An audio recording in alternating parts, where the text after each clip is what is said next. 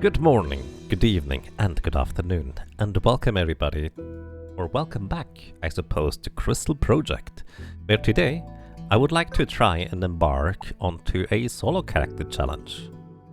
No job restrictions, because I don't even know how or whether that's reasonably possible, I guess. We'll see. Either way, Crystal Project for the uninitiated is effectively a bit like, well, a lot like Final Fantasy V with the job system. You have one main job and some sub-jobs, you can get job experience, you can get regular levels, there is a variety of equipment and stuff like that. The biggest difference between this game and Final Fantasy V is this is a very open world to explore. Like, you will get more abilities to go more places eventually, in order to, well, get further, some higher jumps and stuff like that. And I dare to say, for the most part, no two playthroughs are gonna be the same as other playthroughs, because there is so much variety and so much difference in what you can possibly do. It's mind-boggling, honestly. I really like this game, as you might be able to tell. So, Moth is going to be a solo character here. There's actually a difference between male and female characters in terms of stats, where I actually don't know what the difference is. Unlike Final Fantasy V, I have much less information about this game. I guess in a sense it's more like Final Fantasy V when I just did my very first solo challenge, the White Mage. We'll see. So I have 6 classes I can choose to begin with, and honestly I don't know what I would want to begin with. I've done a test run of just kind of dabbling around, seeing how far I can get where with the character. So I am very curious that I might be able to do a similar thing. So first of all, I went with Monk to get counterattack, which seems really crazy good. But also I would like to have maybe Warlock equipment. I don't know. I'm gonna go Warlock first. Warlock is a fine choice. Then, for anybody who is right here in chat, what do we kind of name the characters? Because they are gonna be knocked out pretty much the entire time, because this is gonna be a solo character challenge run.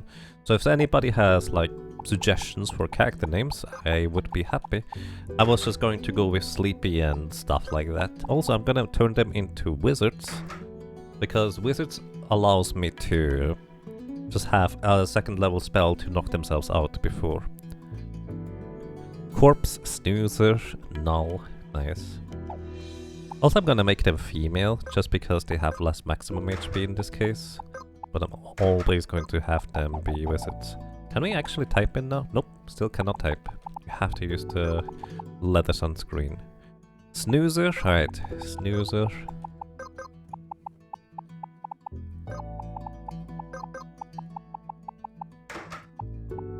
And Dozer? I guess Dozer can be also understood in a different way. What? Sleepy? Okay, I like... maybe... yeah, I like this one. How about Nap?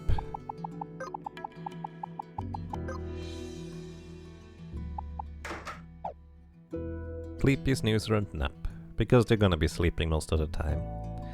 Alright, so there's actually one minor caveat to having the other characters be a specific job class. And that is, when you complete the battle, even if the characters are knocked out, they still get experience and they still get job experience. And based on secondary characters that have a certain job, I will get experience in that job for the main character. Which, for the most part, not really that big of a deal, because you could just grind out the other job, but I just kind of wanted to cover my bases. Technically I'm benefiting from the other characters being certain jobs, but I'm mainly just going to use Wizard in order for them to knock themselves out efficiently. Also, we of course pick Hardmode, because you can always downgrade. And let's see how this is gonna go. Siesta is good for alliteration. Oh, Siesta would have been great. We can still rename characters once we get to that point, actually. Sleepy, Snoozer and Nap sounds like the setup for Disney characters. Yup. Hello. Welcome. Alrighty, let's see how this is gonna go. I'm not gonna worry about the story. There is very little story in this game. You are more or less just free to roam for a lot of cases. We can get a black squirrel right here, and there's gonna be some more. There's also some chests kind of hidden, and I largely actually don't remember where most of the chests are. In fact, I haven't found most of them when I originally played, so there's that too. When you get 3 black squirrels... Wait, this tree is easier to get now, isn't it, than before? Because previously this was a much larger tree, I think. The patch 1.2 well, 1.2 really, just dropped literally an hour before I even started the run, and I did not even realize that was gonna happen. It is basically a major balance change. For the most part, a lot of things got buffs. Some minor things got like slight nerfs here and there.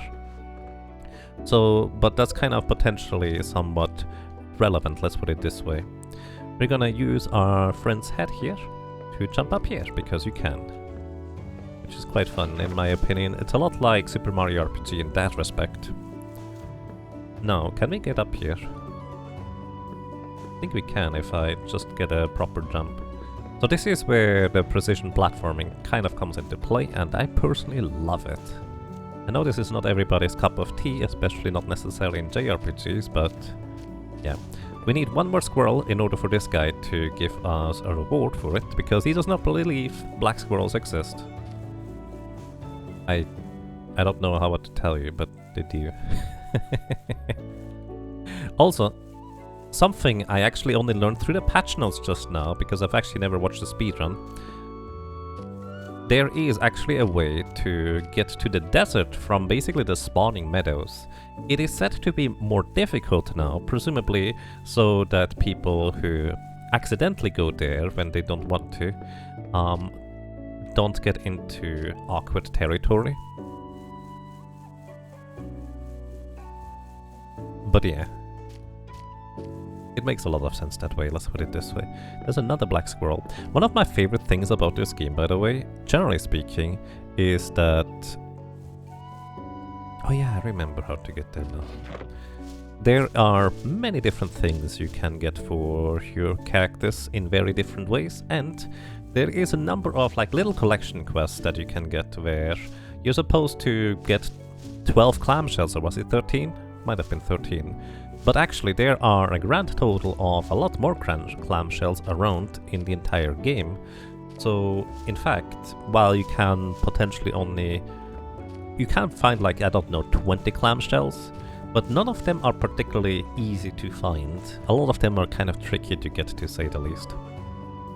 So I personally like it when you still need to look and search if you want to go for it.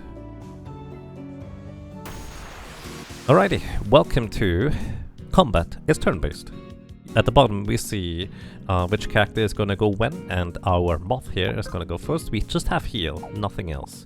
So the only thing we can really do is attack. We have a rapier, which is generally speaking a crit weapon. And here we go. This is why we have wizards. They have magic at the beginning. So I'm just gonna have them cast spells on themselves. But also, initially here, I will need to wait a turn before I can do anything, because otherwise my other characters will get stuff. I never started my timer, that is in fact correct. It's not gonna be terribly accurate anyways. Let me set it to, I don't know, 8 minutes? That's 8 seconds, Yaga. Thank you for the reminder.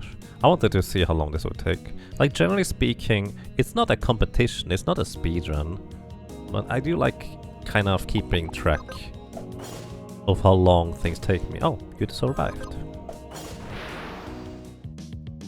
Alrighty. The reason why I chose Warlock here first is because once we learn abilities from the Warlock, I want to get Regenerator to effectively get heal over time on the character, just as a passive. So these abilities here specifically are passive points, and I do think these passive points are in fact quite helpful. You have a grand total of 10 passive points to spend on various passive abilities. Refreshers basically gives you MP back per turn, and Regenerator gives you healing back per turn, as you would expect, I suppose. And there is a variety of other passives that I want to get. So yeah, that's kind of what I will be aiming for to get, although I really don't know, or even think honestly, that going Warlock first is that great. We can get a slightly better shield here apparently. And we can also heal outside of combat through heal. Heal is basically decently high base healing, but not particularly good scaling for a Warlock. Which, Warlock is effectively your red mage. Thank you. Lady just gave me a head start, if you will.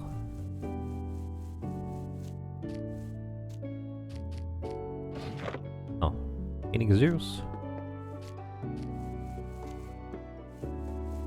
So, I don't know, like I've briefly looked at the speedrun to see how they went into the desert.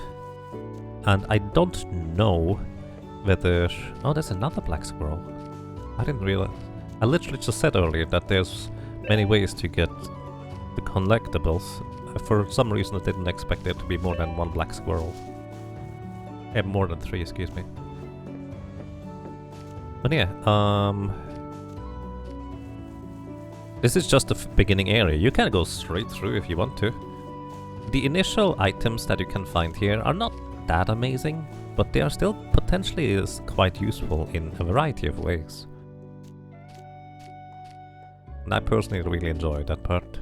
Also, we can just climb up here, which I think is really fascinating, because if we go up here, we get to a different area. Or like a preview of it, because we can't really go here yet. Not easily anyways. But in fact, I did a little bit of platforming the other day, and if you do precise enough walks, you can actually jump around this little corner here. If I manage to do that. Hello, welcome to you, Nosemaster. I hope you're doing well. I will probably not skip to too far of a place ahead, by the way, even if I could go to the desert. I'm just curious how you would do it at this point. There we go. You can make that jump. It's quite tricky, but definitely doable.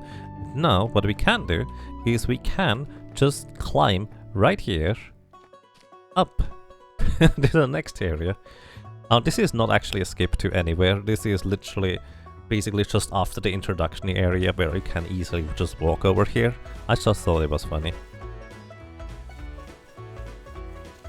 that you can more or less easily get here. Also, chests have 3 colors. Purple are generally speaking collectibles, stuff like that, story relevant, quest items, something like that. On the other hand, we also have red chests, and the red chests are my absolute favorites, because they give us a variety of other things. Also, we might just die here. Unless we get like 2 crits. Yeah, might die to slimes. We have healing,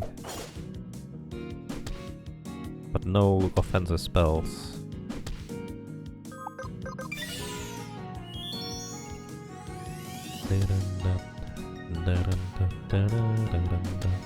We don't survive 2 slime attacks, so we have to heal again. And I have 1 more heal. Yeah, I'm not gonna survive this, am I? We need a 21 and a 21. That's a 22. 1 and a 20. And again... yeah, this is not gonna work out. Welcome to hard mode. The main downside here, of course, is going to be that I always have to knock out my secondary characters again, but there's not really a workaround for that right now. Maybe if I were to try and use cheat engine for it or something. Either way, there's a number of interesting things we can get. Also, we did get a cedar staff, or a cedar. This thing even has more attack, but we have less defense. Then again, the shield gives us less evasion too. I don't know whether you can make this jump. Like, it looks doable, almost.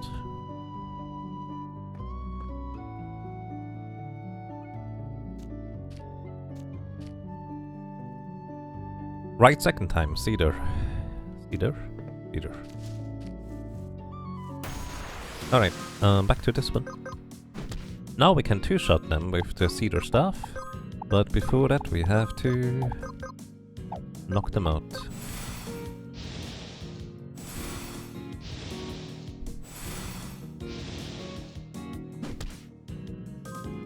Keep turn.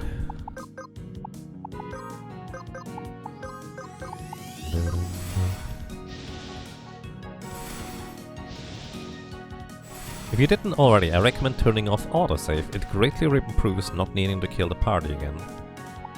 In which sense does it improve that?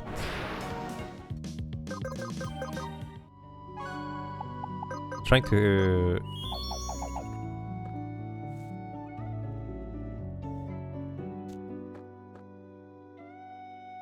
Need to save often.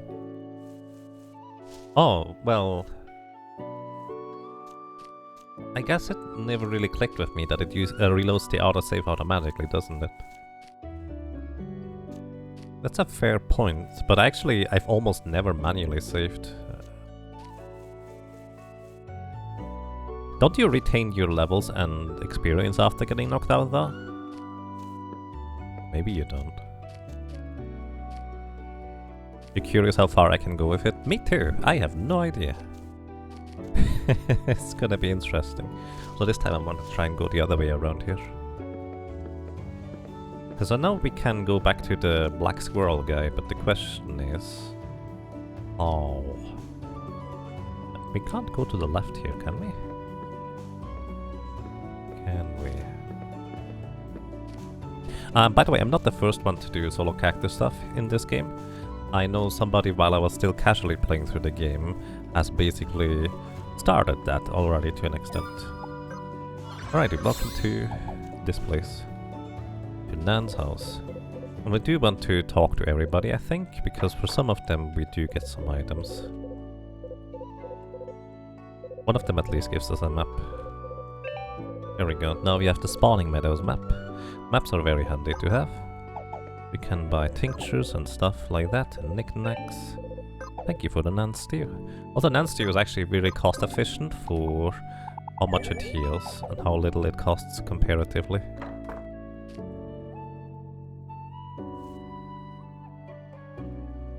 You could... Oh, that was you! Right, you got past the volcano and entered the pyramid. It was you, unless there's another mad person. Nice! That's awesome. That might be somebody else, but I have to admit I didn't recall the name, so... Doing it on hard or even matter. I don't even know what the differences are on hard or not hard. But my reasoning is mainly, if I want to just downscale the difficulty, I can just do that. I don't even expect this to be doable, to be completely honest. By the way, any backseating is allowed. If you'd like to theory craft, give hints, give ideas, give concepts on how to maybe approach certain things, I would be more than happy to receive information. Because as much as I like the game, there's so many things I don't know about it still. Can go up here.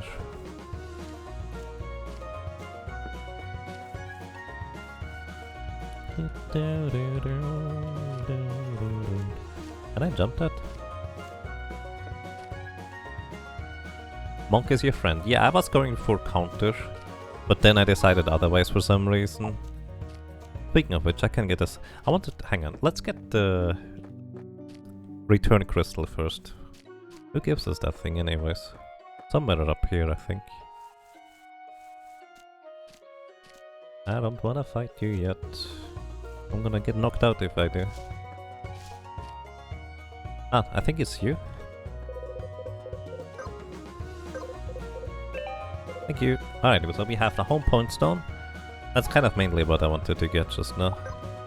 Before we go much other places. Press Q and E for those kinds of jumps.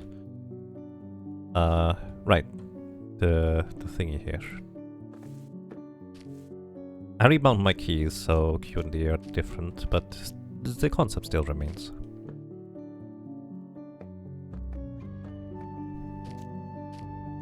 Test. Leader. Oh yeah, actually, hang on. Before I forget about it again, I wanna get at least a secondary class. Maybe use fire? I don't think my magic is good enough, so but I'm gonna go monk first. We have literally nothing. Maybe I should start as a monk. I have no money, do I? 0. We could sell some things.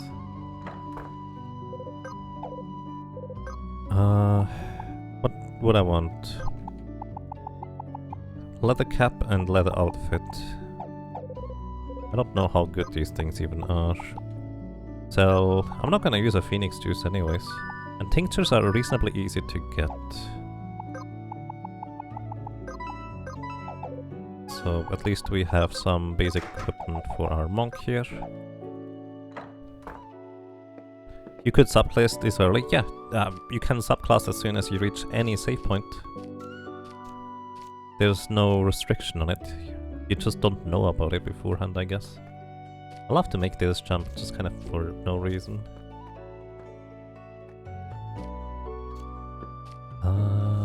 Wait, that's too high. Can you not go any higher up? I thought you could. Carrots are deaf. Yep, carrots are very deaf right now, especially if they use seer. If they don't use seer, we're fine-ish. But I will probably need to knock out a bunch of slimes before we go anywhere. Oh, that's right, you gave me an item. Thank you. I thought there was a way to go to the left from here. Maybe I'm making that up. I don't remember. You mainly use the monk/warlock /healer as a subclass for monk, right? Especially for counter, initially it's really good. Plus beatdown, while it is variable, it can help a lot. Ooh, you didn't get knocked out. I did not heal myself either.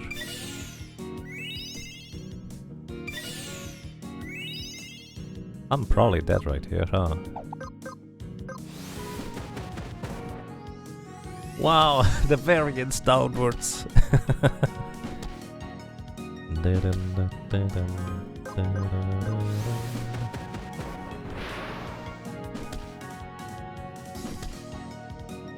Nice dodges on the monk there.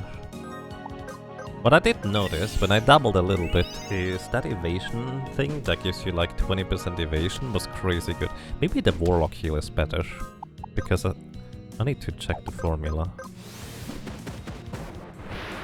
Nice. This time we get good luck with the variants. You're more likely to get knocked out by one attack.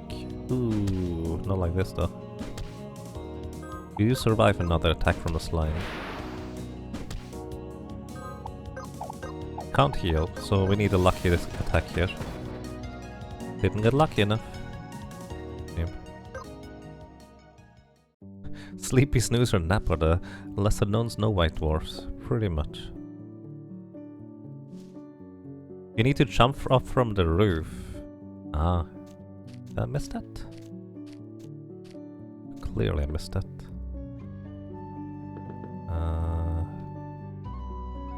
Is it over here? No, you can't get any higher.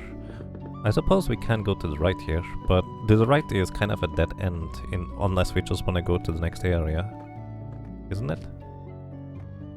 I might be mistaken here. Oh, maybe this here. We can make that jump. Didn't I already make that earlier? Right, we can now continue over here. Then again, it might be easier to just climb the cliffs here, avoid all the enemies along the way.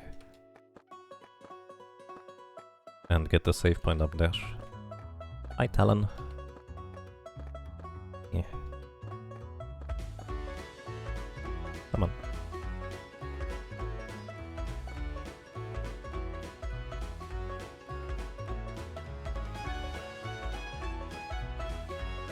There we go. There's also a save point right here. This is Granny's house. Lots of empty chests in there.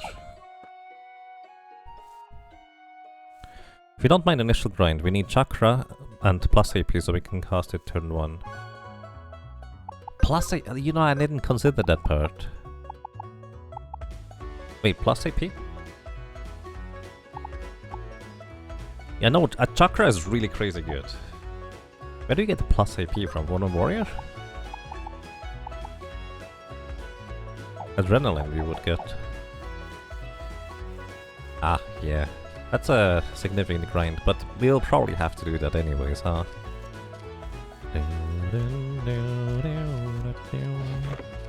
20 monies. I love the music in this game.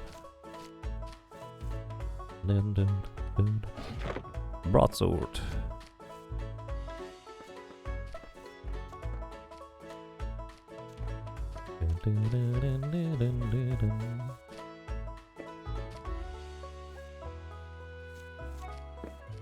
Oh! Actually, this is fine, because that thing is gone and I respawn up here. Ha! Iron God. But yeah, Chakra is really good. That I have used as well.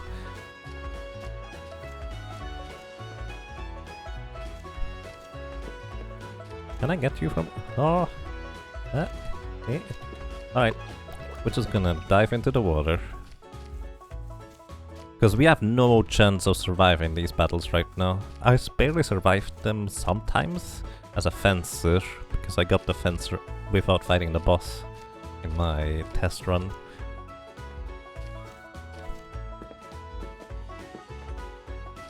Oh. Gonna wait until it goes... Wait. I thought he would go back. Okay, I'm fine with this. Chest!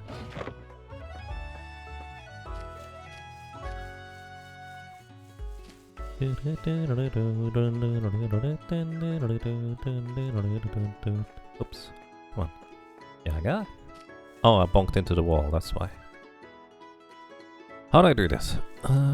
Good question. Probably just jump in the water again. Bye. That works too.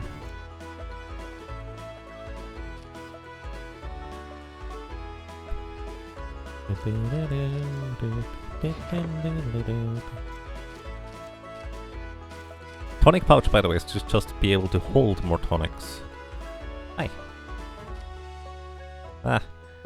Oops, I did not mean to land on that. Now we have to climb back up, but at least the enemies are out of the way, so that's kind of the best part about this. Wrong way. You can get better equip from going where I didn't dare because you were flying blind. Chakra is not... do you mean the desert? I don't know how to get there in this patch though. Because it literally just patched it to be more difficult. But presumably that means it's still possible.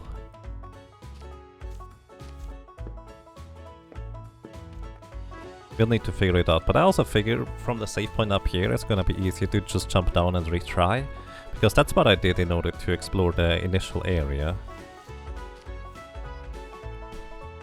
Even where you go now, I would consider sequence break. This one here? Maybe. I would say this is early enough that it's just sequencing it slightly differently rather than a break though. But that's my opinion, that's fair though. I do not think you're wrong.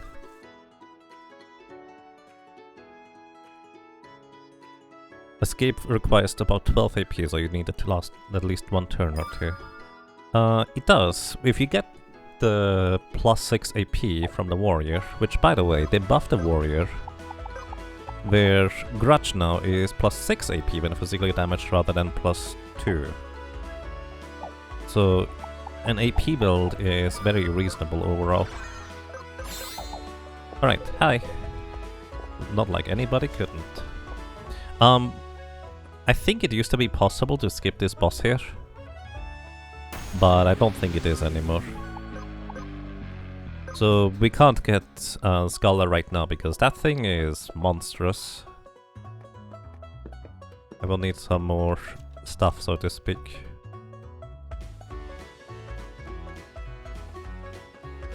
And yeah, the patch came out literally an hour before I wanted to switch over to Crystal Project. I wasn't even aware there was gonna be a patch. Torpid Cuffs, which actually gives us a lot more attack. The lower level we are, the more attack we gain from these, which is great. Alright, back around here. Now we are higher up and we might be able to go places. Maybe. Questionable. At least we can get the squirrel dung. Every time I go through here, I just see these chests and it's like, oh, I just can get them later, just jump down later. I'm forgetting. Every time. So, we have now a save point up here, so that means I can just jump down here and go exploring.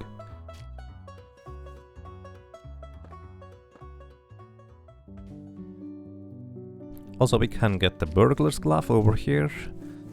I specifically remember this burglar's glove being around here. Over there, actually, it is. Because I saw Velhart get the thing, which I completely missed it in the first area. Where do we go from here then? And I kind of didn't find this. There we go. So we showed him squirrels, and now we have squirrel dung plus 30 luck. What does 30 luck do? I have absolutely no idea. Probably crit chance. Although I think it would actually show you that if it did. So basically, I have absolutely no idea. Also, the exit to the other place was where we can make this jump, right?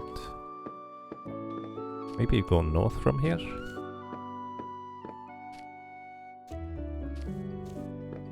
Hello, welcome to Willet. How are you doing today?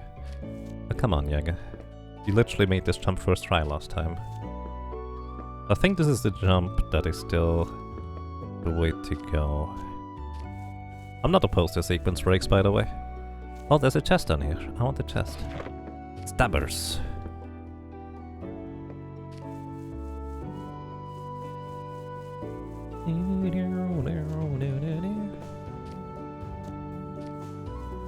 Luck makes you angrier when you fail random rules and more satisfied when you succeed them.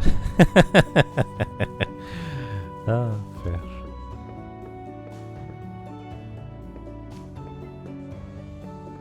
Ah, I think this is the place. Yes, alright, this is how we get into the desert early.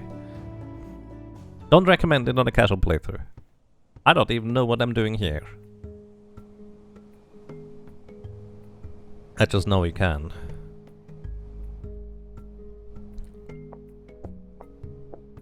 I love the desert music though. The enemies will absolutely murder me if I run into any. This is actually even higher up than before. I do wonder what I can get out of here. Scope specs, ooh, those are great.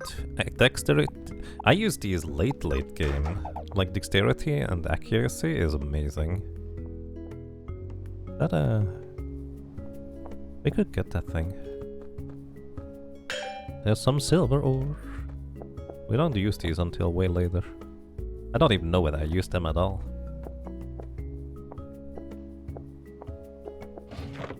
Phoenix juice. Oh, hi. Go away. Can't get that, not right now.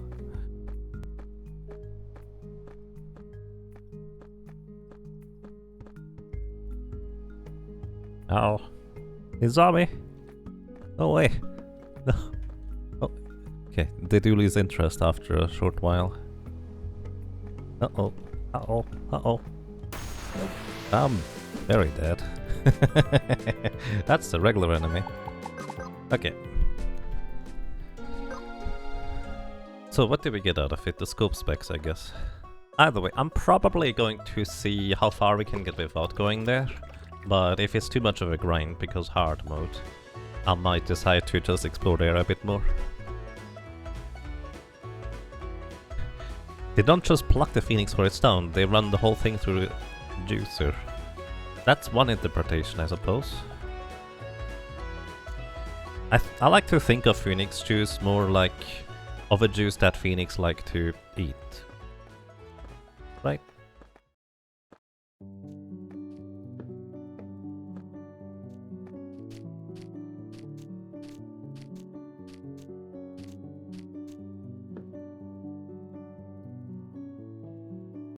You explained what you read about luck a while ago. Sorry, I missed that.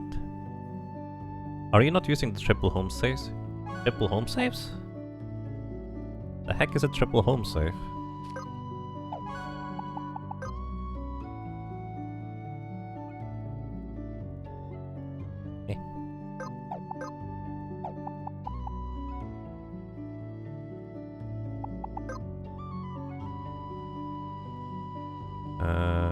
Is that an assist option? Ah, I see. Yeah, I like to...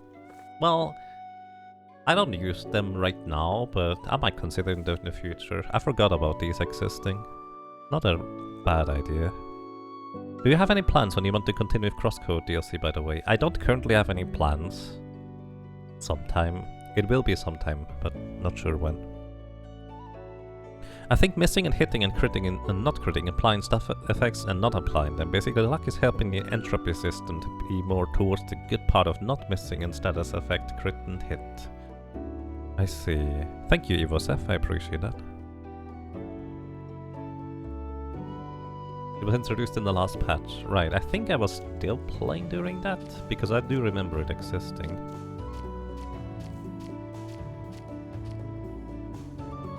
We might need one extra home point if we go and visit Ninja Place earlier. Maybe. We'll see. I kind of like the concept of just trying to sneak through as it is. But before sneaking through, I think we need to level a little bit, because we don't even survive regular enemies right now. What we definitely want to get is counter.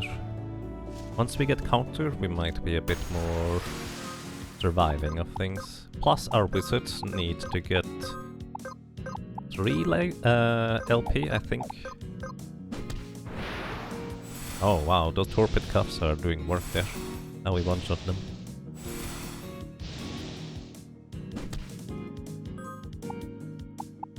Keep turn.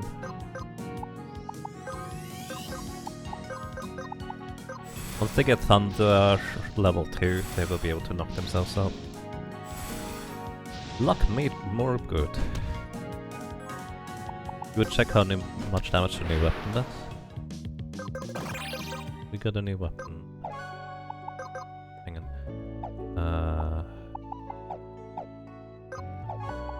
I'm a monk, I can't use weapons anyways. Broadsword? 79 baseline, which is pretty good.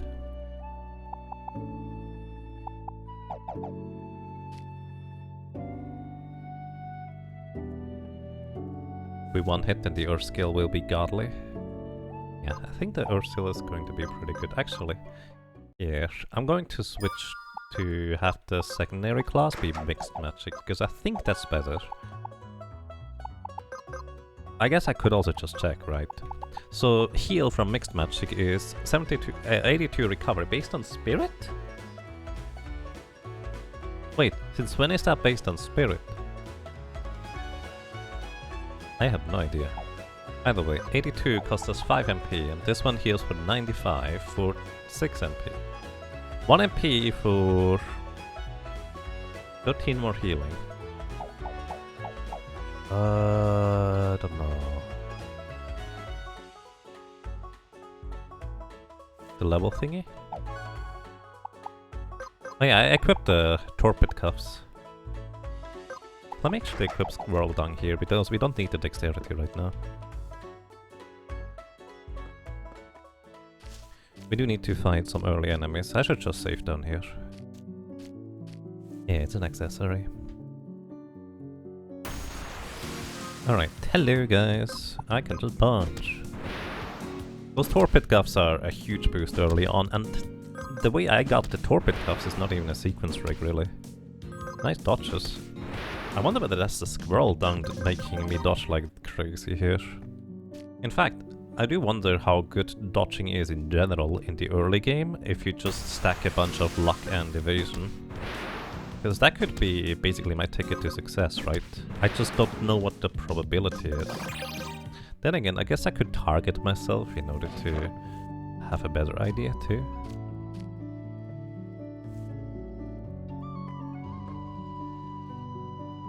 You didn't know you could hop there from the first place.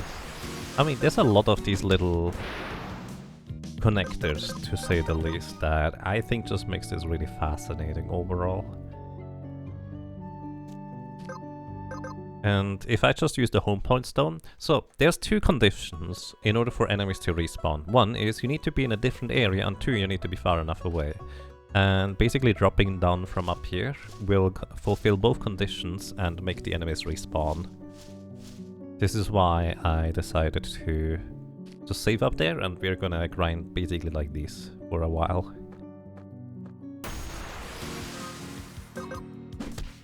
Enemy formations are also not set in terms of how many enemies you get where, so there's that too. Okay, we have our first LP, the learning points, or whatever you want to call them. And we absolutely want to go for counter first. This is not even a question. Counter is amazing. Because literally if an enemy hits us, we punch back. And considering how much damage we deal with a regular punch right now, it's just going to both deal a lot of damage and save us a lot of health. This game was so fun. Nice. Did you complete it, Willard? I think... Yeah, this game is really, really neat. I like it a lot. When we get hunted, there's a very good home point when you can drop down to fight 2 squirrel.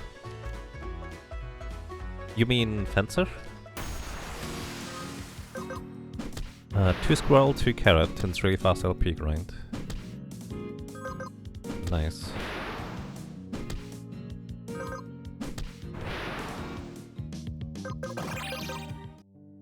We can get fencer without having to fight anything, which is definitely going to be very helpful.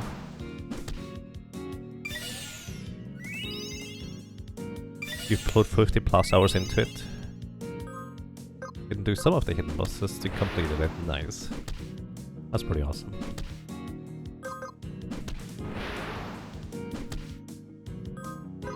You didn't find fencer useful at all. Wait, where is hunter? The thing is, you can get fencer without fighting any bosses, which is what I did. I mean, I could briefly go and grab it. I say that, but the enemies are probably rather over there, so I might still be too low level right now.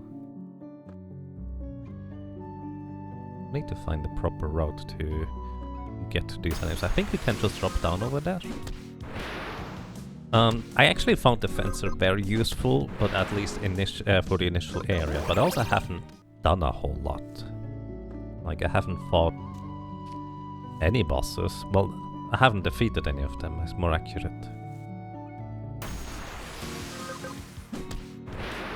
For the wizard, it may be lazy points. Maybe.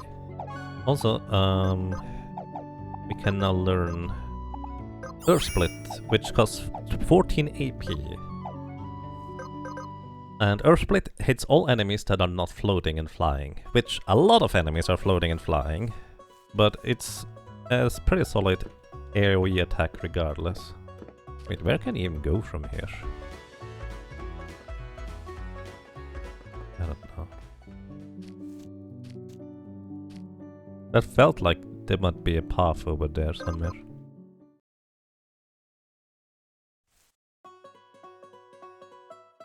You're curious, but your approach was very brutish.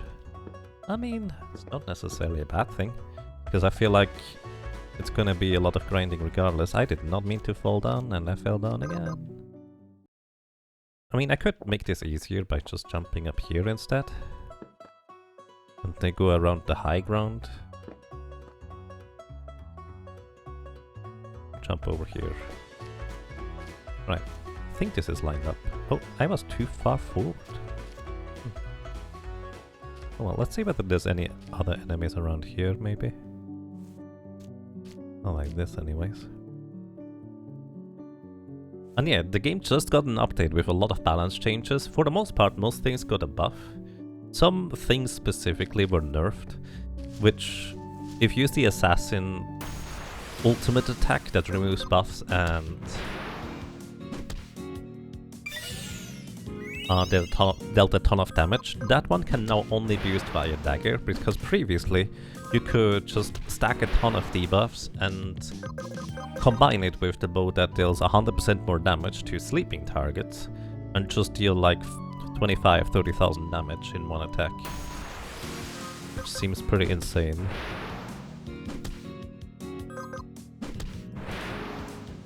Once you had plus AP and chakra, it was not as much grind until you needed to figure out prison. I see. That's fair.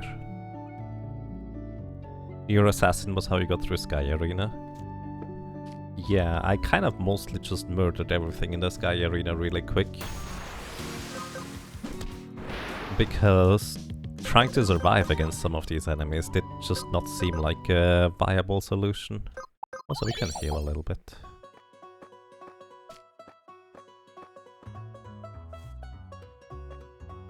Trying again.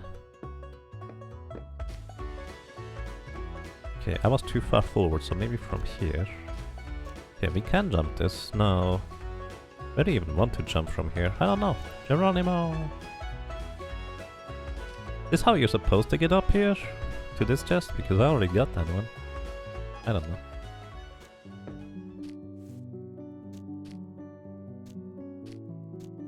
Oh, food box empty. Beware the wrath of the rabbit. Please feed. There's a hole at the backside there that I didn't realize was there. I guess we have to go all the way around here anyways. Okay, we're gonna go and knock out some squirrels and carrots, I think.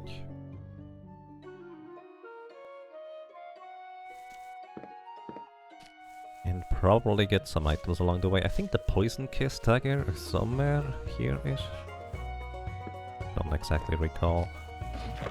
That's an earring. That is plus 6 MP, or plus 12 if you have 2 earrings.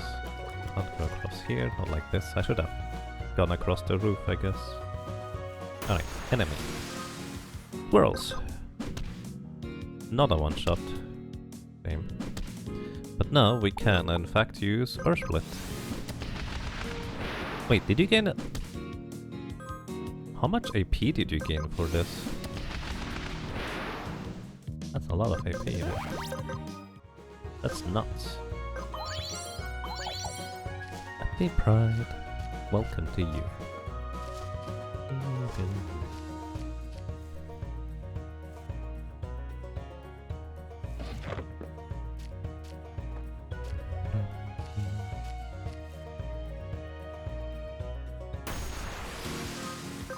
Alright, these carrots, they can use Sear, which is both a ton of damage, and on top of that,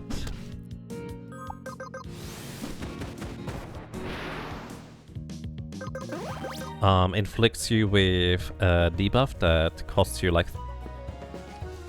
30% of your health every turn. I don't remember actually, it's a lot of health damage per turn. Or like maximum health damage.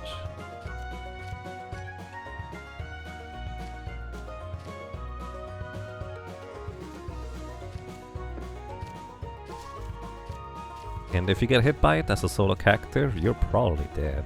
You may survive it. You're lucky. This encounter is one of these where I wish there was a defend button, but there isn't. That's the one thing that I feel like would change the balance of the game dramatically, probably, if there was a defense button. Not crunch. Ouch. You get 30 AP so quickly? Right. I was... do we have a passive or something now with the monk? That gives you more AP? Because... I don't think you normally gain that much AP, right? I'm actually very confused how quickly that bar filled up in the previous encounter. You normally only get plus 6 when you get hit by an enemy. Maybe that changed with the patch or something? Do you get more experience when you solo? No, I think experience is not shared.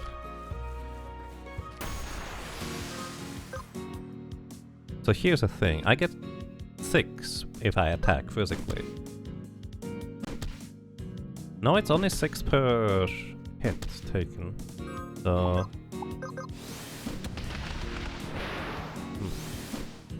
maybe... well, I guess I was just making that one up, huh? But it did feel like I got the AP way quicker than I should have. Either way, we have consumable items that we can use. Nance is 40 HP recovered, which is only 10 less than a tincture, but significantly cheaper. But a lot of enemies drop tinctures, so getting them is kind of trivial. So I just wanted to make sure we don't have maximum amount of tonics around, and just use them occasionally. Protect Amulet, which is actually really good. The Protect Amulet gives us 35% less physical damage taken for 2 turns. Unfortunately, that means if we are too fast compared to the enemies, well, it's effectively just 1 turn.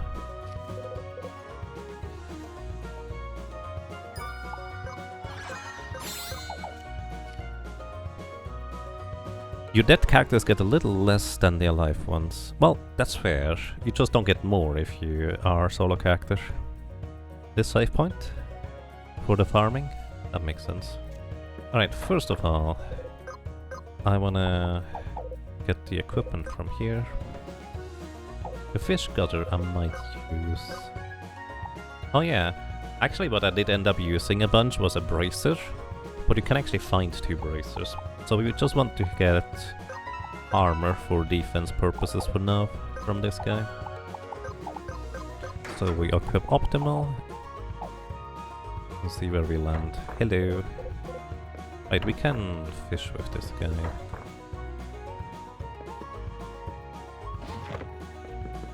Tincture.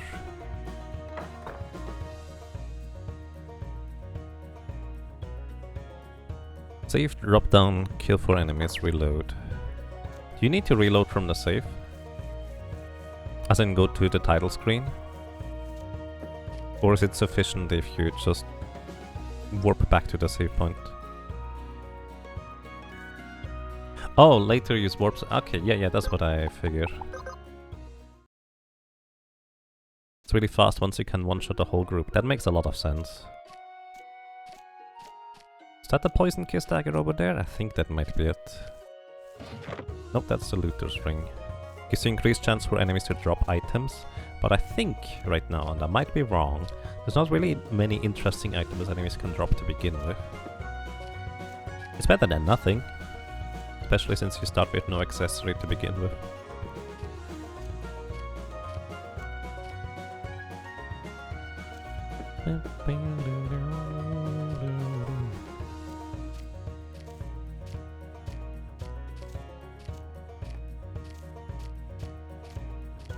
I should have bought the map in hindsight. You remember grinding LP on Salmon River over and over? Lots of bears. Nice. We drop down here, we can get this thing.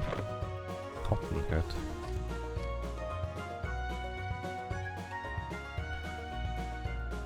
And it helps later that you get 0 experience, so you're not over leveled. Wait. Is overleveled a problem, or is it more so for preserving the challenge? And we're gonna get burned here, literally. This is 78 damage and 45 per turn. It's crazy. Nice dodges. We need at least 1 crit here, 101 recovered. I think we lose more health, so I think we need 1 crit here. Oh, or not. Apparently we one-shot them now.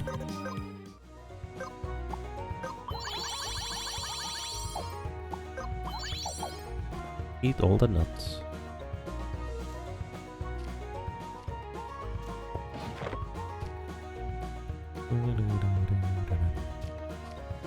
Hello. Chloe likes birds. She likes to fish for birds. She tells you initially that she likes fishing, but not for fish. And this guy gives me the fervor charm, the other guy is looking for... The thing is, that thing is not even useful. Don't need any of these. Could get more earrings if we wanted to get more maximum MP. This guy can heal us, I don't care. Actually, I'm not gonna save here. There is 1 chest across here. I don't remember what the chest contains, but there's a chest here. Tonic.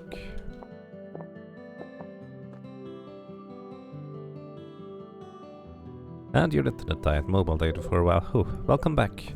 I was wondering, Glossu. Feel free to correct me on how to pronounce your name if you'd like. I was wondering, is there a downside to being too high level? So welcome to bats, which are flying, so we can't use Earthsplit. They are decent experience though.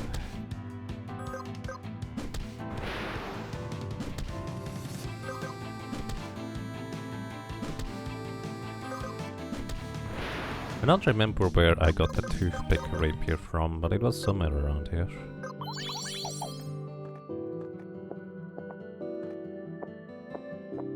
Might be outside somewhere. Or inside here maybe.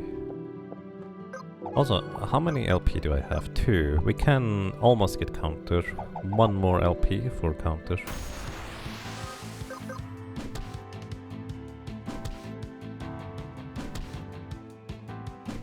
Technically no, but when you try solo chance you also try to do them as low level as possible. That's fair. That makes sense. I was just kind of wondering whether there's any practical downsides to being high level. Because I don't mind over leveling, it's just kind of a different way to approach the challenge. Don't correct me, thank you.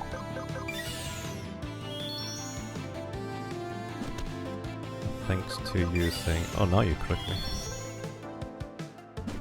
Red magic, we even have enough. One more, hey, one shot.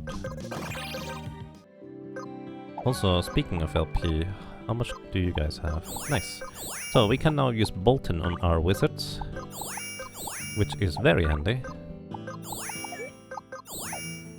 Because they now one-shot themselves if they ever get revived. Excellent. I'm gonna use a tincture.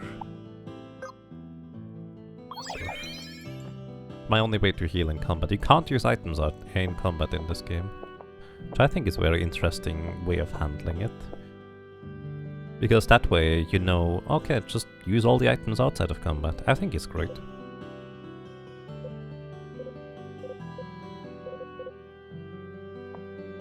Even depends if you're even fighting normal encounters later.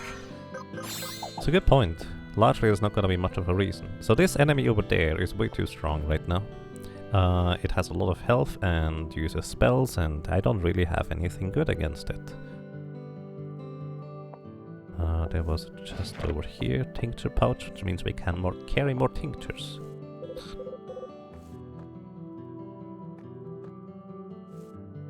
Did I save over here? I should save over here.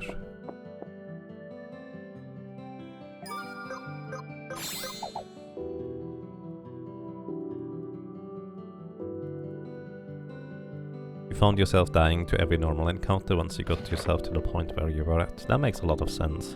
Normal encounters are brutal in this game, or can be anyways. Over here we can do a little bit of platforming to get... Is this the toothpick? Might be the toothpick. Let's see. No, that's the storm helm. I remember this being a good item. The storm helm reduces incoming wind and lightning damage by 50%. It's heavy armor, so a monk can't equip it, but it's really good. Oh, I did not want to get in here. Don't poison me, please. What did I just say? I need 2 crits or something in order to survive this here. Yeah, that's no crits.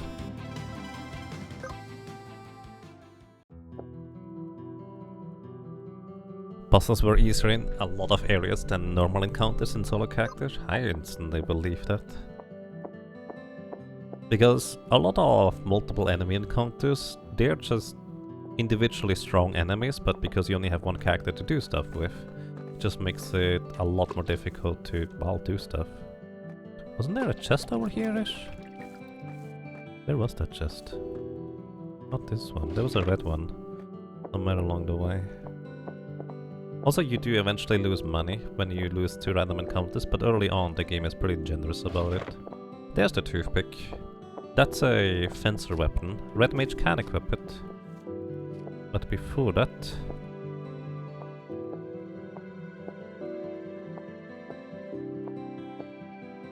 we can get the fencer right here without fighting the boss. As you might expect, I have no chance of surviving against the boss right now. But the Fencer, I actually think is one of the best solo classes early on. Here. You know, let me just show you. So they can now use Bolton to knock themselves out. Bolton, so instead of fire, we needed to use level 2 Bolt because fire is always AoE after a level 1.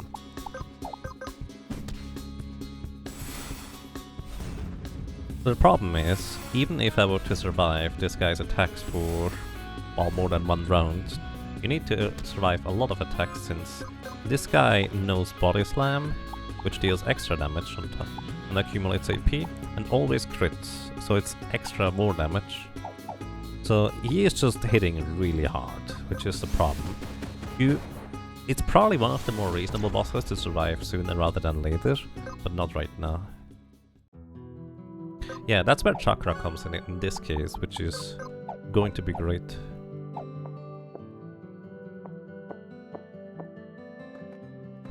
No, I would like to... Bolt. Bolt. Bolt. Punch.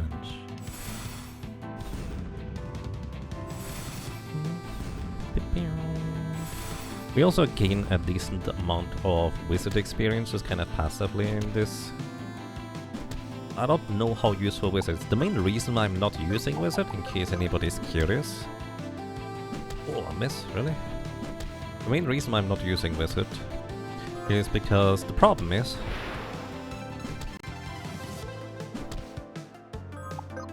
That was really unlucky to miss there. Excuse me, the problem with wizard is that it costs MP. And that's a very finite resource since there's no easy ways to replenish it in combat. And even if you could replenish it, like even outside of combat, it's kind of expensive to replenish. I guess the thing I'm going for.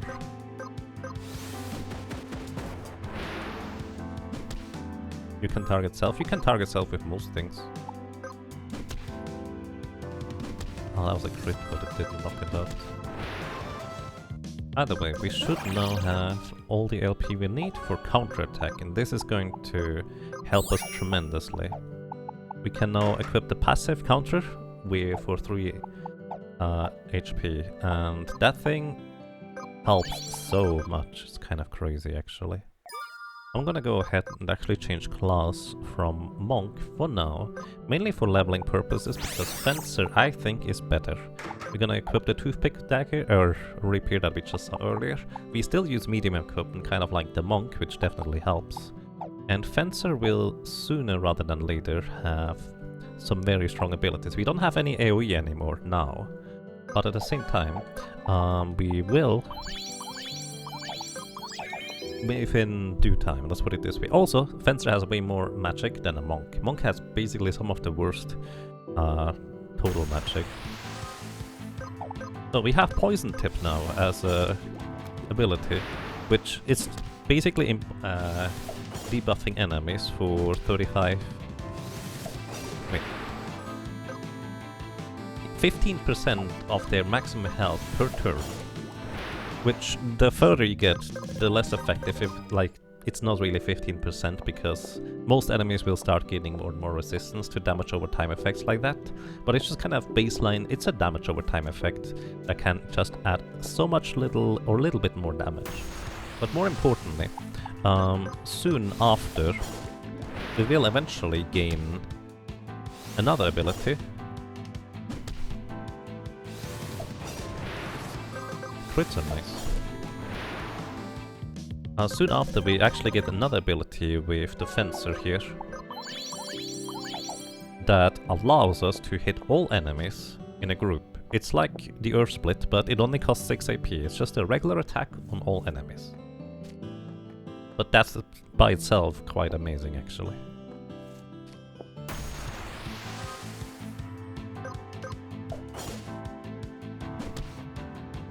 Here you can see, basically I just needed to hit the enemy once and it's knocked out. Actually I should have used Poison Tip. No reason not to use Poison Tip, really. Doesn't have any lower or higher accuracy or lower, like, direct damage. there's just no reason not to use it, because it costs AP to use. AP is your basically encumbered resource that you need to build up every combat again. But you might as well, really.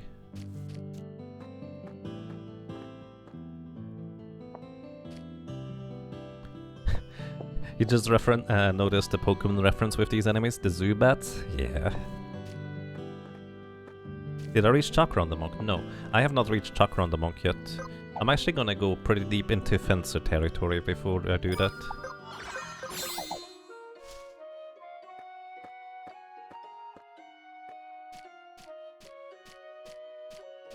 Because I feel like Fencer abilities are gonna be very handy early on at the very least.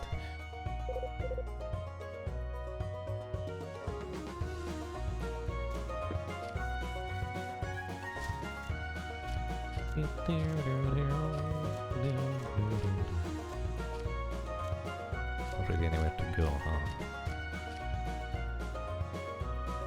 Monk's asceticism does not allow overindulgence in MP. Yeah, something like that. Okay, we have bunnies here. They are actually pretty decently strong. Like, we need 2 full attacks in order to knock them out pretty much right now. And they hit pretty hard too. As you can see, 72. Now here is where I hope that they don't crit. So we can basically just heal through. Ooh, that's too much. Yeah, 72 is too much. Didn't lose any money still. Okay, I'm just gonna go back and beat up some more bats. Did we get any LP yet? No.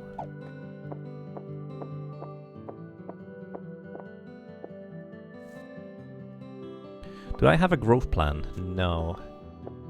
I was kind of thinking we probably don't need to worry too much about growth, generally speaking, largely because we can worry about that as soon as we get the ability to redistribute our levels to begin with.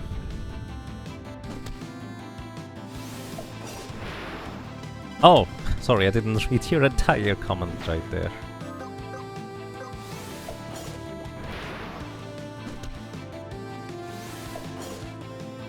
But yes, I do actually have spreadsheets, but I actually don't know how... I don't have the base stat line growth of all the characters. I started with trying to figure out a warrior, but there's like 2 variables that would need a lot of experimenting to try and figure out.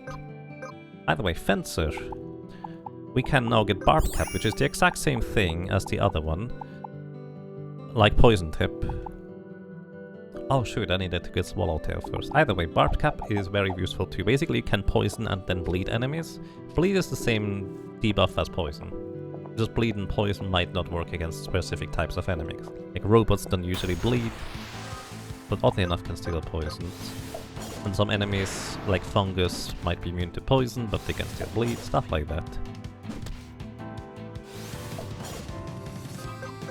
Either way, Swallowtail allows us to just attack all enemies once, which I think is great. And it costs us 2 LP to unlock it. And then I want to get the passive for the Fencer to equip Rapier on any class afterwards. You can also use these abilities with swords for that matter, so we could also just get equipped sword instead.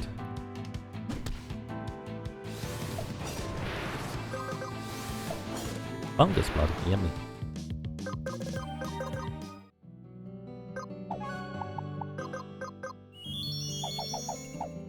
I don't know whether mixed magic is better for healing. 1 MP is quite a difference, to be fair. Bonk.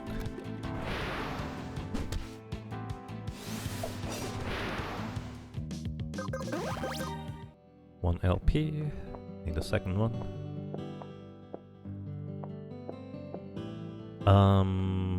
There was a reason why I'm walking back. I don't entirely remember what the reason was, to be fair. Oh yeah, I wanted to buy the map. That's right. I forgot. Why did I want to go? Oh yeah, map. You don't need the map if you know where you're going. I don't know where I'm going.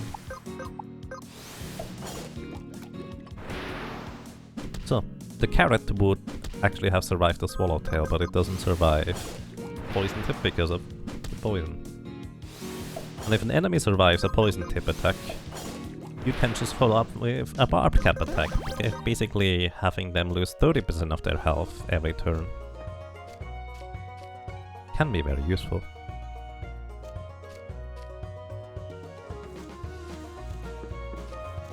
Where was that stuff? But at this point we start being strong enough to mostly one-shot the enemies. Maybe 1 or 2 more levels we will be able to.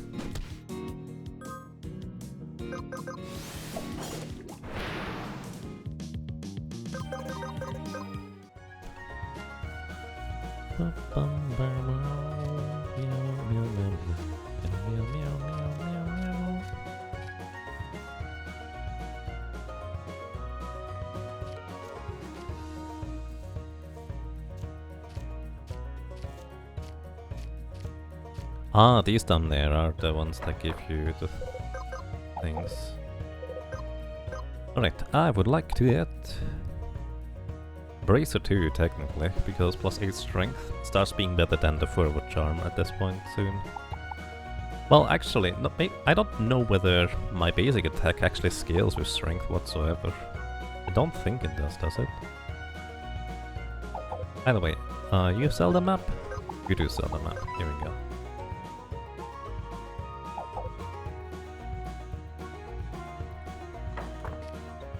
Welcome to you, Psycho Skew. Hope you're doing well.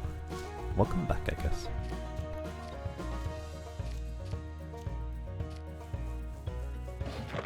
Ah, there's a bracer for free. Okay. Just needed to jump down on the wrong head in the right place. Or the wrong place. Guess depends on definition. So we can also go south here towards the beach. Hello. And that guy is probably dead to the poison mix. Oh wait, he's dead to the counter. Ah, I remember.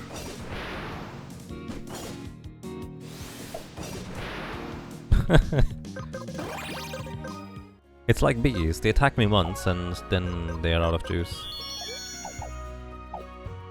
Okay, now we have Swallowtail, which again is just a regular attack on all enemies,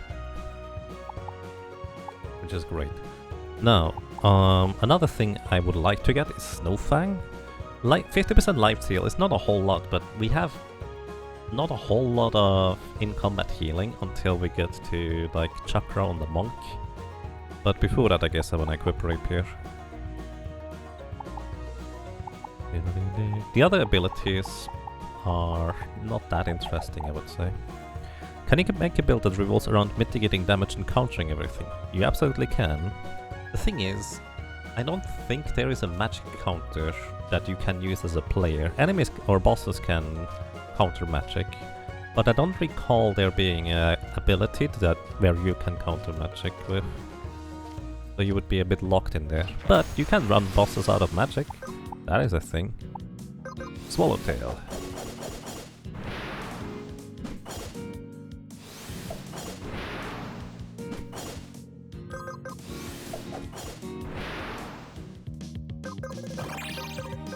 Level up. There's 1 dog bone over there, I think. So we need 3 dog bones for that guy. I don't even remember what he gives you, but I do distinctly recall that he wants 3 dog bones.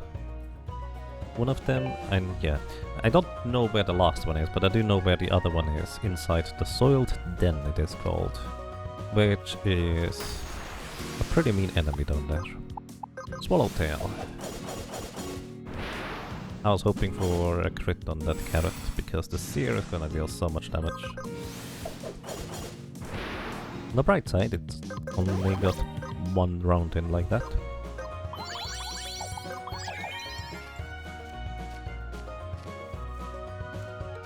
But yeah, I have used counter so many times in this game. Oh, by the way, one thing I completely didn't realize. These guys here that just run away from you. I forgot in my first playthrough that they have reverse polarity. Oh, there's the other duck bone. Okay, I know where all of them are now. These guys have reverse polarity. And reverse polarity is... Oh, Storm Hurt, 50% less lightning and wind damage. It's really good. Reverse polarity is such a good ability because it literally reverses damage and healing taken. So if an enemy is trying to heal itself, it can reverse polarity and it's just gonna damage itself. Which is amazing.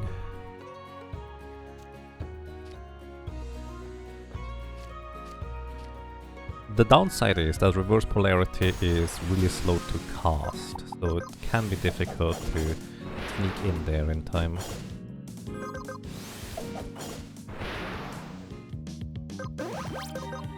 You were actually surprised that Wizard counterstands didn't react to magic on the Nomad one. I think they specifically say physical, don't they? It's actually an interesting point, the Wizard counterstands. Yeah, it says physical. Because physical or counters are so good, I might want to use that one. Like, it's not gonna add a whole lot of damage, but it's gonna add more damage than I would otherwise be able to do. And if I don't need another stance, that could be really good to work with, right? Actually save here. Actually a very interesting point. Then again, you have to specifically equip the wizard in order to be able to use that. Tonic pouch. Welcome to the soiled den. Why is it called that? Because there's a lot of soil in here. Obviously.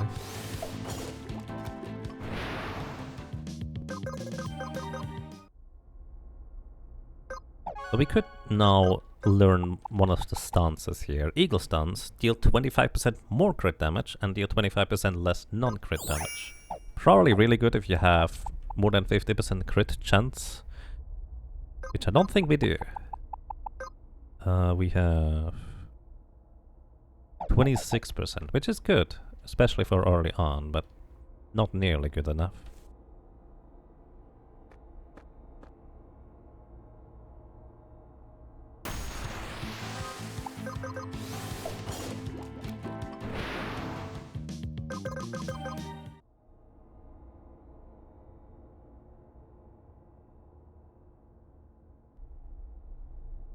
Nomad counterstance is really fascinating to me because it actually uses AP as your resource.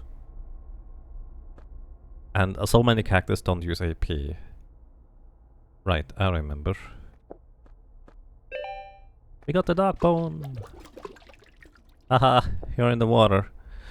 This thing is a pretty nasty slime that basically eats your MP, heals itself with it, and after that it just hits you decently hard. We don't currently have the means to survive it, especially without Chakra from the Monk, which Chakra from the Monk I think used to heal for 30% of your maximum HP. But they, I think, nerfed it. Wait, no, it healed you for 35%. I think they nerfed it to 30%. It's still really good. By the way, we have 3 dog bones now. I don't know... I don't remember what he wanted. Hi. A bone smasher. Is that a stick staff? 200 staff. Defense piercing too. That actually hits decently hard as well. Huh. Interesting. Wait. You hang on. Can't we go through the soiled den to another area? Where is that hidden? I know there's another path.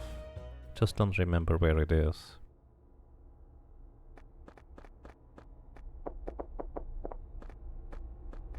Could you give that to a monk? Unfortunately, monk by itself cannot equip staves, even though monks can use its abilities when having a staff equipped. Where is that? There is another path. I just don't remember or know how to get to it. I don't actually know whether you can jump back up right now without having a goat. Excuse me, an ibex. Might just be not possible. Like there's somewhere through here. You did a cleric monk for the early game. The staff equip was nice. Yeah. Equip staff is now actually buffed to only require one passive point rather than 2. To be fair, early on, you have passive points to spare anyway, so it's not that big of a deal. But yeah. Looks like we can jump back up here. I thought there was a way through there, but I can't find it.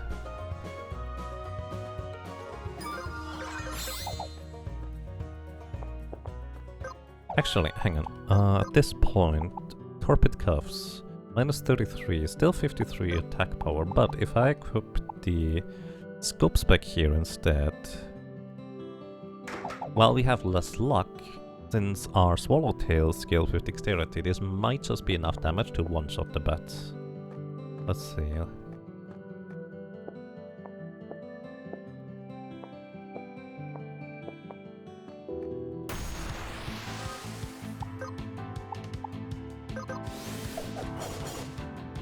Ooh, just barely not.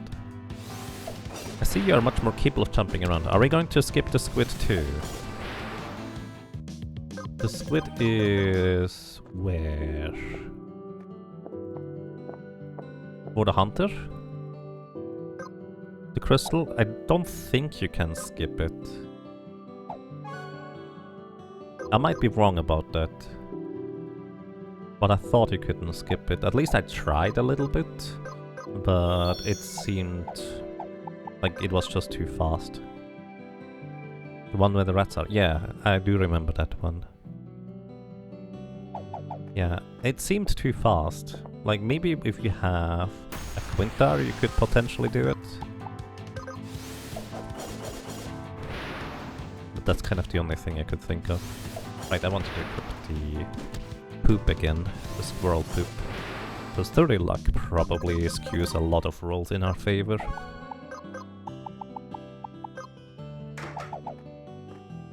We don't need the accuracy right now. Right now we still have plenty.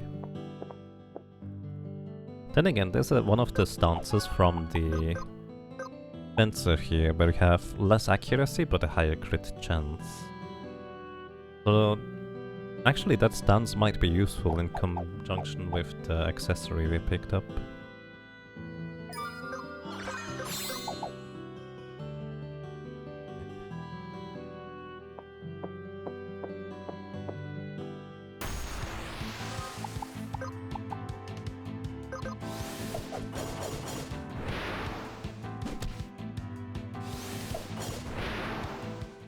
Nice crit.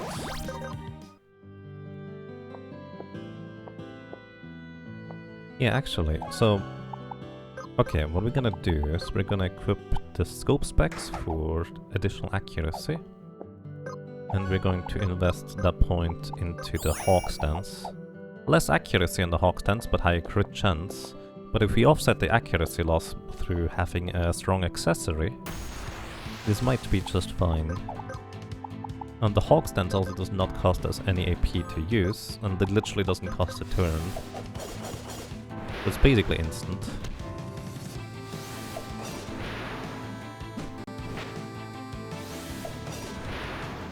$248 damage from these. Pretty good. There goes all my tonics. Oops.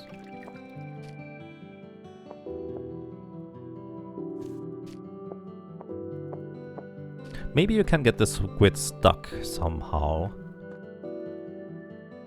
I will certainly try some things, but yeah. I feel like if I manage to one-shot the group of rats, that might be our best grinding spot.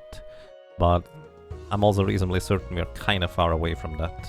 At level 17, which is where I was with my previous save file, I just didn't deal enough damage to reliably even just survive the encounter, let alone like beat it in one turn. Tonic pouch. So I don't know. I know you can make that jump, but I don't know whether there's any point to it, because I don't think you can go anywhere from up there. To my knowledge anyways. I might be wrong.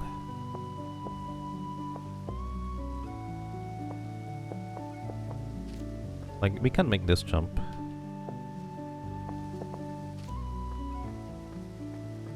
But then we're just here. So you need specifically 3 additional jump crystals, found, so to speak, in order to be able to progress from this point onwards. That is the intended progression. We can go technically through the desert. But yeah.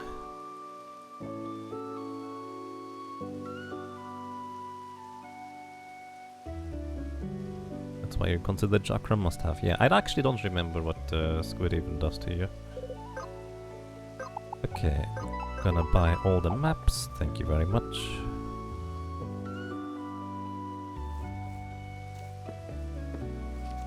Hello.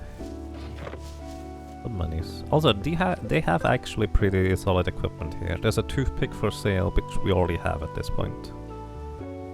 Which is kind of our best weapon anyways for a while. However, we can get better leather armor, which I'm gonna buy, as well as a headgear, and now we're out of money, but both of these are significantly better pieces of equipment. We get 10 defense, 10 resistance, and more attack on top of it. And with this one, 6 defense, 1 resistance, less attack actually, which hopefully is not gonna matter, because the helmet got it. And here we could buy a dodge charm. So I actually do want a dodge charm, because I feel like it might be worthwhile. I'm not gonna use the stabbers. If I'm gonna use a dagger, I will get the fish gutter.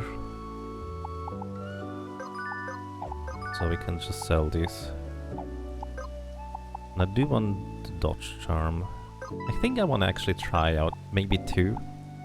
Like, dodging is not reliable, but the solo character in general is not exactly what I would call reliable to begin with. But I did notice a very significant increase in dodging capabilities whenever I use the dodge charm. In case you're curious, we can't get that. Not from here, this is not until later. That chest over there.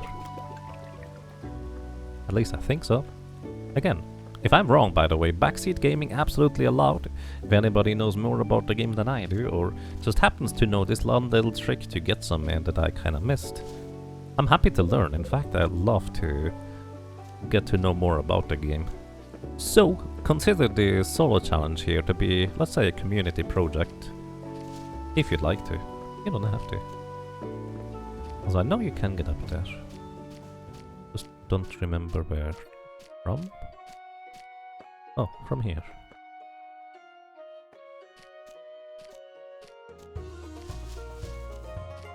Hello. It tells you about the color of the flame. So if a flame is blue, that means it's about on your level. If a flame is red, that means it is too high of a level, probably, unless you're good at it.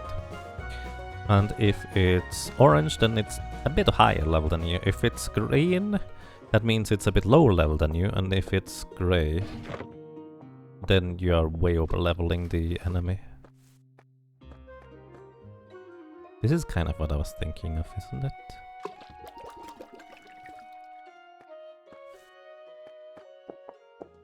So enemies around here are gonna be kinda nasty, especially the flowers, without having chakra to heal along the way. Hello. Hi. I don't know whether it's relevant to talk to them. Hi. This is a wolf, this is a wolf. Wolves are easy to knock out, which is nice. They have a significant amount of HP. But thankfully we're good enough. So 148 experience and 14 LP from one wolf. It looks like 2 tonics as well. Maybe just 1. I actually don't know how you can see how many tonics you even get from enemies. Right, let's see, we have a 100% chance to hit them. With Hawk Stance, minus 30% accuracy, we have now still a 100% chance to hit them, so there's no reason not to use Hawk Stance against these guys for increased critical hit chance.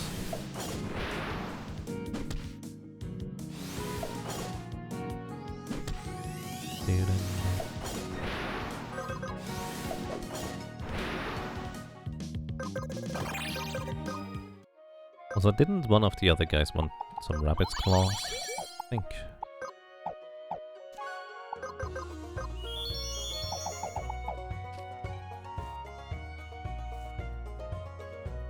Early chakra is also economic tool. You almost had always a full tonic stack because of it.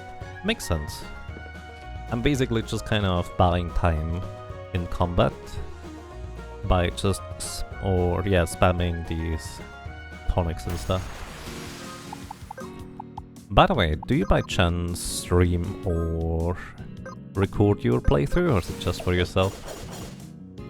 Kind of curious.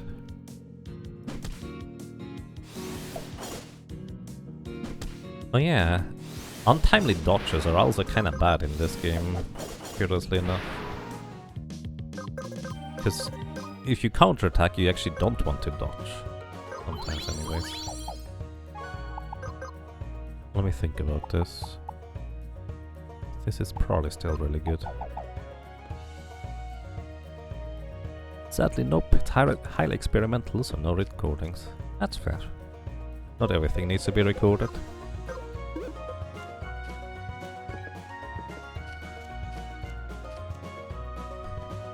I don't remember. I don't think there was anything up here, was there?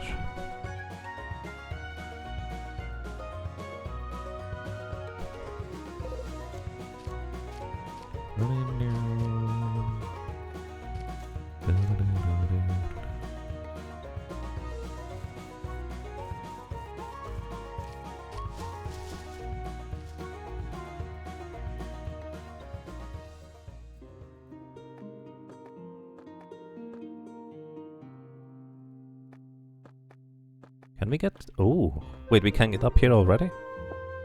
I didn't actually realize that. Isn't this where the troll is?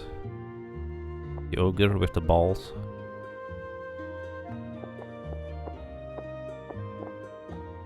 I actually had no idea you could reach here without any assistance. Anything on the right side? No. You wanted to record some of it, but then you got burned out. Yeah, that's fair. You can get up here! Huh! I had no idea. Like, you genuinely did not know that. This is a boss that we are not gonna be able to defeat anytime soon, I don't think, but maybe we can sneak by and grab the chest. That's just a tincture pouch. That dude is slow. Oh!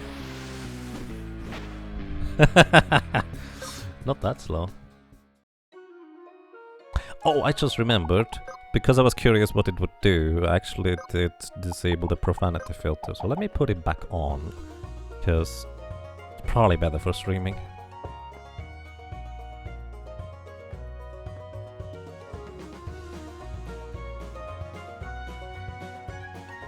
Knob.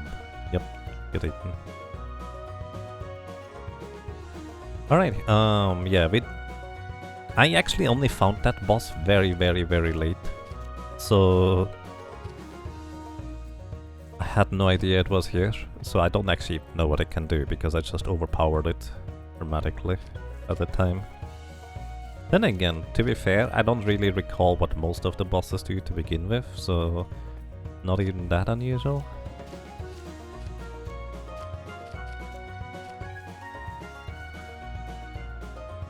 Characters use curse words, there might be extra blood or something. I don't care about the curse words, the blood is probably fine as well, but I think there's also some, like, more obscene stuff, where it's just like a censored thing on some enemies, where the genitals would be. Just single target attack.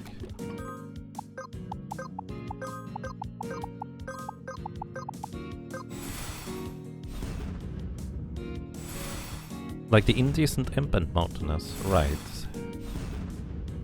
Not sure you didn't pay much attention. Yeah, that's fair. We are decently strong at this point, but I think we will definitely want to get the Monk Chakra once we get to that point. Or more specifically, that's kind of more or less a requirement. Oh, okay, what do we want to learn? Equip Rapier. Okay, now we can use a Monk with Rapier, which is good. The downside is that the Monk doesn't have as good of a agility stat. So the Rapier likely won't deal that much damage.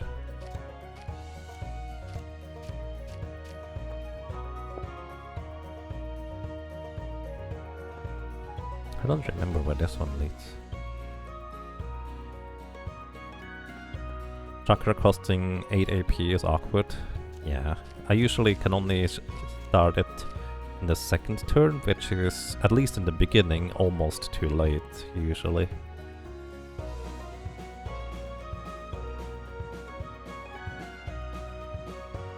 If you change your dead party members to monks, you can get monk LP on your fencer. Don't know you would consider that solo character though. I mean, it's just kind of a thing, I suppose, if you will. Like, if somebody wants to use that, I don't think that's against the spirit of solo character, because yeah, you just have a little bit of passive experience income. I don't mind using it, I don't mind not using it, if that makes sense. Wait, how do you get over there? Does anybody know that? I don't think it's from down here, is it?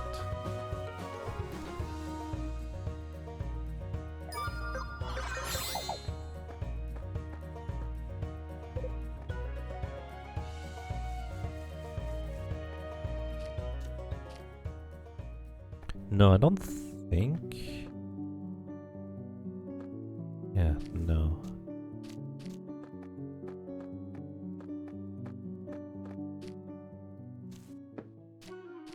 How would you get up there? I don't know what that chest even contains. The puzzle!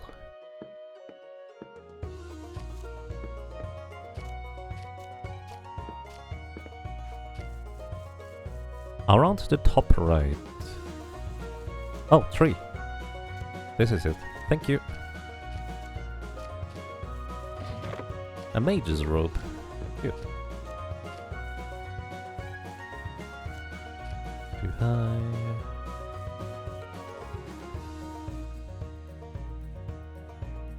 Use it because it's really only say a fragment of time and you're not wasting your life regarding strategies how to beat stuff.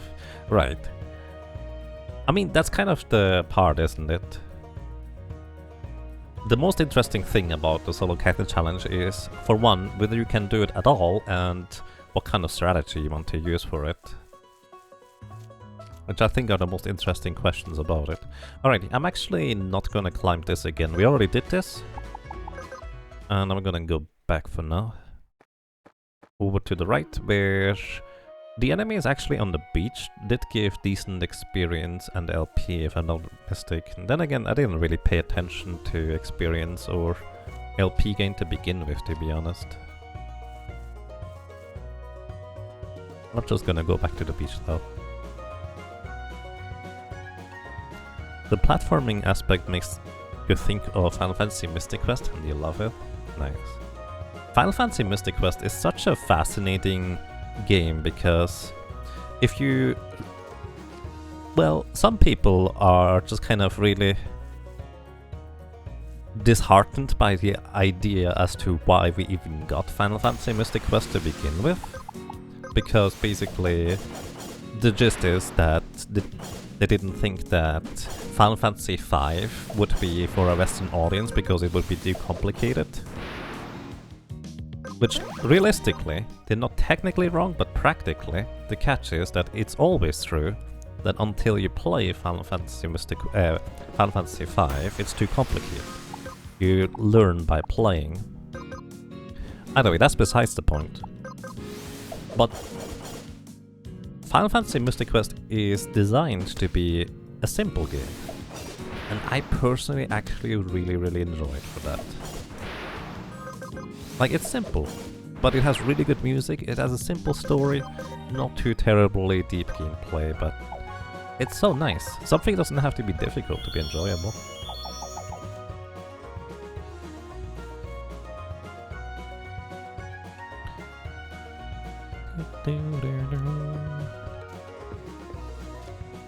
And if you were to ask the little Yagamoth that once played games as well, little Yagamoth would probably have loved Mystic Quest a lot more than some of the other games, because when I was a kid, I rarely beat games. I mostly just played them a bunch. But it wasn't until like the Nintendo 64 era where actually trying to beat the game started becoming a goal. I just played. Although I was usually stoked when I actually did end up managing to beat the game, for that matter. So there's that too. Can you make that jump? I bet you can make that jump. No, is that 4 high? No, it's 3. Technically the height would be fine. Just don't get the distance, huh?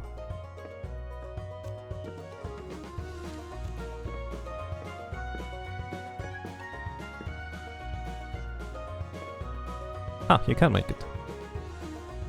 I don't know whether there's anything up here, but I just like platforming. That's the fun part to me. I can get up here, but why? I don't know, it's fun. There's most likely no point to me being up here.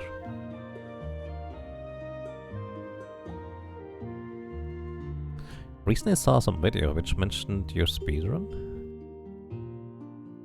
Who speedrun?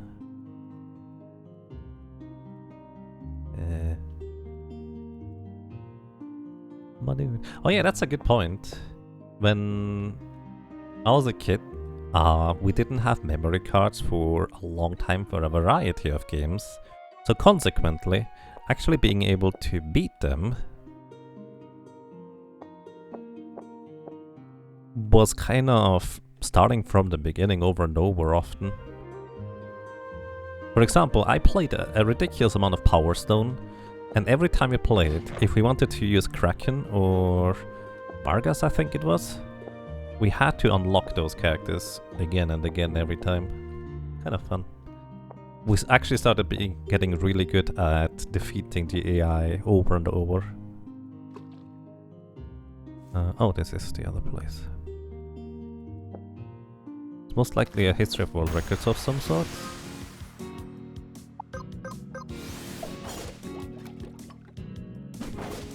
I mean, unless it's I wanna be the guy Gaiden or Secret of Mana.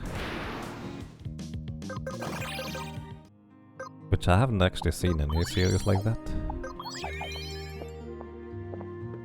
I haven't really had many records. I guess Tales of Fantasia would be another one, huh? That could be a fun one. Oh, right. This thing has a lot of HP. So I'm just gonna stop being lazy and actually use Hawk Stance, and it counter-attacks, physical attacks. It's not too much damage, but as you can see the Thorn Barrage just hits like a truck. And if it bites, it's basically even worse. I think we can knock it out here though. Yeah, this is fine. This is barely fine.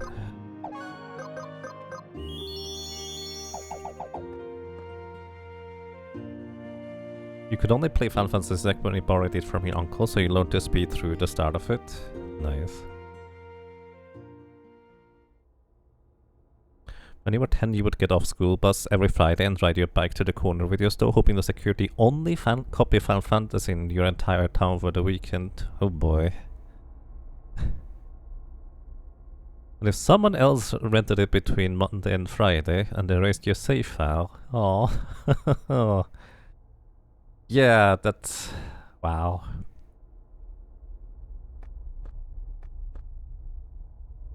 Isn't this the Soiled Den? Am I making that up?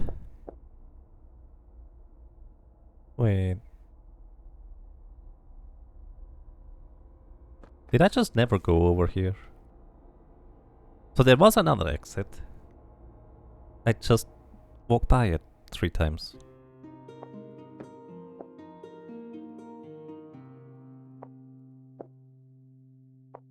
But yeah, the no memory card times were kind of fascinating in a sense. I do not want to fight these things. Physical counterattacks are just mean.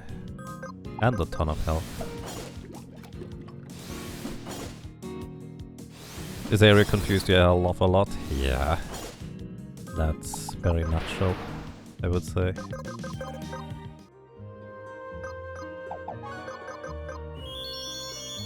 Especially if you don't have a map, areas can be weird to try and find your way around. And even then, this area here actually never really figured out.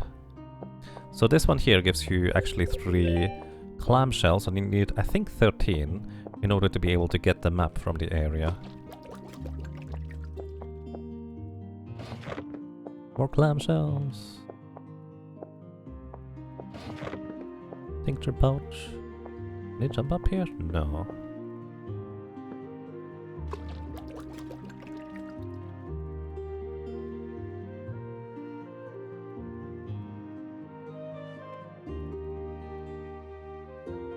I see. Well, I'm glad I can help. And, well, I wish you good luck with your vehicle. Hopefully it gets done in order. Clams. All the clams. How many clams do we have? Key item, isn't it? 6. We need 7 more, I think. Tonic. What's up here, anyways? Oh, I think this is where I came from, isn't it? Oh, no, it isn't. What's up here? Potion. Potion are basically stronger tinctures. More healing. And there's more water over there. Is this where I came from? Okay, now I'm confused. Oh, this is the camp. Right. I entered the... No, that makes sense. I entered the entire area from the right-hand side. For some reason, I just assumed I was starting in the left-hand side, which I didn't. None of them really give me anything. This guy tells you that there's a crystal in the area here nearby, which is indeed accurate.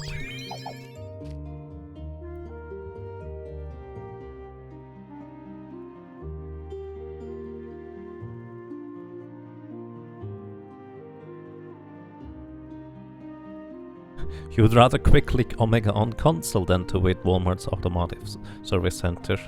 I mean, if you quick-click Omega, which I have done on console, the thing is, you can just do a lot of other things and you don't have to half pay attention as to whether they want to try and ask you questions or something like that, I guess. I have to admit, I don't really know how getting a car serviced or a vehicle serviced looks like to begin with, because I never had my own car, never had to worry about it. I think these are the giant thingies, yeah. So Mountainous has a lot of HP, but very, very susceptible to damage over time effects.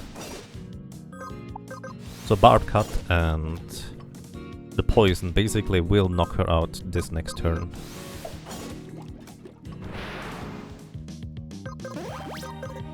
Which is very, very handy. You can even heal up a little bit on the last turn if you have the Frost Fang that heals you for 50% of the damage you deal. They do hit decently hard, to say the least. If they hit. But I guess their accuracy is pretty terrible. 139. Yeah, that's a lot.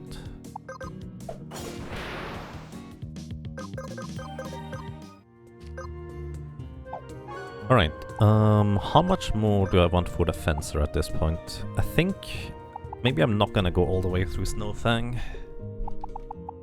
So maybe just get Eagle Eye and be done with it. Eagle Eye guarantees that my first physical attack is not gonna miss. I don't know whether it counts for the entirety of the Swallowtail, to be fair. It might. But I feel like having one physical attack just guaranteed not miss would probably be very handy anyways, regardless of how you twist and turn it. Can we jump that? Probably not. I don't think so.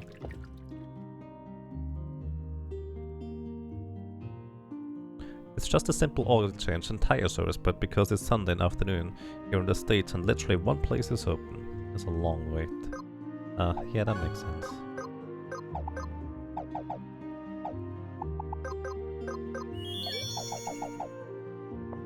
So in here is where there's the next crystal.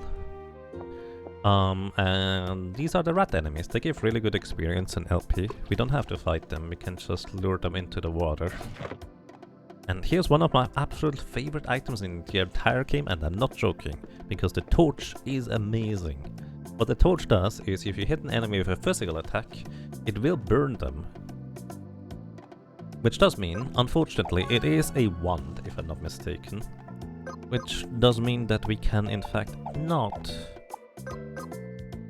use that in order to attack all enemies with a swallowtail, because swallowtail specifically requires you to have a sword or a rapier in order to deal damage.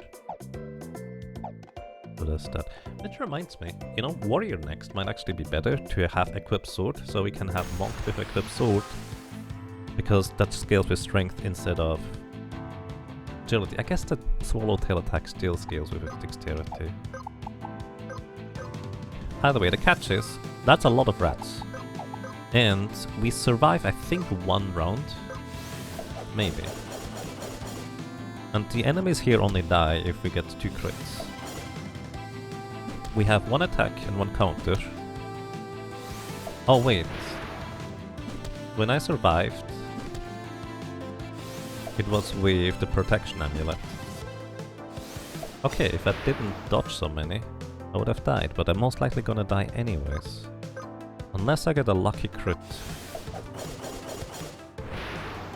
I did get a lucky crit. Wow. We dead. Yeah, I thought we did, but apparently we survived. That's very surprising. But yeah, I used the torpid cast. What level are we? 4. No, what level are we?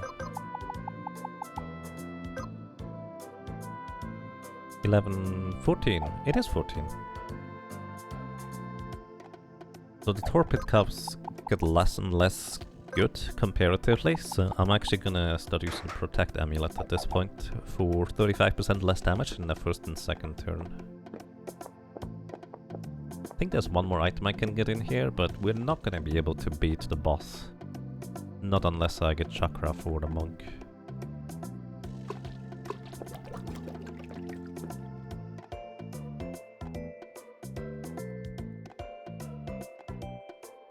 That armor looks like a quick add-on of the Fencer. The Fencer is my character class here right now. Suppose. More tonics. And over there you can see the crystal. The catch is there's an enemy in the way, or a boss specifically. And I think we literally are just too slow to get out of the way.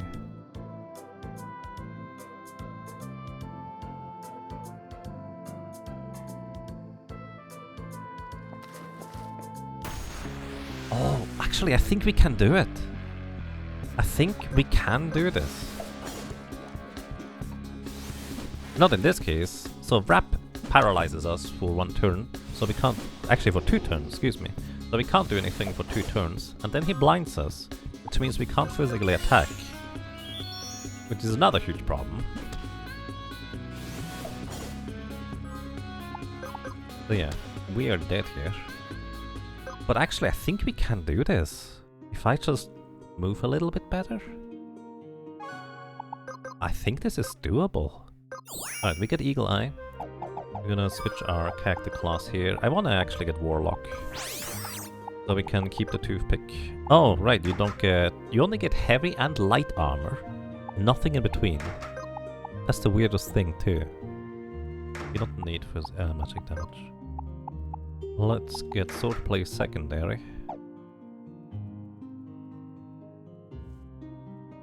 Wrap attacks are where chakra comes in yet again. Yes, that's a big reason as to why you want to be able to use chakra first turn. I have not managed to beat this thing.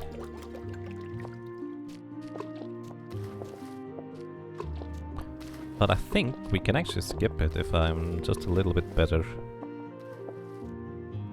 Which is very questionable. Sometimes I have strokes of... Wow, I had no idea I could play that well. But usually it's just more like, you tripped over the same trap 7 times now, Yaga. When are you going to learn? It's always the duality. Oh. Okay, let's see, 100% chance to hit. Let's go Hawk Stance. And now we have 99% chance to hit, so it's a chance to miss. But also I think we deal significantly less damage because our agility as a warlock is not nearly as good. Yeah, we're not gonna be able... Oh, we're dead here.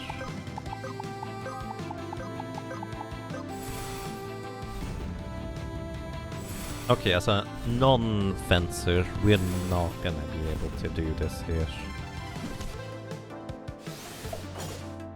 Probably anyways. I mean, if we were to critically hit sometime, maybe. 105 crit. This means we don't crit high enough. We would need 3 crits to kill 1 rat. This is definitely not sufficient. Okay.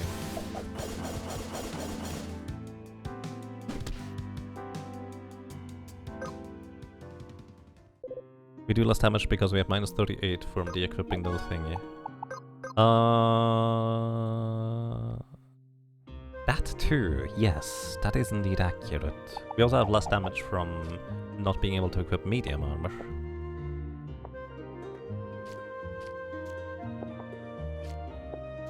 So I think I just wanna fight this thing every time I try to go through there, in between the mountainous.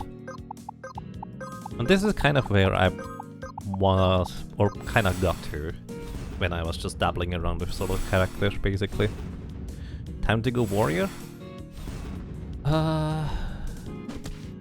While we can use Swallowtail as a warrior, it's still based on agility, and warrior does not have the best agility either. 293. We actually have to hit you again, huh? Just barely knocked out the mountainous.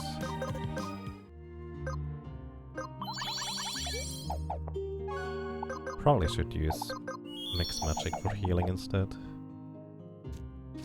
Mountainous was no problem as a fencer, but clearly as a warlock, a huge problem. Alright, I'm gonna try and skip this one. This is Hunter, isn't it?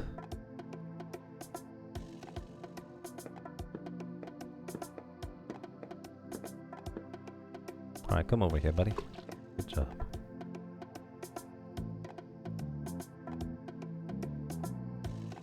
Yeah. Oops. Hunter is later. Hunter was one of your favorite classes. It's really good.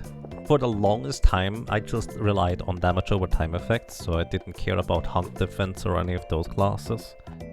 But eventually, I just started using Hunter, and it was so crazy good. My RV Warlock anyways, to get the passives.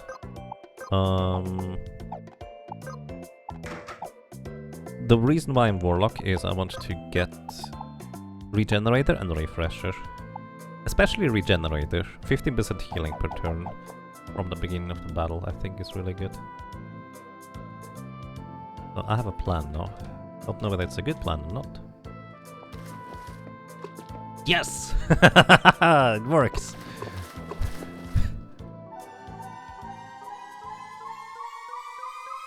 Want to pick it from the first Raptorness.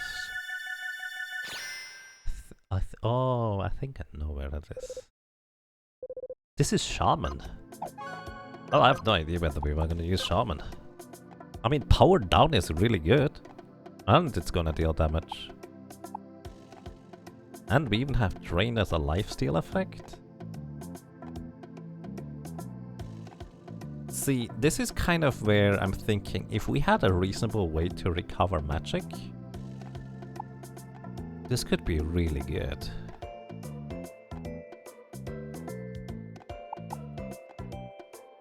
Can even sleep echo?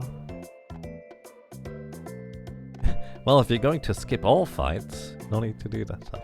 I mean, I know.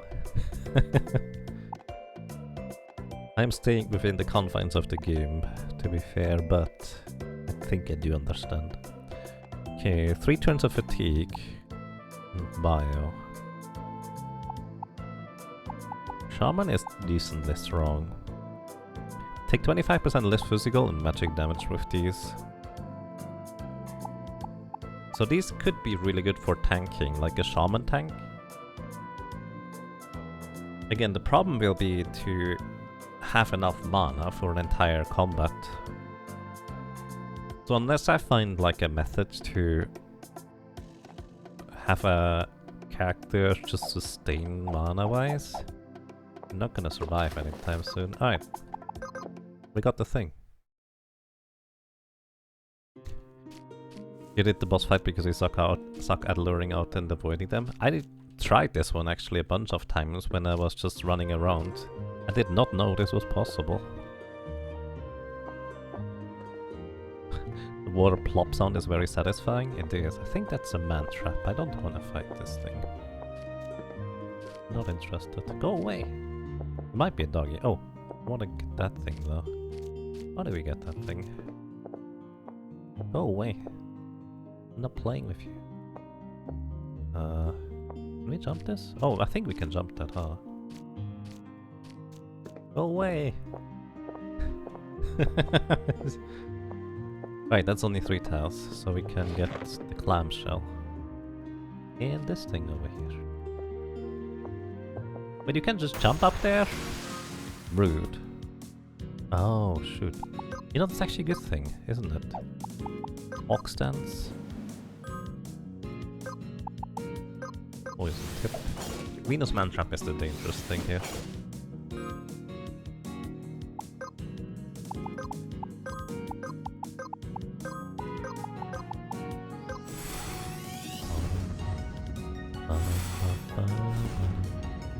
Loops. So we only miss Scholar, then we're good to go with the track runs, right? But Scholar, I know we... Well, I think we can't skip. I would be very surprised if you could skip that. Should have healed, huh? Yep, because Fury Swipes gets us knocked out. Dropped 5 monies! Oh no.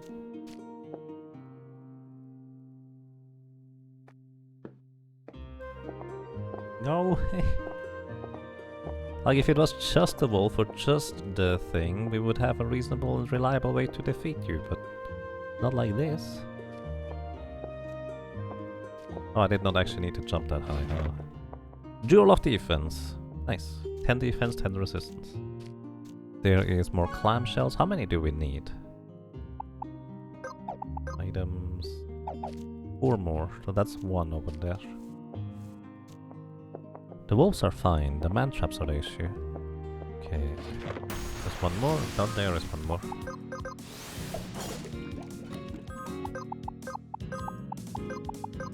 Oh, right, I can go up in the menu instead.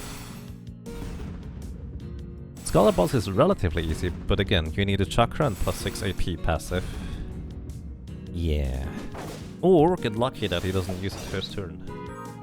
Plus 6 AP would definitely help a lot though. I don't know whether he can just not use it first turn. What I do want to get is, I want to get the passive from the rogue. The passive from the rogue allows you to pocket sand when you're at critical HP.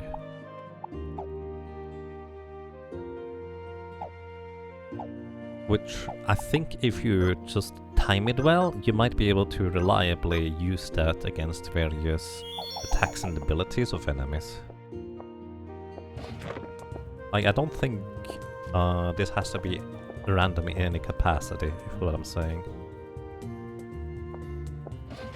Storm cap, there we go, that's the medium armor for lightning and others. Also, I think these are jellies. Oh no, those are snails. They're not strong enough to AoE with Swallowtail on these. He poisoned me. Rude.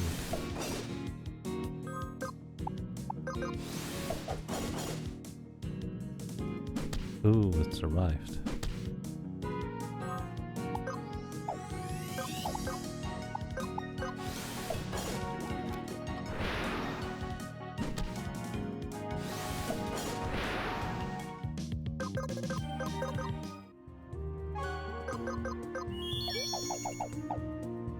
So there are some more clamshells somewhere in the water. When I first played this, I didn't realize you can actually wade in shallow water. Like, I just straight up didn't get that. Also, I think this... No, that's the more clamshells. There's a swimsuit here somewhere. Swimsuit is like 75% less water damage taken, which is very specific. Not particularly good physical defense, but if you're encountering an enemy that deals a ton of water damage, that would be amazing. This is not where I need to go, huh?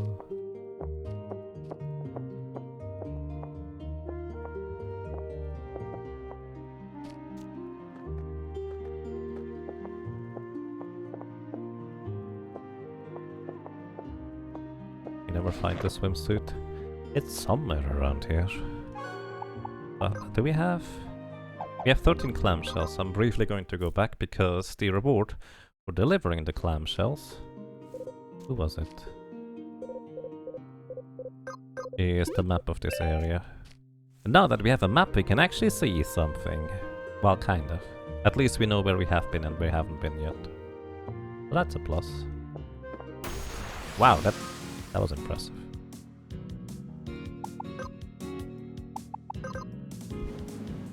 I need to knock out one enemy really quick, so... You're not doing anything this turn, which is good for me. And I might be able to knock you out before you actually do anything. Nope. Alright, you're dead next turn though, so that's good. Actually, you're dead this turn apparently. You're gonna Thorn Barrage, which is fine. Gonna poison you first.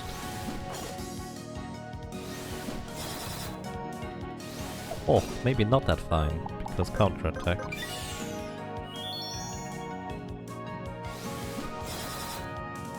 Nice dodge. I'm pretty sure I was dead without the dodge, because I think it deals more damage than I can heal per turn.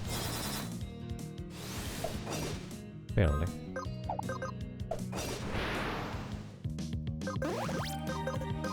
One LP.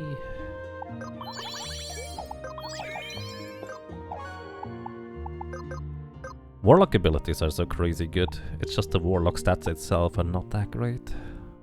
I think I wanna go straight for Regenerator. Also, a remedy to remove a debuff would be nice.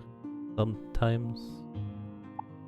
Don't need life. Scan would be cute.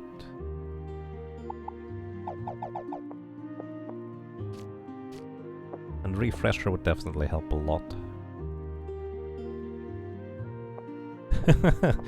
It's fine. 2 HP is twice as many as you need. You're not technically wrong. Wait. And there's the jellyfish.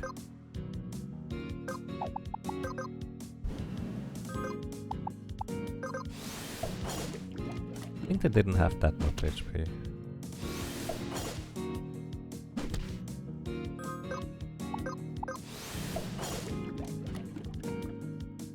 Ooh, you still survive though. Infusion heals both of them.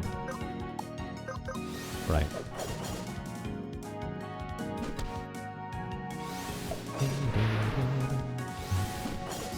Poison Sting, that would be really bad. Thank you, Willett, and I hope you have a most excellent day as well, or stream, whatever you might be doing. Hope you're doing well. Oh yeah, that's right. The reason why jellyfish are really neat, because they give you tinctures. Is it over here, the swimsuit?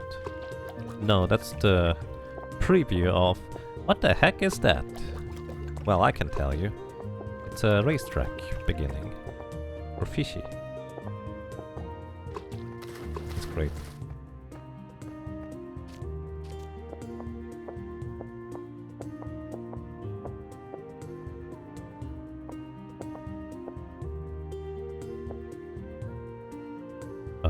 Can you not go to the left here? I thought you could. Also, I didn't find the swimsuit yet, have I? Ah, over here is where we go to the left. More clamshells. Not like we need them at this point, but we can get more. Bye. Phoenix juice, we can sell these. Tinctures.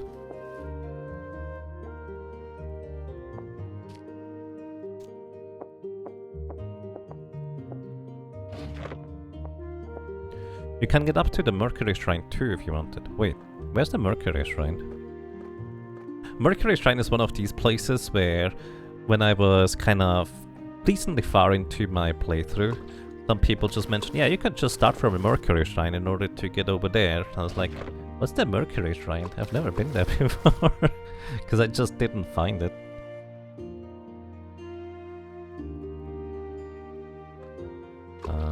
Oh, the Boreal Volcano. The other side of the area. Up to the left. Alright, I'm gonna see whether we can find that, because getting one of these shrine stones would already be very helpful, I think. Need to figure out how to get there.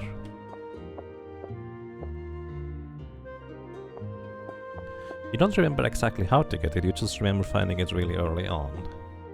Nice.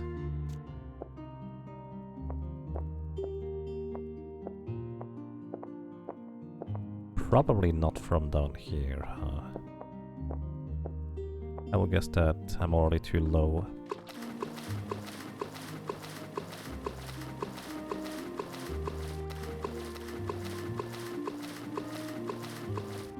Alright.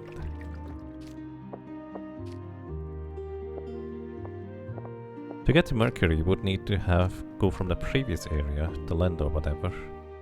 Okay, there's so many connections through this game where I just didn't realize that you could even go. That's fascinating. Because if we look at our world map, we already have a decent amount, right?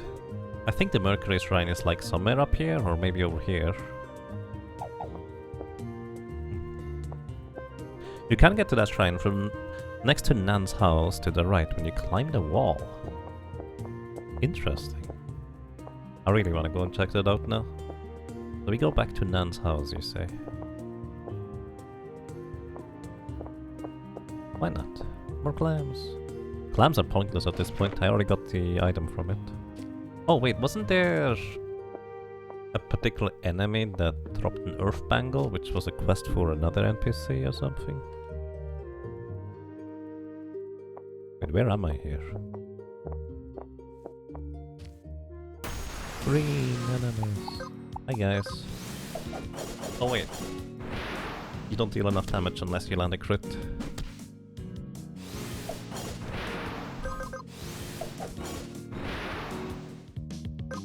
There's a tree you can hop up, then just go around to the shrine. That's amazing.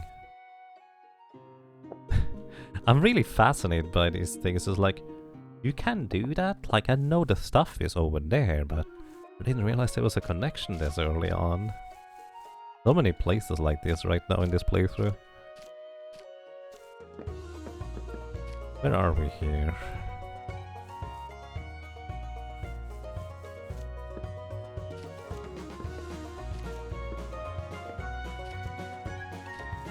Can't jump that, I will guess.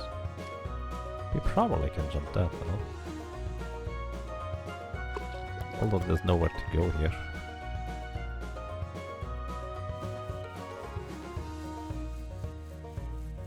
Yeah. The orphan metal is on the cliff to the southwest below Mercury Shrine. I see. I remember when I was playing around with, well, that solo cactus thing. I actually did manage to find that. I did not even know that it was a quest until I was just randomly running around on that save file. That's 4 tiles, you can't jump that, Yaga. this is not cross code where you can extend your jump.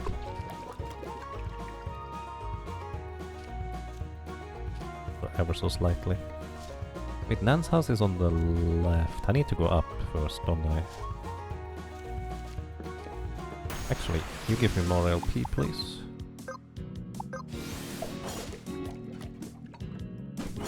Yeah. Warlock just doesn't have the stats to... Oops, wrong guy. No. Warlock just doesn't have the stats to... one-shot most enemies currently.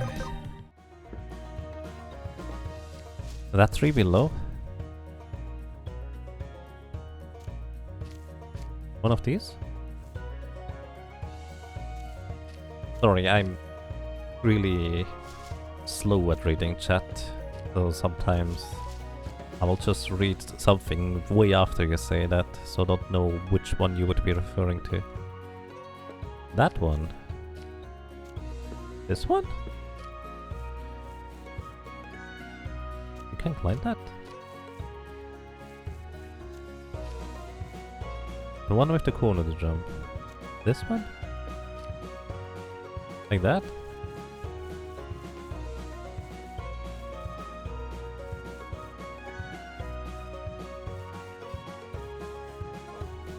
Sorry, I probably should just stand still.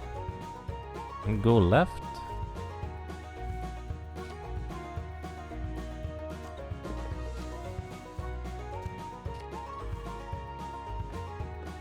Whoa! I just completely didn't even realize that. That's so fascinating. Nice. Hi. Mercury Shrine map, sure. We need 10 silver for that. Maybe sometime. It's just like, we can't do that.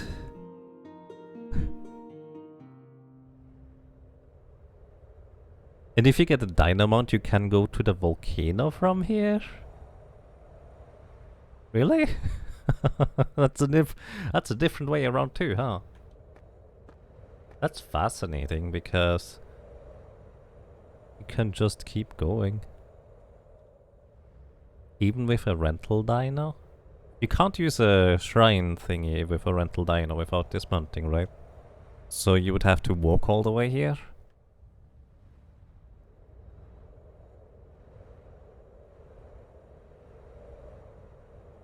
That's so crazy though. Yeah, that's the Borea volcano right here. Oh, you would drop down... wait. So use the mercury shard to get on top and then jump to the left here? If I understand that correct? Wait, no, you can't use a mercury shard. Hey, I'd like to have one mercury shard, please, just so I can easily get back here if I want to. Wait, where around would you go, actually? This is not it. This is where the earth bangle is. Earth spirit. Ox dance. I should have healed myself beforehand. Let's see if we die for it. 182 health lost on this thing. Or the damage over time effect. If we're lucky, we might just barely survive this. Oh. Nice. Earth Bangle. Take 15% less earth damage. Now here's the thing. I know there's an NPC that wants that thing. I don't have no recollection where I found that one. Does anybody know where that NPC was?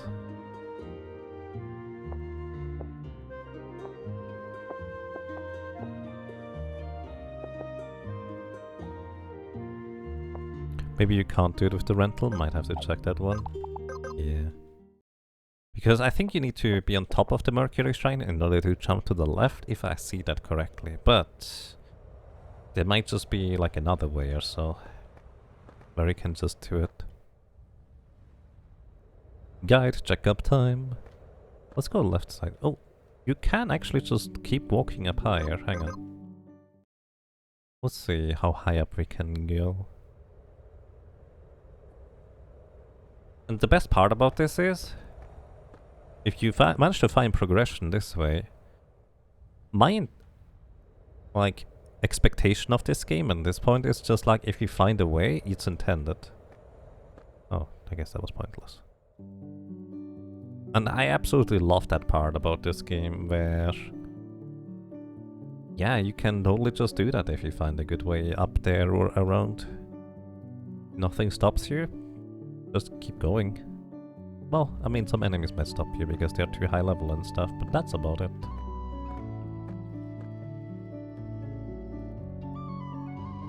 This is basically one of the biggest reasons why I'm so fascinated by this game. Oh, you found an awkward way around. Yeah, keep going. It's fine. The enemies might murder you, but hey, if you're sneaky, you can get some items. And everything just feels like you can get away with it. It's really nice. Not a whole lot of games that let you try to get yourself knocked out and stuff, if you know what I mean.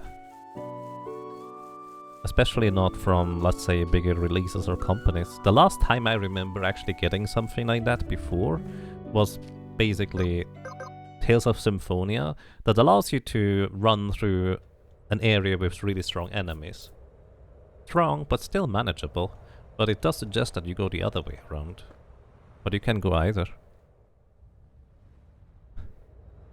High level enemies? No problem, just plop them.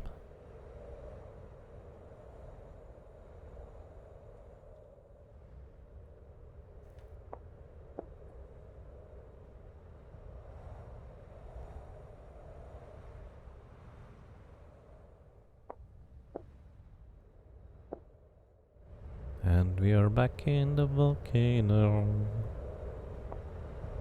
Wait.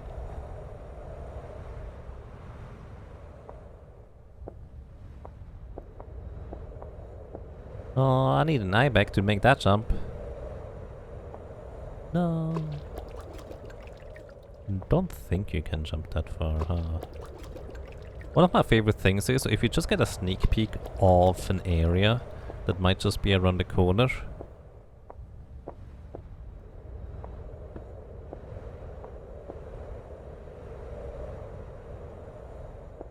Then you might remember, oh, there was the Boreal volcano over there, but then you just keep going further and further east and further east and further east, and eventually just kind of arrive at Boreal volcano, even though you thought, wait, wasn't that in the west? There's a chest up there? What's in that chest? Use my one shard to get up there. A contract. Minus 300 maximum HP, but 100% physical lifesteal. I would have 41 HP remaining. Wait, is that where you get the contract from? That's a really good weapon, actually. I used that for a long time. You can go negative HP? Wait, what happens in combat? You're just automatically dead? Wait, no. That was a question. Can you go negative HP? I would like to have one more shard. Probably not. I mean, I would need equipped swords in order to be able to test that, right? So I kind of would need to go warrior to get equipped sword, but warrior itself has too much HP.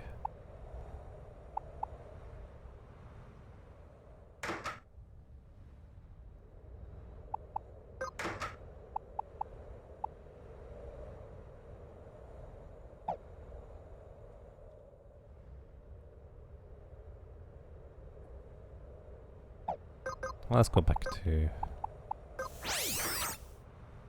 You imagine it would floor at 1 HP? Probably. Wait, you can equip a torch as a... Right, because you can equip once. You can also equip shields, for that matter. Shields give you so much negative evasion now. I don't know whether a shield is actually worth it, just for the loss of evasion. Either way, where was I before I got sidetracked?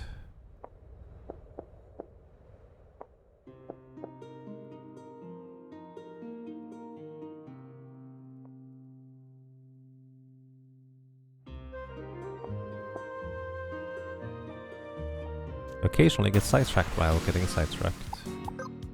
I wonder whether we can farm this enemy here.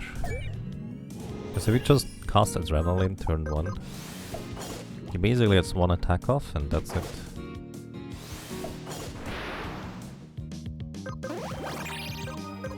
This could be a good source of easy levels.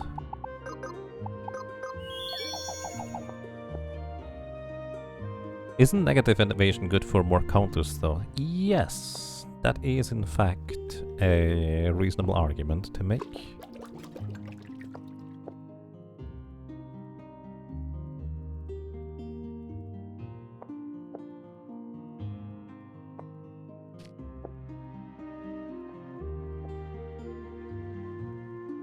How much LP does this thing give? Because we just barely survive it. Thanks to damage over time effects, we knock it out actually surprisingly well. I didn't actually realize this respawned. What's the probability of getting an Earthbangle drop to begin with?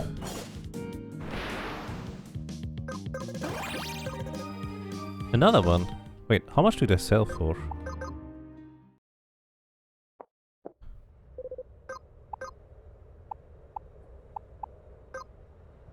$30, so not that great. No reason to have more than one of anything. Not that great. But I actually didn't check how much LP we get. Alright, one more, then we get Regenerator, which is gonna be already really helpful for random battles and grinding. Then Refresher.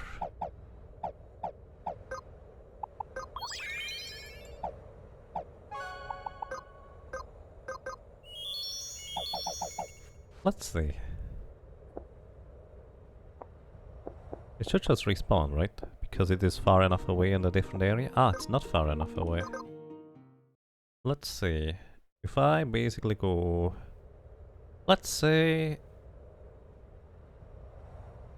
until we get to the land. And then we go back. Still didn't respawn. Huh.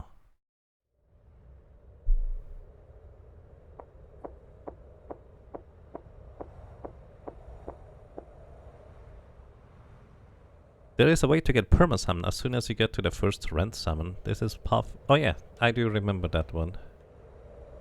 Although I thought it was funnier to fight the... like undersea bosses with the rental summon. Is what I did in my first playthrough. It was great. I loved that.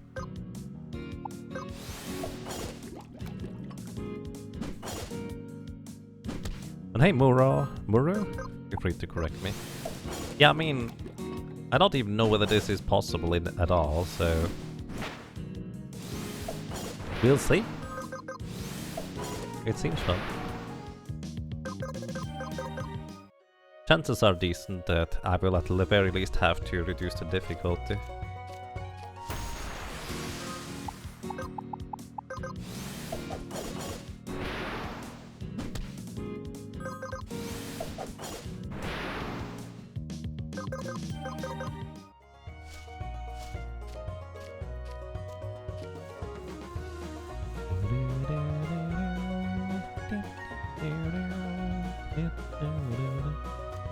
What's my final character build I have in mind? I have not thought that far, honestly.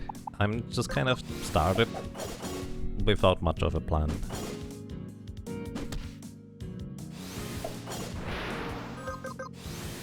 Right now I'm just trying to get through the early-ish game. I'm considering going through the desert, because you can. But at the same time, I kind of want to go through the normal progression too, I suppose. It's weird.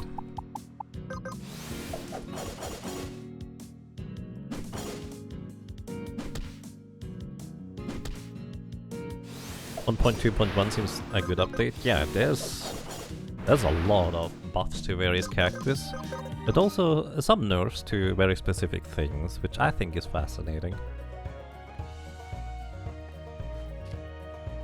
Well. Wait, the rabbit. Oh, I should have gone for the stuns. That's a mistake. I need some crits here to...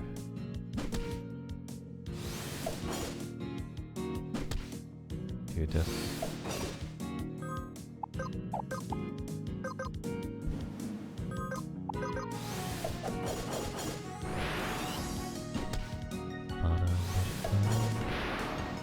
Rabbit's good. I should probably check. 27 LP. That seems like quite a lot. How many do I need for 3 LP? Okay. Can enemies get the crit reduction stat as well? Honestly, I don't know. Probably?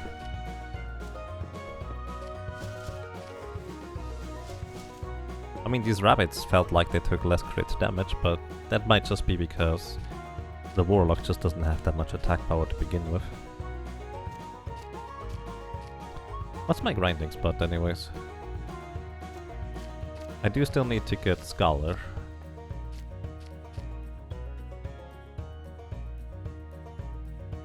You look at the stats of the enemies, it should say... You know, that's a good point. I hadn't considered that. Should probably just look at the enemies.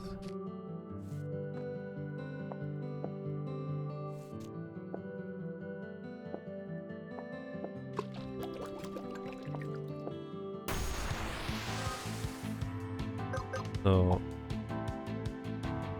It doesn't say anything about crit damage reduction for them.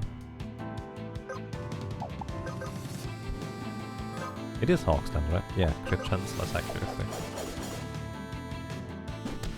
Crits don't really do anything for the Zubats.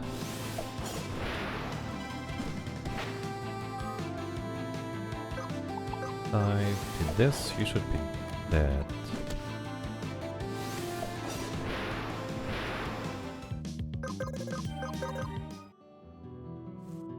I will guess they don't have anything like that.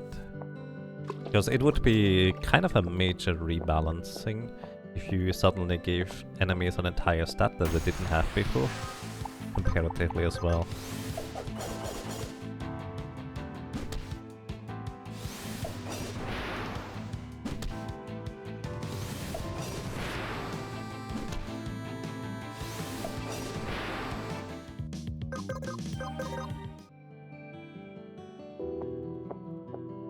As soon as I get 10 silver, I will go back and...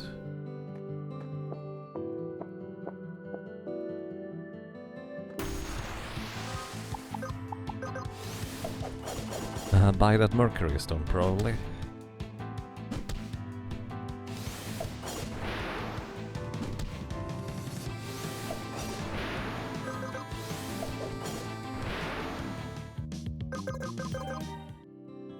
But 10 silver is probably going to take a while.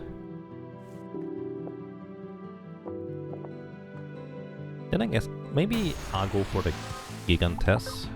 The Gigantess I think was pretty good too overall. Derby seems really good now with the damage and magic debuffs. Yeah, I agree. Those spells actually gained a tremendous amount of value.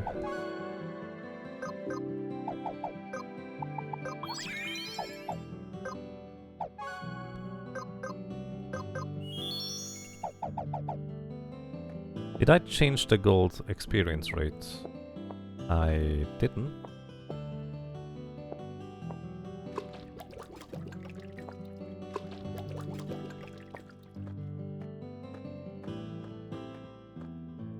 I basically just started the game. That's all I did.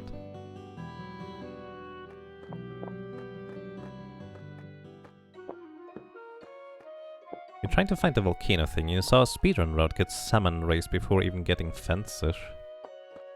Right, but the reason for this is you go into the desert early. Which I don't know where you go from the desert, but you basically just go desert early and then go places from there.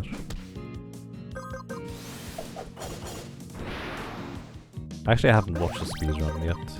Kind of should sometime. Sounds like a fun thing to see.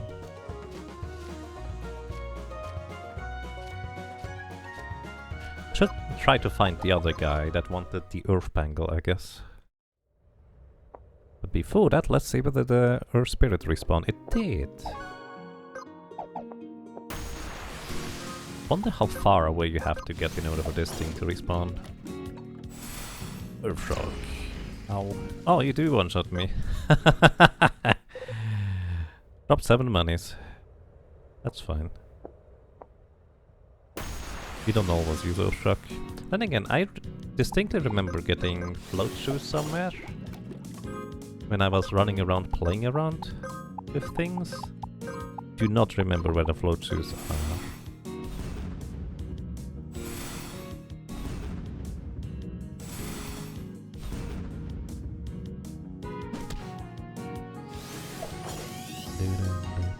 Oh, Earth shock. Now I need to heal up because I do know now that it basically one-shots me. Unless I have basic effectively full health. Even with full health.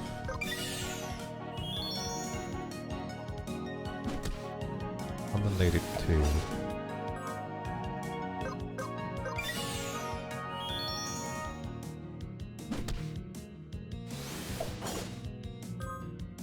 Alright, I need a crit.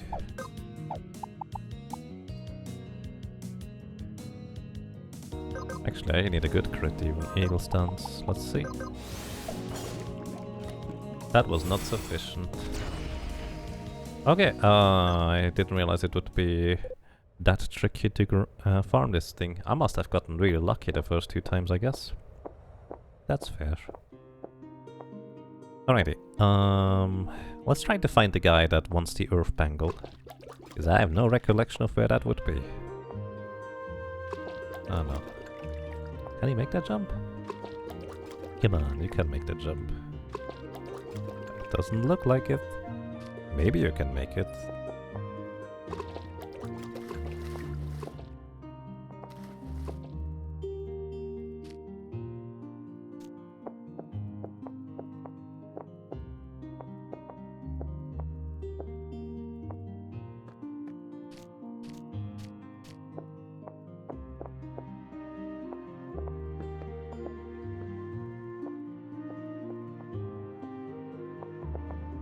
The water cave in the mini town in this area. The water cave. This one?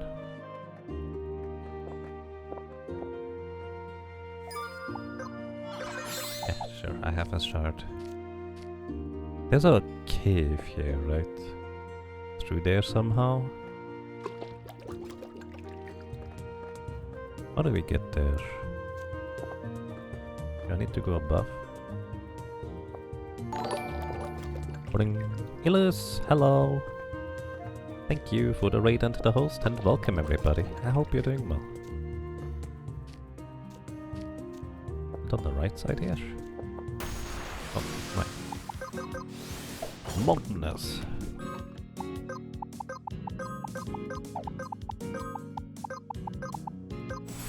Good evening, hello. Oh, I didn't even realize it was already basically 11 PM. Back. Bonk.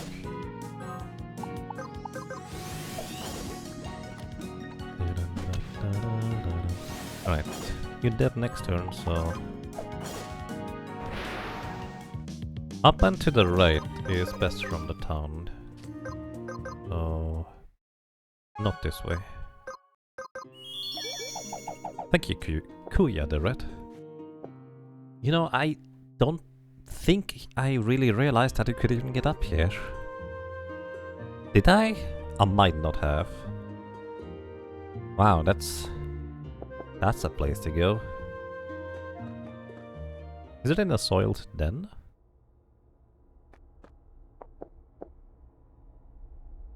Scratch.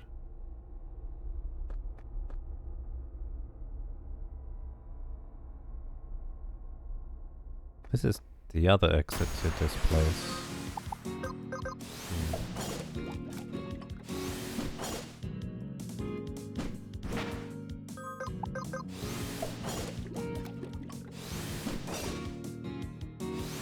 $222 damage. Alright, you did. No reason to provoke a counterattack.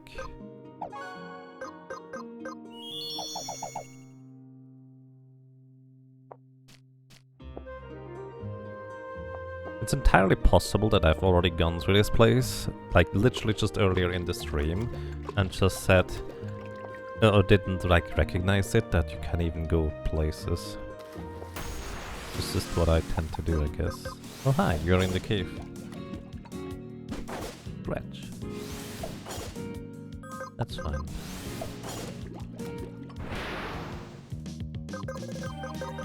We're almost at the regenerator, that's nice. Then it's actually quite a bit further to get to the other places. Can you jump that? No. Oh, we have been up there from the other side though. From earlier. Wait, so where is this cave then? What am I missing? Over on this side, I guess? This is where the mage warlock dude was.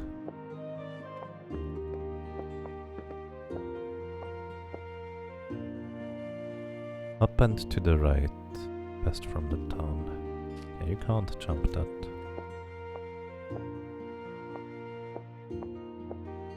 It is in a cave. Over here, maybe? Oh, that's just the way up again.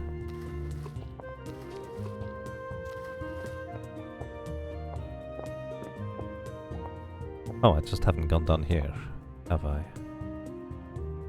Snip, snip.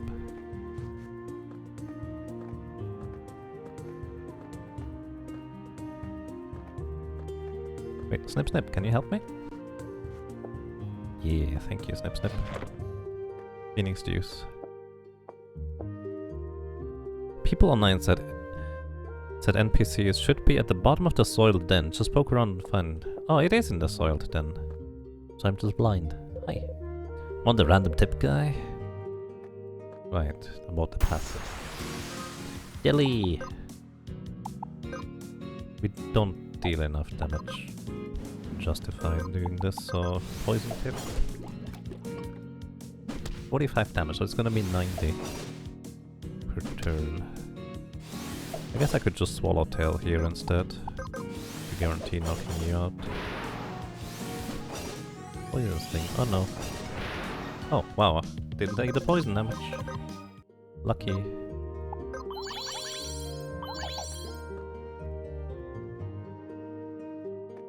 Alrighty, thank you. Thank you as well, Glossu. Ah, there's the swimsuit. Found it again. I knew it was somewhere on one of these places. I just didn't recall there was one this far over to the right.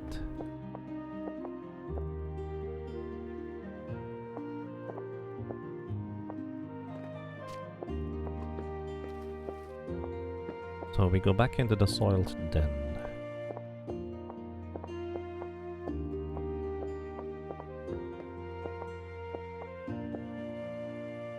The thing goes over here.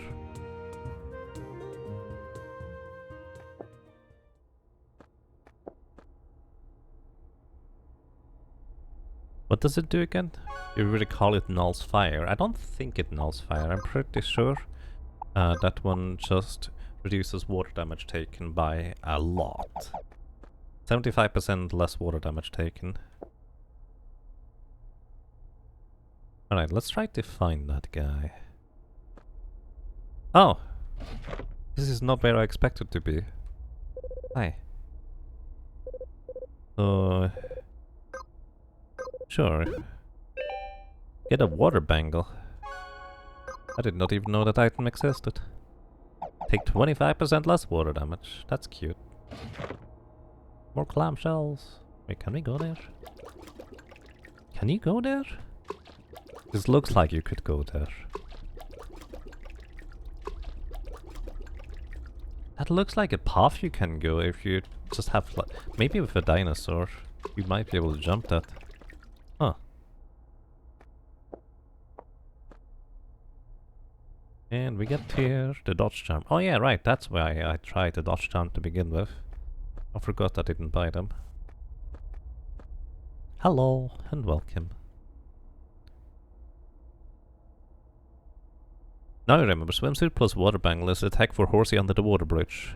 At least the water part of it. You know, I actually never considered the part until just... Well, I suppose there never was a way to get 100% resistance until just now. For me, in my playthroughs, because I didn't realize that.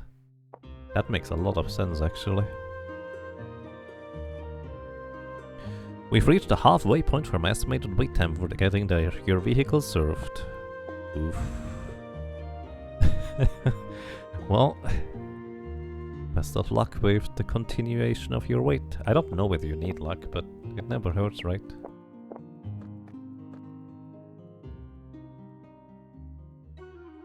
The toxin is the worst part. I don't recall that water horsey. I actually forgot about it until way late. And then I came back and it was still kinda dangerous, if I'm not mistaken.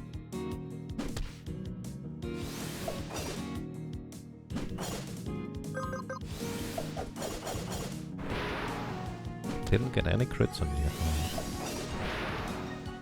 Okay, but we finally have a regenerator.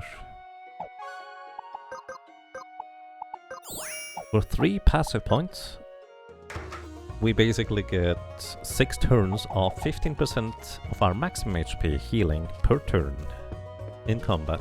And because most random battles don't last that long anyways, it's basically just 15% healing.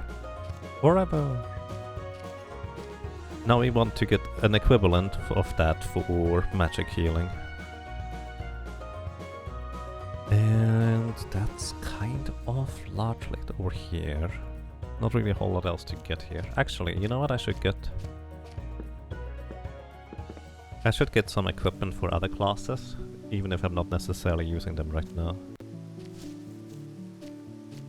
Like the toothpick is my strongest weapon, to be fair. But if I wanna get some decent HP equipment for heavy armor... Actually, right, Red Mage can use this. More maximum HP on top of it. That's actually really good, isn't it?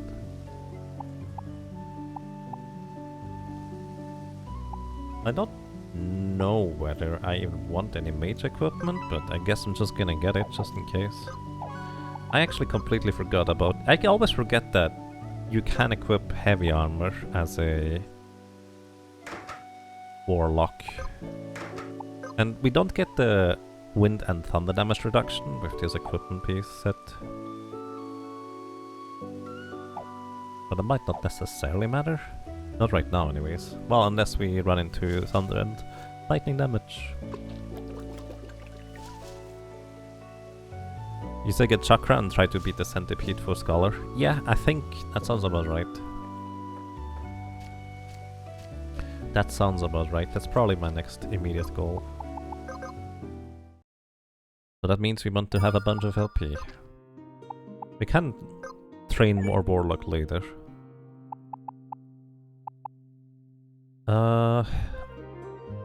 Shaman is interesting because its passive is spell life seal and the drain spell. So what if instead we went wizard as a secondary and just dealt a ton of damage to it? I guess the main catch is I have no idea how much magic or HP the thing has. I have no recollection. Oh yeah, there was a spider guarding the crystal. That's right. The spider uses lightning damage. I mean, Shaman could be very interesting. I didn't have that before. Attack down, power down, but I also feel like I would need to invest a lot of farming into this. Hello, Presmop. Yes, this is Crystal Project. Welcome to you. I don't know whether I'm actually gonna continue this much further this run, by the way, just kind of as general heads up. But maybe. I'm just mainly playing this because I'm not entirely sure what else to play. Actually, you know what I should do? I should get a rogue passive before I do anything else. So we can get equip rapier here. Get you a toothpick.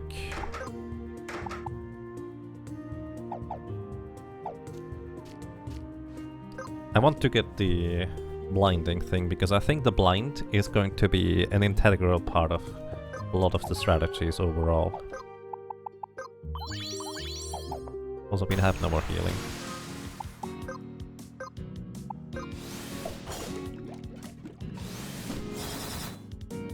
Nice dodge.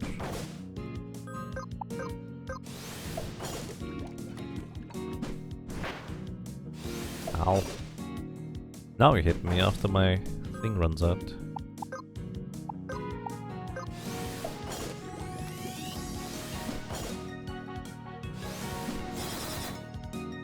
Ow. What's your next move? Thorn Barrage will kill me if I can't heal. Should have Eagle Stance before, in hindsight. We need a crit here. 222. Yeah. This is not a good place to be. Get out of here for now. Monk also has plus 20% HP passive. True. More maximum HP would be very helpful as well. That is actually a very, very good point. It is quite expensive to be able to use it. As in passive point expensive. You also have to learn it, I suppose.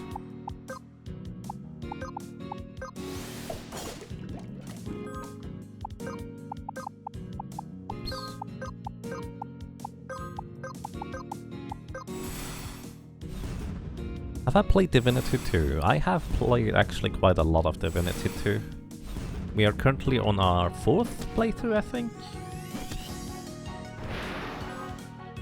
It's a really, really good game.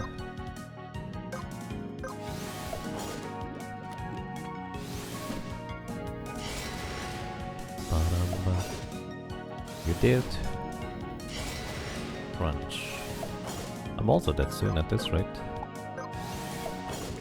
You're on the 4th run as well? Nice. 45 damage.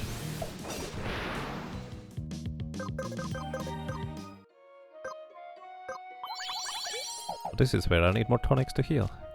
Because I literally don't have any healing. Oof. Let's go and... Probably should not run into rabbits in hindsight.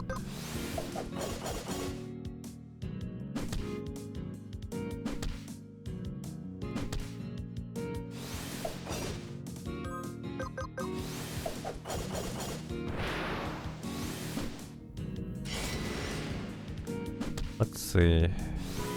So buy Mercury Shrine Warp thingy, go to that house in the land and farm the 4-pack there. Right, I think that's a good idea.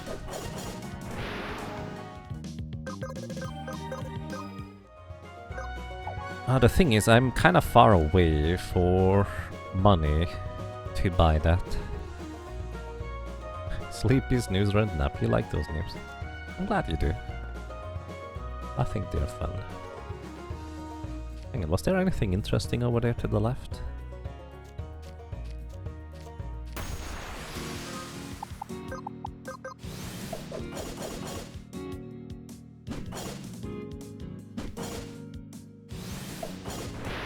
You will swim in money from that LP grind? Or at least a little bit, I guess.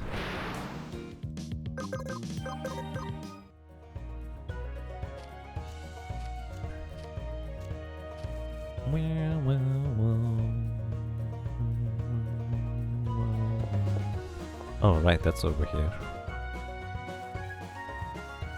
Shrine Stone is 10.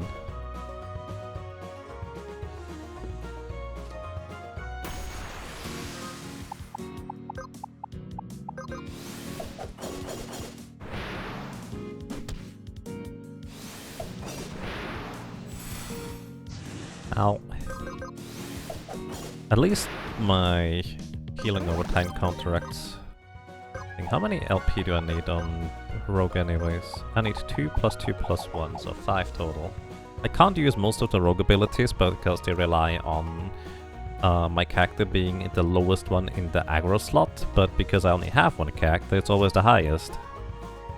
Which, conversely, is technically useful for one of the warrior abilities that deals the most damage when you're the highest in threat, but practically, well...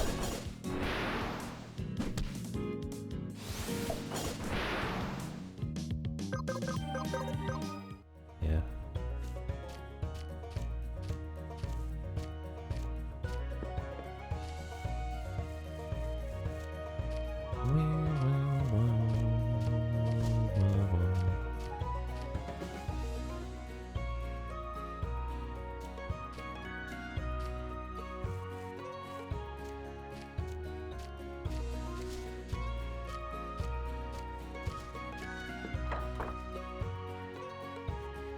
So here we are. Should I save here? I'm gonna save here. Hello. This is the pack we wanna farm. Unfortunately, we're not strong enough to knock them out without a crit. But crits are frequent enough that we will knock out a lot of them. The problem, of course, is now we need to respawn these enemies. And the easiest way to do that is by getting far away into a different area. Which is easier said than done, I guess.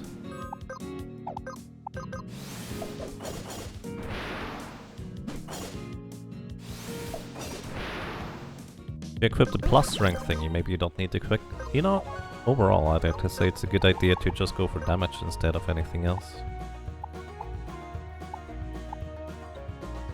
It still gives 35 attack power here, which is still a lot.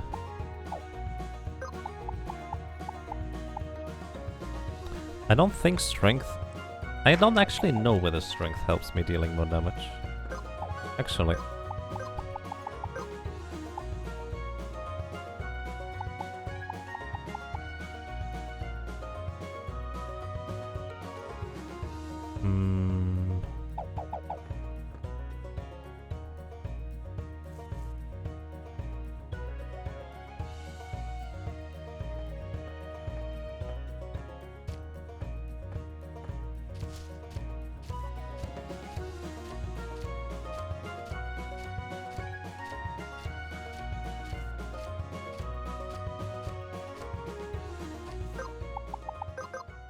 Oh wait, you know what I should do? I should buy some of the cheap resources from the Nen. Oh, that is guaranteed one shot right there. The fervor charm still helps.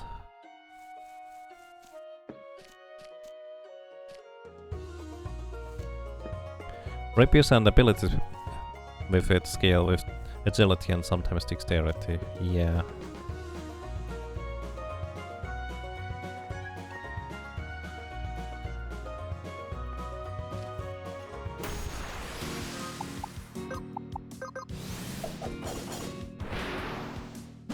Heck, miss.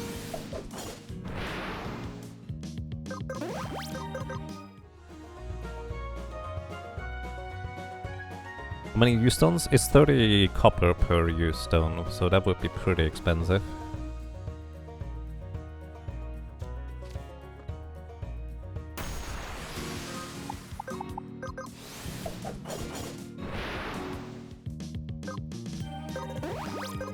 Three.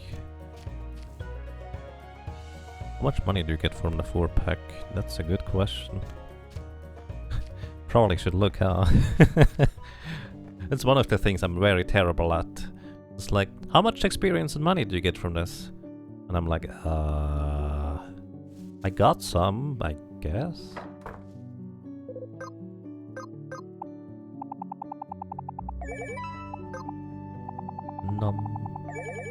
Maybe don't need this. Let's see, if I sell all the Phoenix juice that I can't use anyways. I can even sell an ether, which is 1 silver and some change.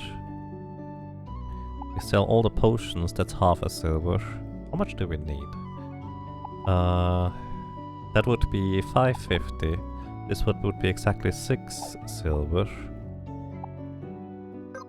We can sell the contract. I don't want to sell the contract sword. that might be very useful in the future. I'm not gonna use a stout shield. The leather outfit and leather cap are outdated at this point, same with the beret. And the holy hat is always better than the cotton hat, I think. Breastplate is outdated at this point as well.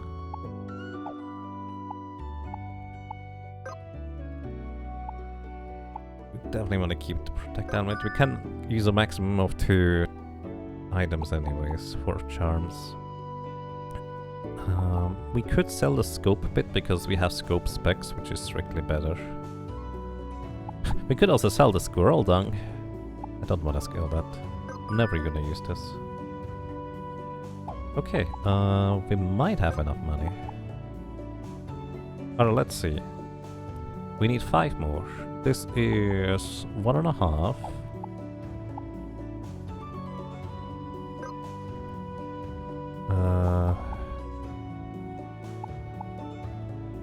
Ever use the staff? Well, actually, it is for healing. I'm not gonna use axes yet.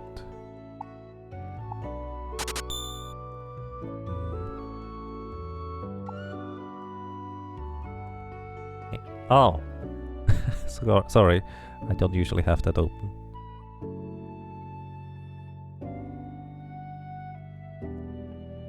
Oh. Psychos, you donated $10. Thank you, that's kind of you.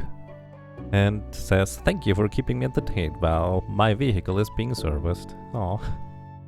Well, I'm glad you enjoyed the entertainment.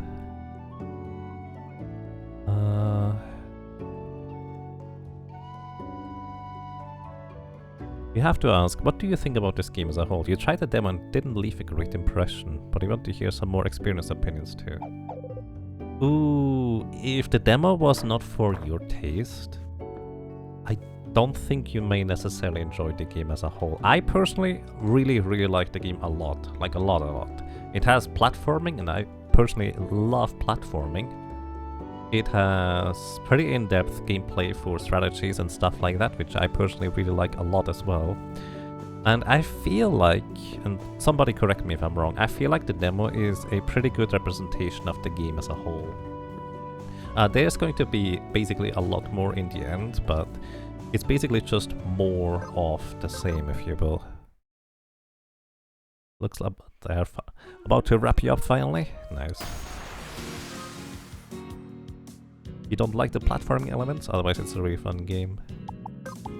I see. Yeah, I just happen to really enjoy every aspect of this game, so I'm not sure I'm necessarily the best person to ask for that. Also didn't check how much money that was.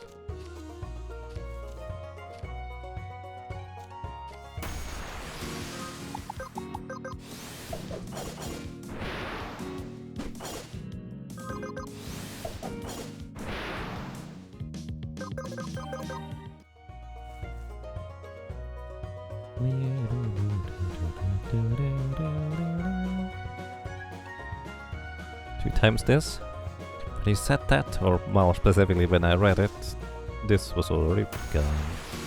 Here we go, 2 times this one.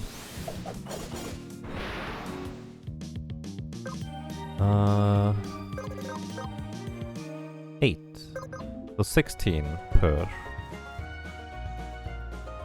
Reset there. I assume this is not far enough. Like, this is really far, but you need to specifically switch the area.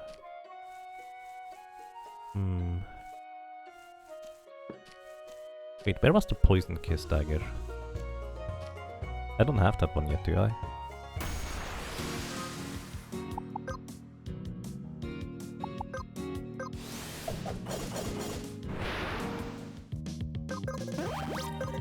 Okay, one more jump level.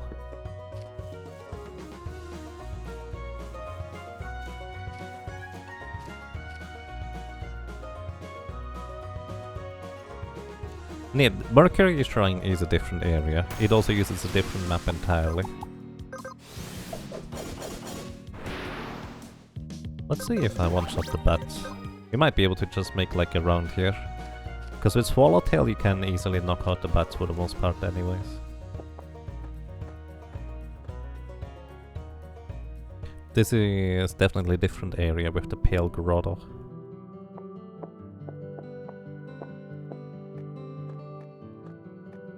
So one thing I will say, and I don't know whether you're still here, but it's probably for most people anyways.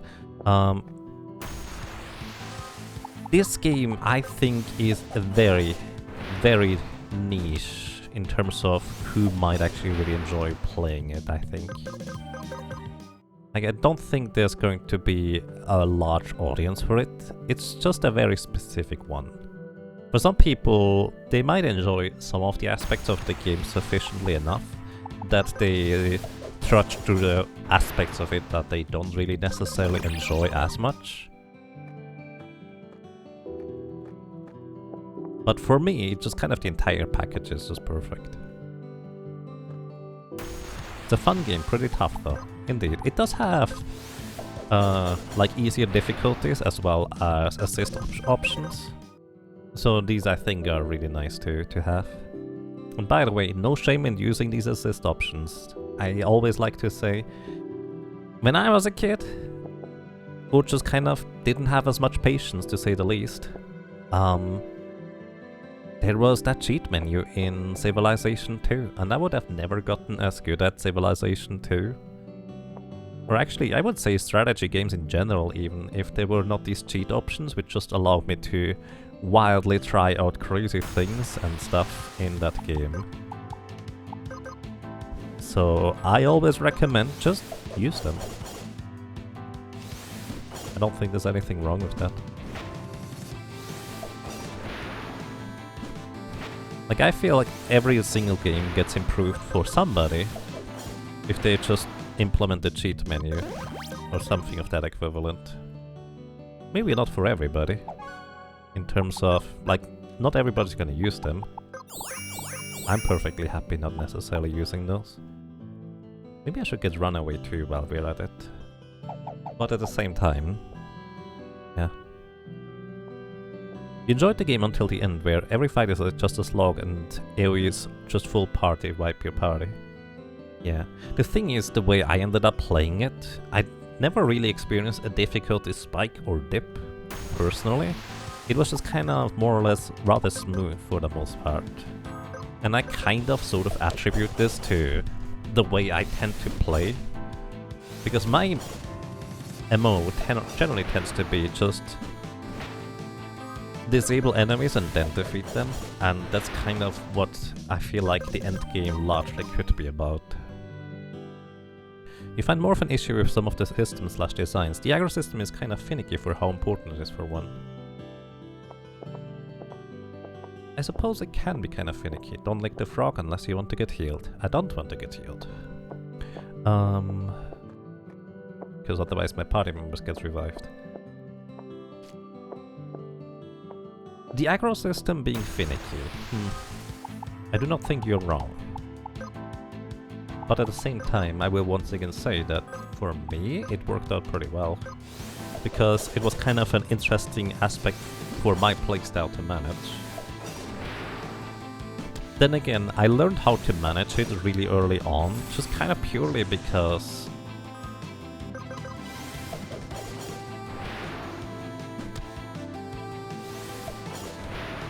oh, that was lucky.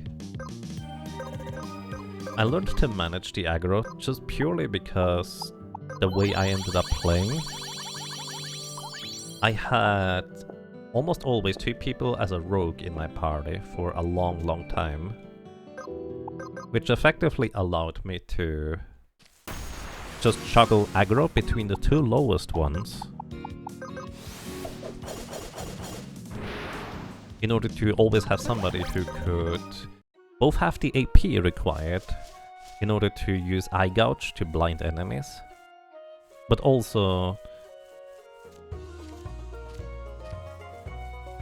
Actually, no, that's mostly it. I just needed to have the AP required to Eye Gouge, and I basically just kind of alternated 2 characters who had the lowest aggro, and my entire damage dealing tool was effectively just damage over time effects. Which was really slow at the beginning, which is probably a large reason why it didn't feel much slower in the late game to me. because I was already slow in the beginning.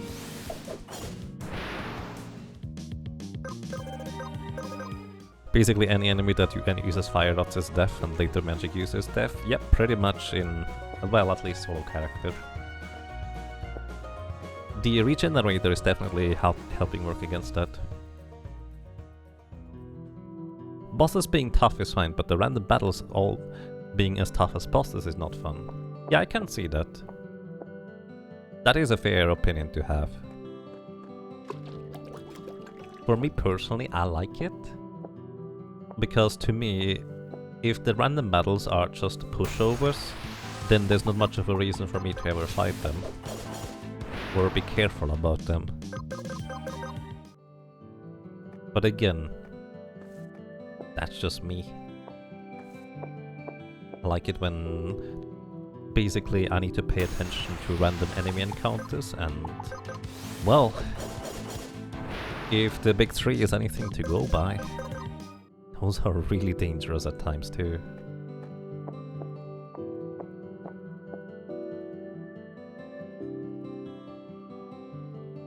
You will not survive 2 mages attacking in 1 turn unless you find a build that I didn't.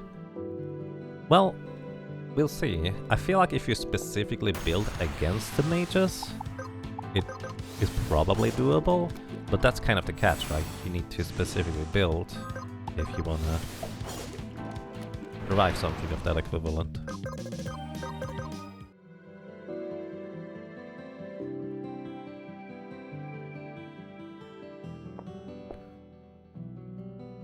They crit, you're dead. Some things can crit. There's definitely things that just feel overwhelming. I definitely admit that. Like especially if there's just kind of a series of enemies that uses wind attacks and you're just not prepared for wind attacks in that area. They can absolutely nuke you. I distinctly remember some of the enemies in the ice area just destroying me because, well, I didn't have wind resistance. But I did explore early on enough that everybody could have wind resistance equipped in one way or another. So once I did equip these pieces of equipment that they'd have very low physical defense for the time, but sufficiently high for other reasons, it ended up being fine. Okay, we can now technically run away from battle. As long as I have rogue equipped, but I don't plan on having rogue equipped.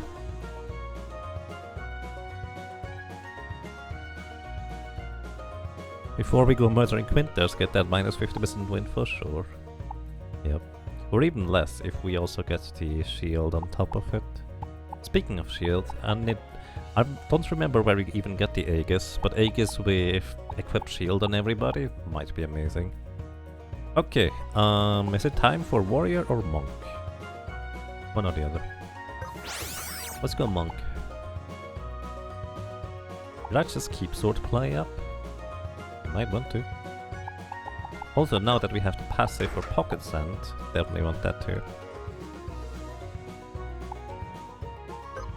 Bracers don't do anything for me. Not right now anyways.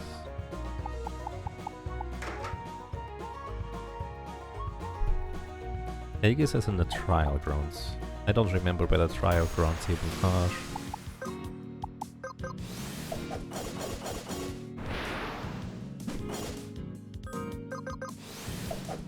I like how my monk just healed up more than it cost me.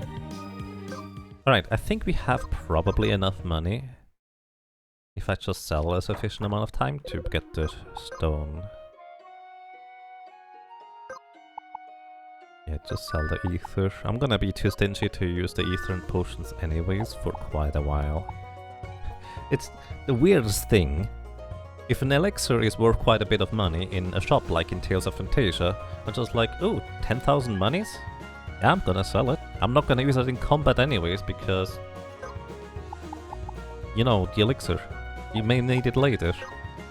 But then if it's like, well, rationally thinking, might as well sell it, right? Never going to use an earth bangle if I can just use float shoes, so I might as well sell this one. Also, I'm not gonna use a scope bit anytime soon. Scope specs are just strictly better, and by the time later I will be using or getting scope bits. Or I can buy them, that's what I'm saying. Okay, Mercury Shard. There we go, now we can buy the thing.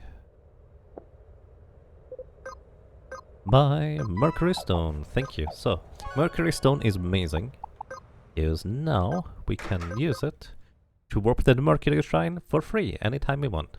Well, I say for free, but it did cost a lot of money, right? But basically it doesn't cost any more, is what I'm trying to say. And now, with this, we basically can juggle between the Home Point Stone and the Mercury Stone, and just re-encounter these guys over and over. That's basically the plan for the LP front here.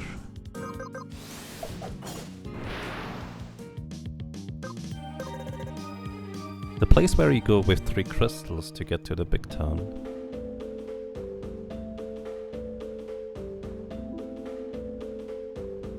I forgot that was an entire dungeon. I actually thought it was just the thing where you go up and that's it. Also, thank you for memorizing my cursor position in that menu. That is also a recent change with the patch, I think.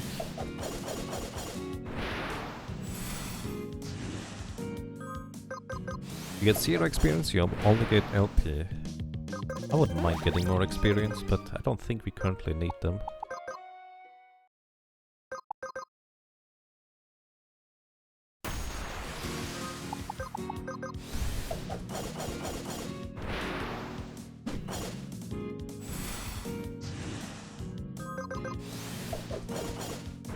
Kinda curious seeing a monk actually having a weapon equipped.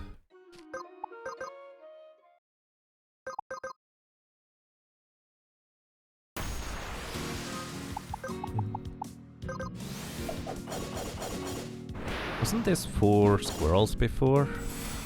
Why is it always carrots now? Curious. So we get 28 LP per encounter. Which means that it is 4 encounters for 1 levels. The alternate.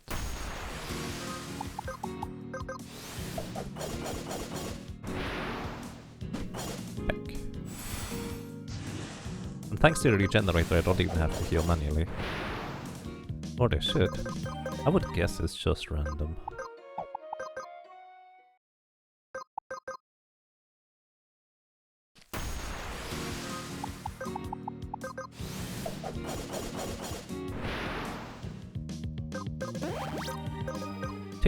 How many LP do I need on my monk here? Is the question, I guess. So what do we want? We want to go down this place to get Chakra. So basically Chakra is an ability that costs us AP to give us ourselves a buff to heal for 30% of our maximum HP per turn. For 3 turns. And it doesn't cost any MP, so we effectively can use it infinitely. More or less.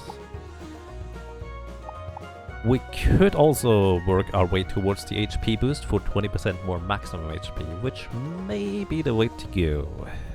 It is, however, 4 passive points invested to use that, which would mean that I need to unequip something else.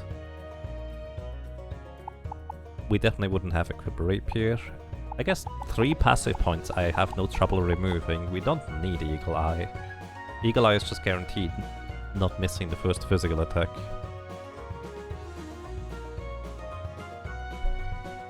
Are those carrots? Yep. Something like that.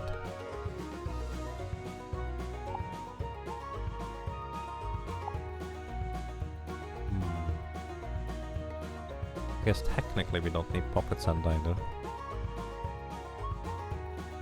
Plus HP plus AP in counter was by walk is so good. No need to equip passives. You do need to equip the counter, but you automatically get the passive for more maximum HP. I don't remember. Nope, you don't automatically get it.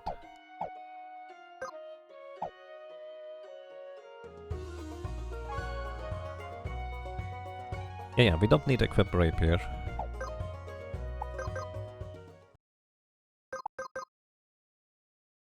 Because Monk is always barehanded. Yeah, and that's also where more strength will come into play.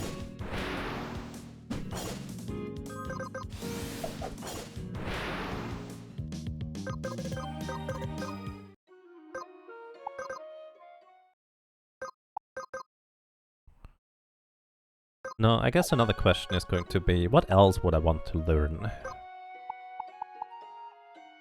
None of the rogue things are really that great. Equip dagger would be the most useful things at this point. Cleric, let's see.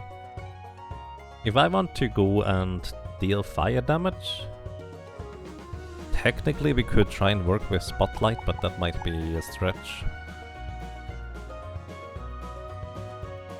Inner Warmth, actually, we would be able to heal ourselves more if we heal.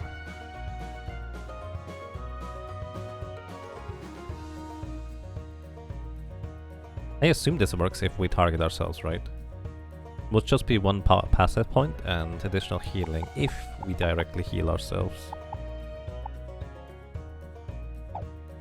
What I'm actually kind of curious about is G-Burst, because G-Burst is really good damage, based on Spirit, of all things. I think is fascinating.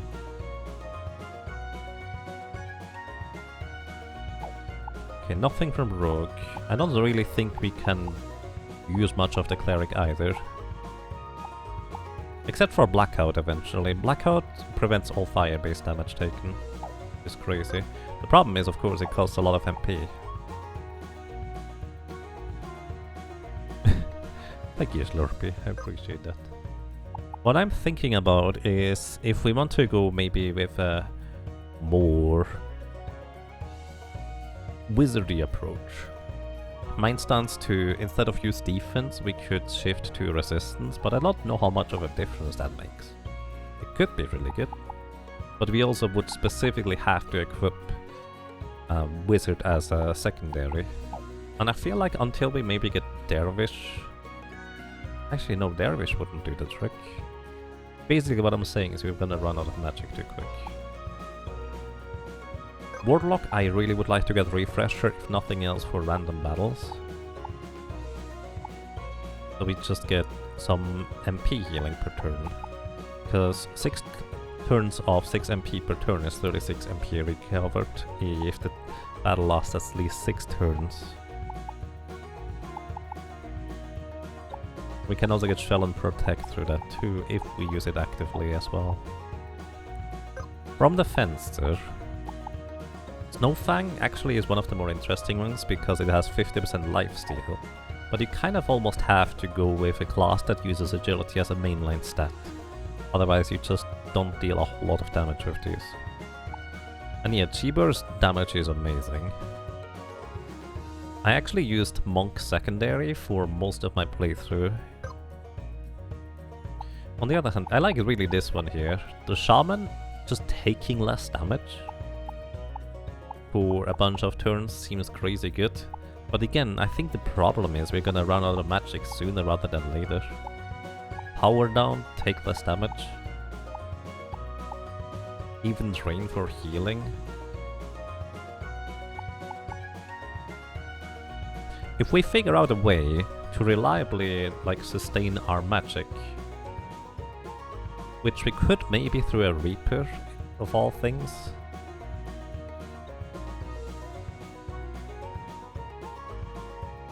There are bosses that suck your MP, so you'd rather use AP. I will assume that I need to have separate strategy for every single boss anyways. So that is true, it will not work against a lot of bosses. But I'm thinking of, if we get Reaper, that could be a very interesting way to approach it, right?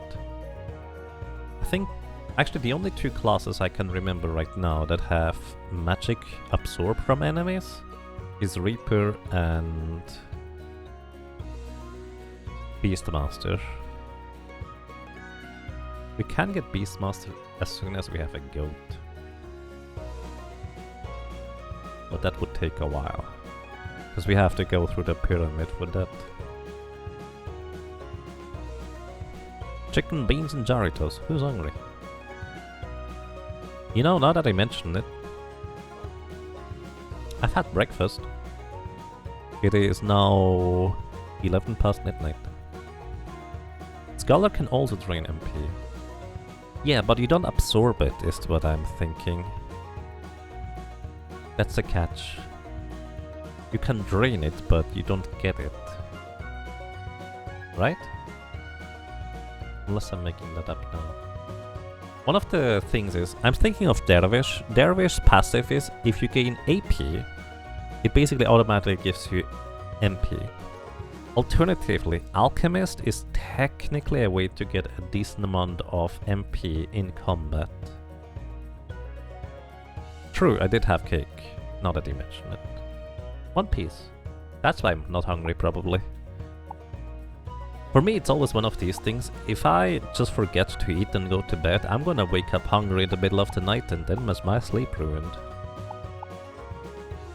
I like the idea of maybe a shaman wizard tank deal, but again... There is one weapon that I know that absorbs MP, and that is a sword. Then again, we can easily get a equipped sword.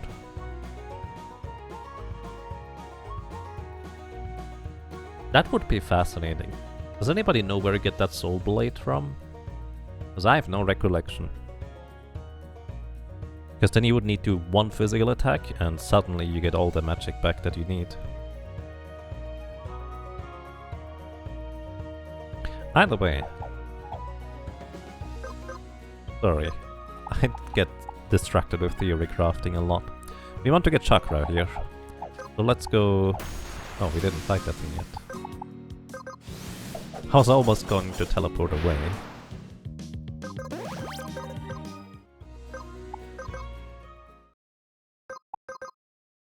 Alchemist lets you use pots. Yes, those pots are really good.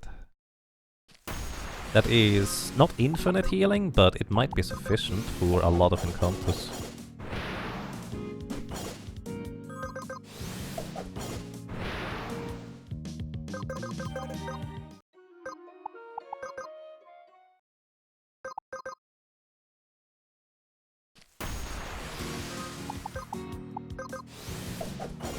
But yeah, by the way, thank you for the suggestion. This is a really good spot for a simple grind like this.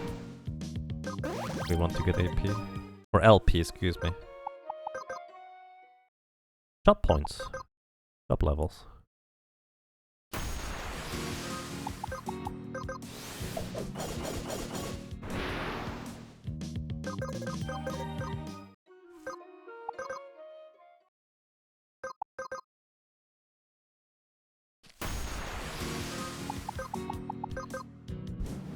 Oh, I did not mean to do that. No, the question, I guess, is...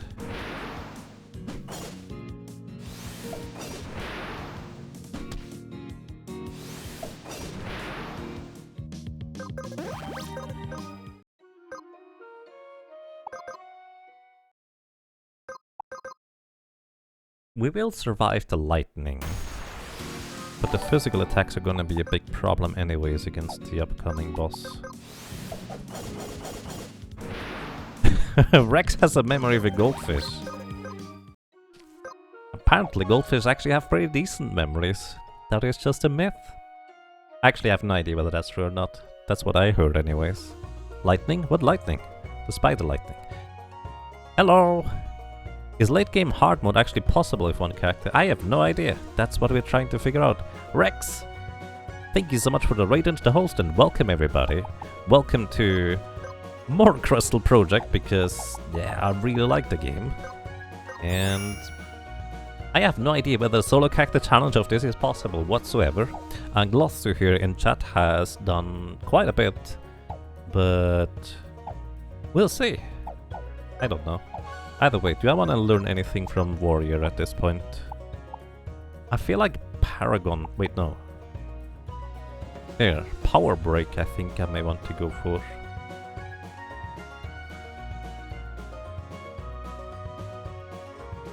Warrior Monk? Do we go Warrior Monk for the boss fight? Or Monk Warrior maybe even. Their memories are pretty bad, but not as bad as people say. Fair enough. Nice, Pakuska. Either way, welcome everybody. Good morning, good evening, and good afternoon. It is actually, it's just past midnight for me. I hope you have a good time. You love this game? Nice. Did you see, today just earlier, basically an hour before I actually started this challenge, came out a patch where they actually nerfed your strategy with coup de grace, or coup de grace, whatever. Because you can no longer use that assassination strike with... You need to use a dagger now. You can't just use any weapon. But a lot of other classes and things actually got buffed a little bit here and there, which it overall looked like a pretty fascinating balance pack. Okay, copper helm, copper suit, broadsword. It's less attack actually than the toothpick. To play. So I'm just kind of grinding some chop points here to tackle the first boss I'm gonna fight. I actually haven't fought any bosses yet. I just got 2 crystals by sneaking past the enemies. I think we need chakra on turn 1. We'll see. I actually managed to survive for a few turns against the spider. But yeah.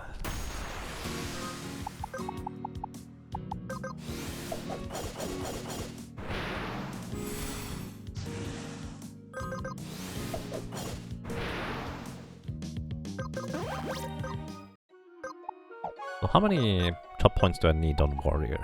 I want defender and power break. Power break is everything. So just 2 more levels, which means 8 more encounters.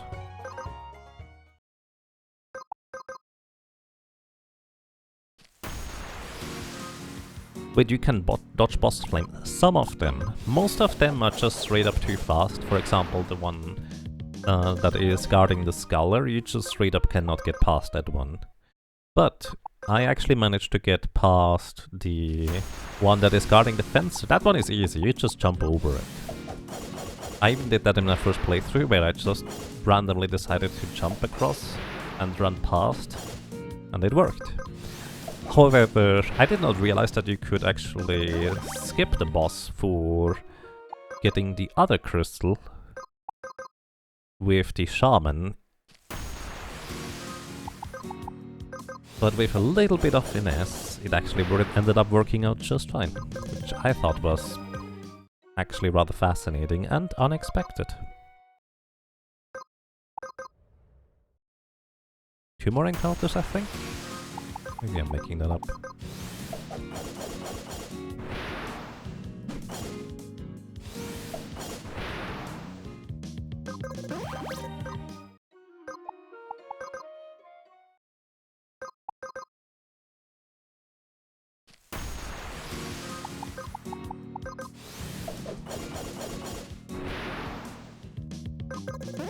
Alrighty, we have everything we want for now. Let's go and see whether we can knock that thing out.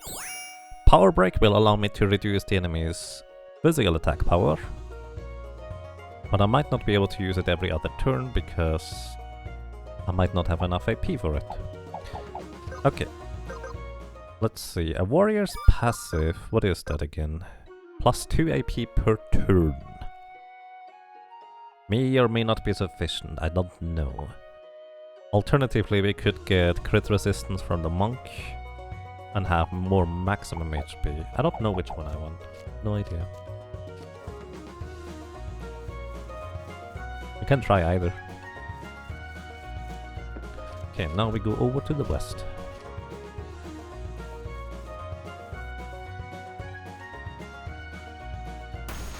And if we're going to stick with the proper order of next couple crystals, I say we go jail last. Wait, last? Jail is the first one I found actually after you get out of the early game. It was a little bit tricky, but with a bit of low aggro juggling and a lot of eye gouging, it ended up working. Now we go for a skull. Yeah, that's true.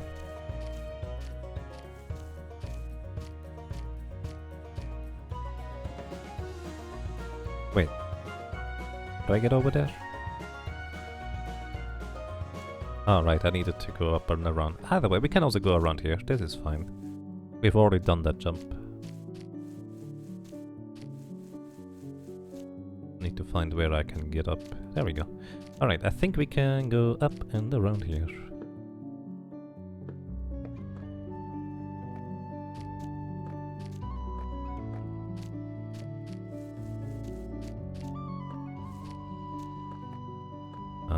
Wait, oh, right.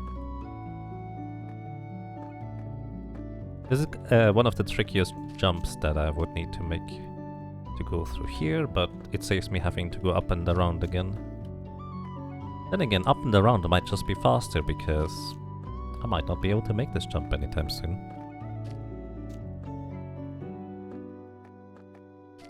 You guess Rogue is a lot stronger than you realized? Yeah.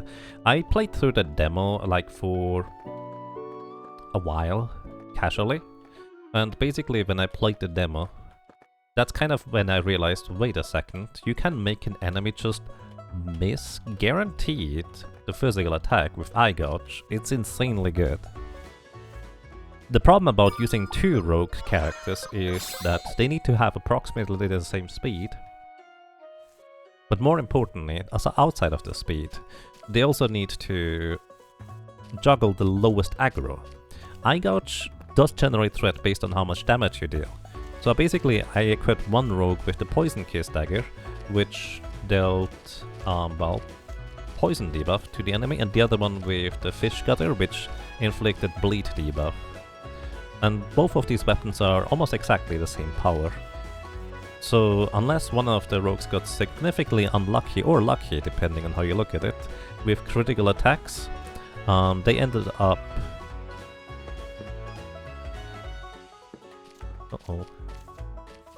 they ended up basically just kind of having one person eye gouge one turn, and then the other turn the next person would eye gouge.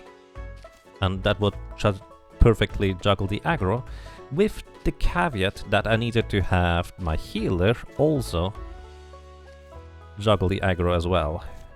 Or more specifically, my healer needed to generate more aggro than the rogues did. That was the catch. Eventually that worked. Yay. I intentionally drowned myself there because the respawns me on the platform, completely avoiding the enemy there. I did not want to land. Oh no! Well, welcome to back down here. Destination backup. Wait, I could just... The enemies have respawned up there now anyways.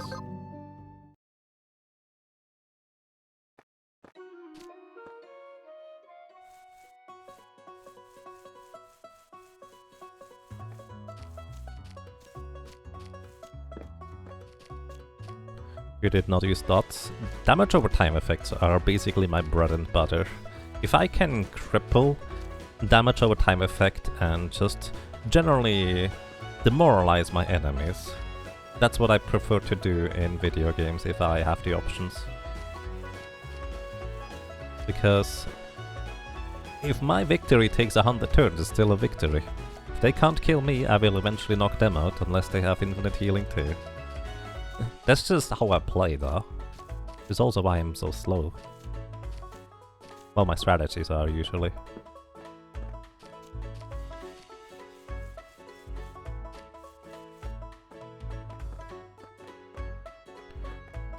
But yeah, the eye gouging and the daggers that just dealt damage over time effects were amazing. Honestly, as I said, the biggest problem was usually just somehow having the healer get aggro. Usually just healing the tank was fine, because you get a percentage of the healing you've done compared to the tank holding aggro, but that also decays over turns. Effectively, I got decently good at managing aggro for enemies at some points. Alright, so we need to equip the Storm Helmet here in order to be able to take only half the lightning damage.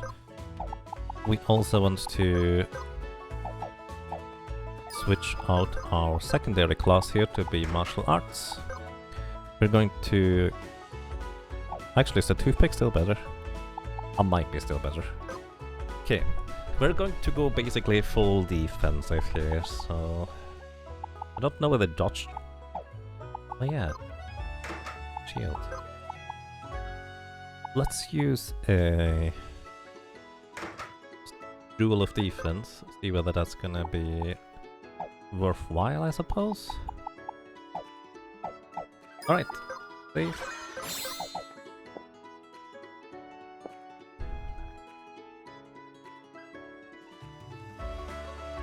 So yeah, this flame here we cannot really dodge. Welcome to Sepulchra, who absolutely loves using the Thunderbolt, which is a ton of damage, but it's half thanks to our abilities. I'm gonna go Defender stance to take less physical damage, so let's just see whether we're gonna survive. I'm also going to do a physical attack here to get more AP. Now this turn here I can Chakra in order to start healing up. And my Warlock buff is going to run out soon, but we're still alive. And also Power Break now at this point, in order to reduce the physical damage we receive by a lot. Impale is really strong. Our healing over time is really good. The catch is, we have to refresh Chakra pretty frequently here. And we want to Power Break frequently as well, which means it's a lot of AP invested. We do regenerate naturally 6 AP per turn, normally, unless we are dazed.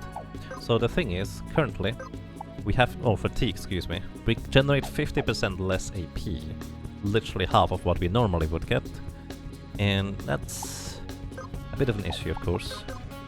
Our physical attacks, only 3, per turn only 3, if we get hit, only 3. And on top of that, the spider is faster than we are. That really doesn't help. Unfortunately, Pocket Sand here did not do what I hoped it would do, which would be making it blind, so his next move would miss, but only if it's a physical attack. You know, this physical attack is gonna guaranteed miss. I don't have to reduce its attack power here. That's perfect. We can Power Break here, in case it does get a physical attack in next turn. We have to use Chakra in this turn. Just a physical, 185. We're surviving. In hindsight, what I think I should do is I should have the Poison Kiss or the Fish Gather Dagger in order to have a bleed over time effect, because my physical damage output is horrible. With the daggers on top of it, it would potentially be sufficient.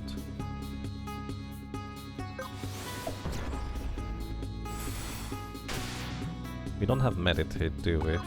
We do. We can remove the debuff if desirable.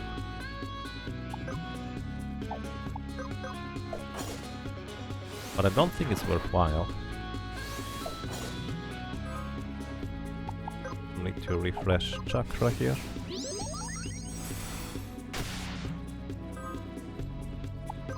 And Power Break here. Looking mostly fine. Just super slow. It's... actually, here's the thing. Thunderbolt costs 8 MP. I don't know how much it has. Oh, it has Sticky Web, which would slow us. That's actually really bad. Maybe I want to run it out of magic. I don't know how much magic it has. But it's entirely possible that running this thing out of magic would be kind of the way to go. Before I bring it below half HP, because below half HP we'll start using kind of nasty attacks. You finally got your car? Alrighty. Take yours. Psychos you. And have a good time.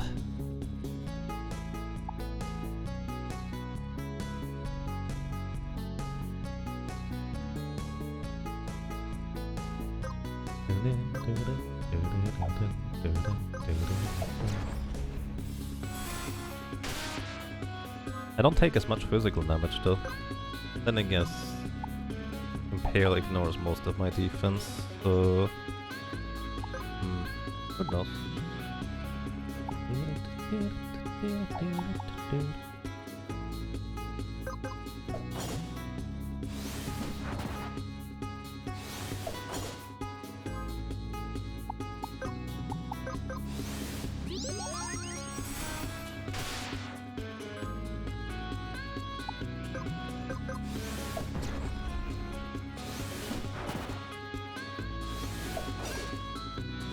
And pocket sand. Problem is you don't use the thing twice, but it should be fine. Pocket sand actually is gonna save us here.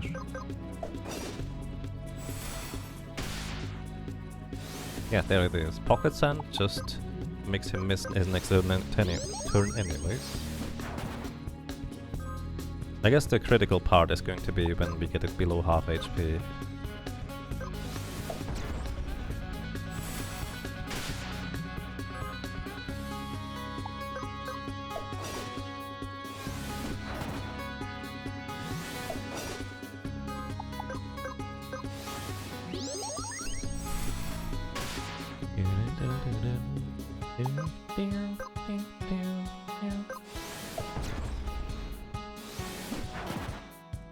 We do generate enough AP per turn, so that's a plus.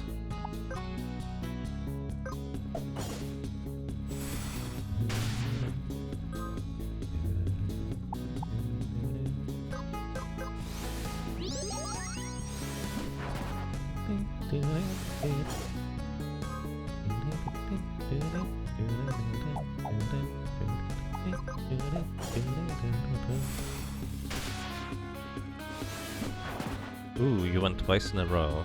That's less than ideal. Alright, let's try Warrior Main. Monk Main. And... Warrior Secondary.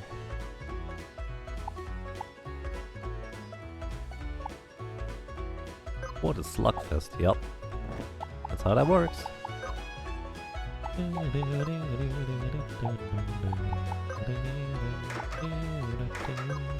Wait, you need the storm cap. Can't really do anything else.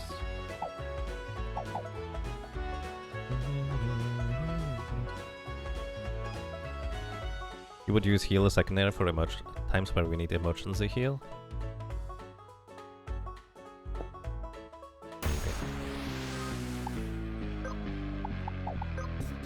Alright, defender and just punch. And because this is a solo character challenge, you guys are gonna go back to sleep. It's very sleepy. Loser. Nap time. What's our passive cool? Well, exactly 10. Unless that's not what you mean. Power break. Wait, why is there so much less damage? Oh wait, that was a regular physical attack, wasn't it?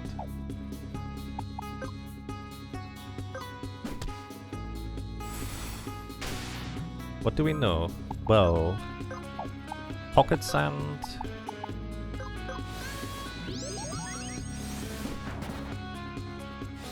$238 damage from impale. That is not reduced in damage. Yikes. We know pocket sand and the rapier. I think that was a regular dodge right there. I'm pretty sure that was a regular dodge right there.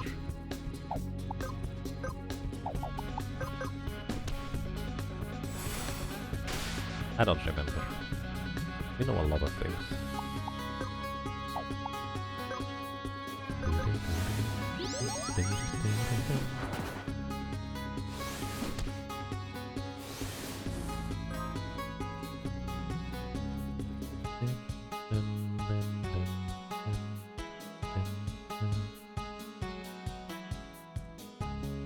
Something is missing, but you're not sure what. I mean, it don't have the AP generation. I imagine that's what you have in mind. Pocket sand, perfect. I should figure out my thresholds of being in low HP and stuff. Because technically it's better for me to always pocket sand off the lightning bolt, right?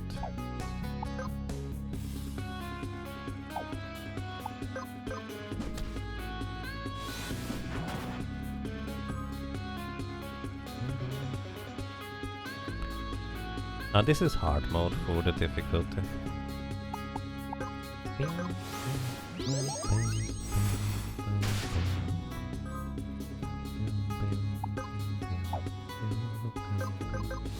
Power break. 96. But that was a regular physical.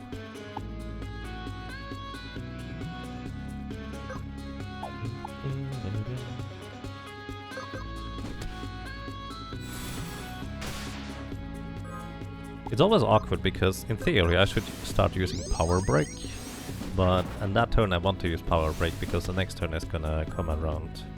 I don't want to. We do heal a lot more thanks to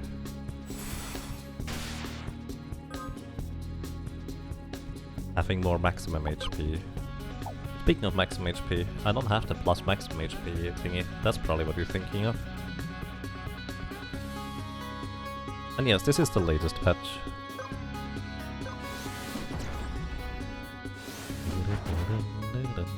Wow, you just dodged. How much does your thingy do? I don't know, let's see. Earth thingy, beatdown would be 87 plus minus 43, Earth split would be 69. Actually less than the physical attack. Curious.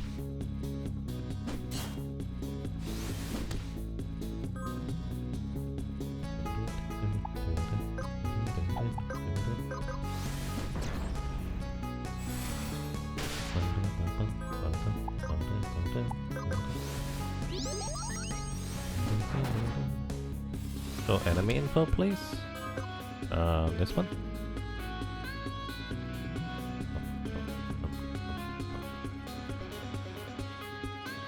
22% chance to crit. We also have, oh, maybe that helps. We do have crit resistance on the monk because that's a new stat. G-break would be nice if you weren't using your AP. Yeah, that would be the biggest issue. If I were immune to the fatigue thing, then we could potentially use it, but since, well, we're not, I don't think that's necessarily a reasonable thing to use. Oh, if that was a crit, I would have gotten knocked out right there. In fact, I think I'm still dead. I need to pay attention when it gets 2 turns. Oh wow, I'm not dead. Huh.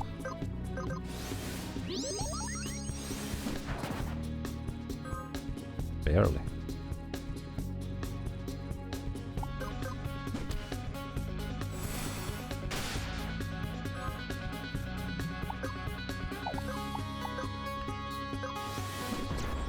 If it wouldn't alternate physical and magic damage all the time, it would be much easier to manipulate.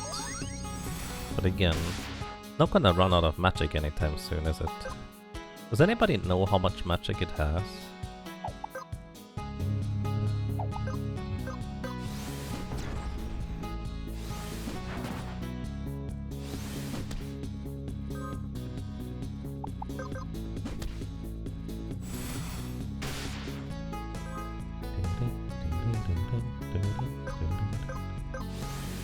This is gonna hit like a truck.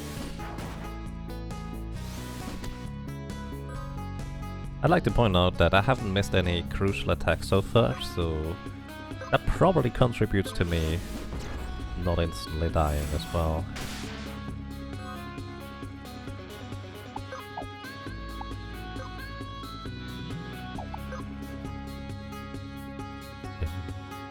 Yeah, it would be definitely nice to be able to just heal myself here. But if without Defender, I would also take more physical damage, right? To check in enemy info somewhere? I mean, it would if I were to cast Scan or something, but I don't have Scan. Not like this anyways. I wonder if I just... no.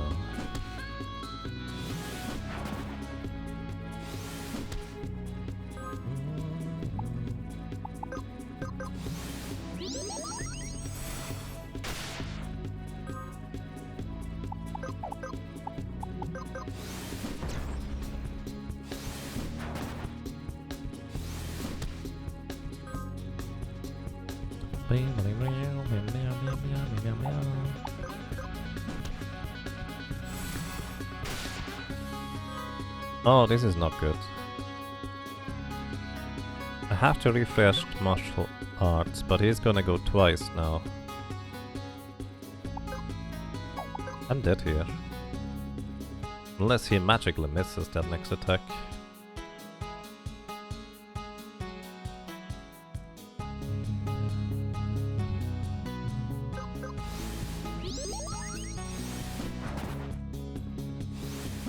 That's the problem.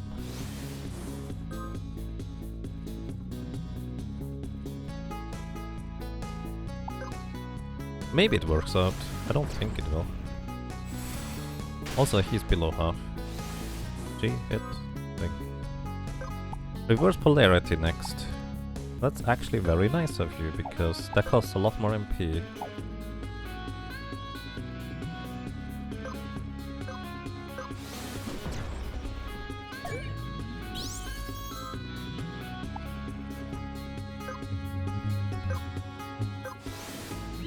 Speaking of AP, I don't have that much sticky web. I'm slowed now, that's actually really bad. Hang on, I need to remove all the debuffs. And Thunderstorm. Wait, that's better. That's an AoE. I don't care. You can do that.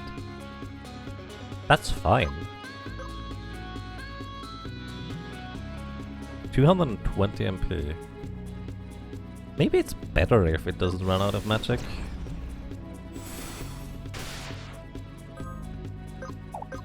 And I'm definitely running out of AP here.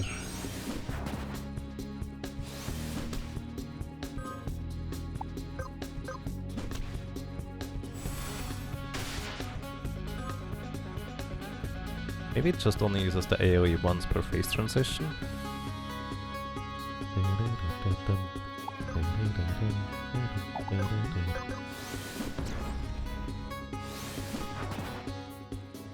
You fought it for so long and it uses skills I never knew it had. Well. That's a thing, I guess. It's gonna use Thunderstorm next, so I think this is my cue to remove all my debuffs. Because now I'm gonna get 6 AP per next turn. Oh no. I think I need to remove this one as well. Can't be slowed. That's just very unhealthy. Get chakra back up.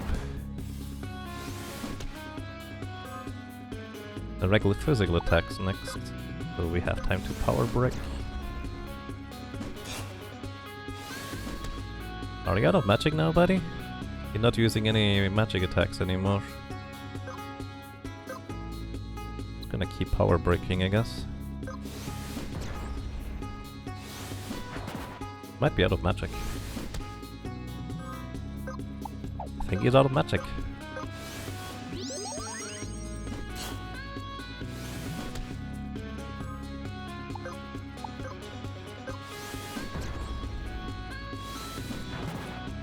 Yep, out of magic. Alright, this may or may not be good, I don't know. I'm just gonna continuously power break from here on out. Ooh, sticky web though. Oh, I need to both heal and remove the debuff. Chakra first.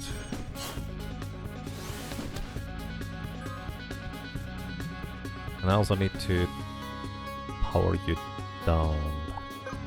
I'm just gonna power break and hope that the slow is not too impactful here. It's gonna go twice before me going once next turn though. I guess it's fine if I power break here.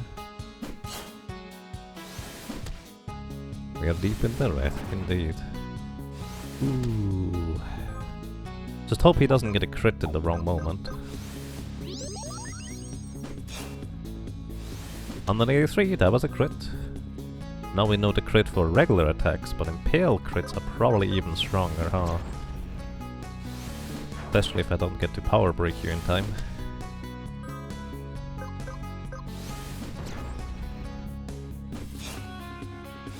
I'm an 18 crit for a regular attack this time. Chakra back up. Sticky web though. Meditate to remove the debuffs. And you're gonna go twice here, so we definitely need to power break you.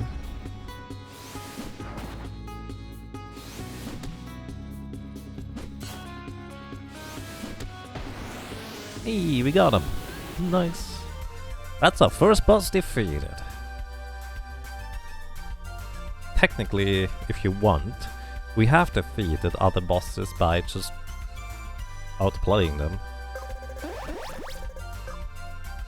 Nice!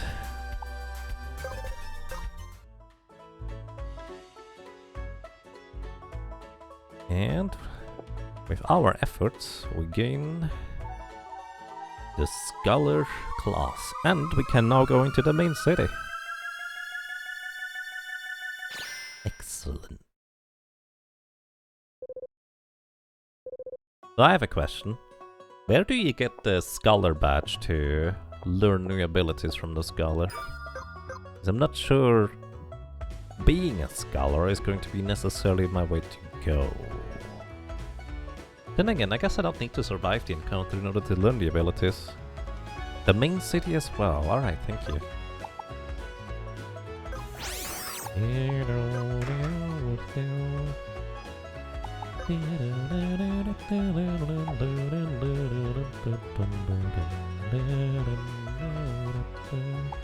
From the library. Okay, thank you.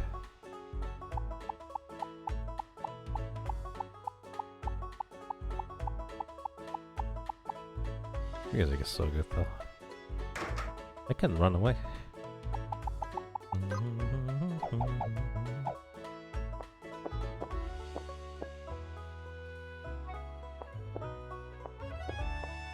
Is there a poor soul who managed to get the Scholar Crystal but didn't have a home point stone?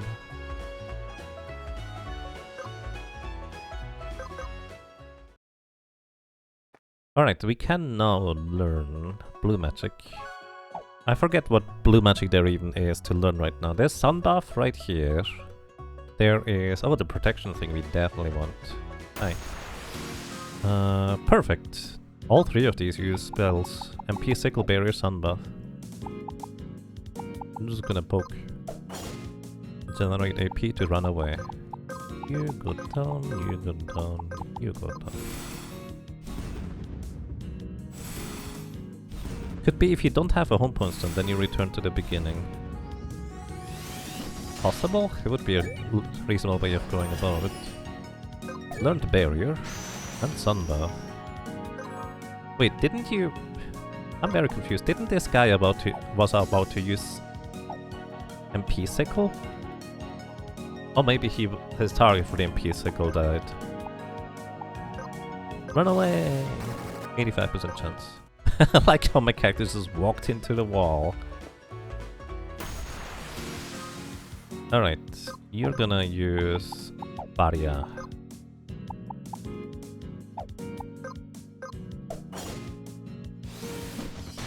Division cut, half might be gone.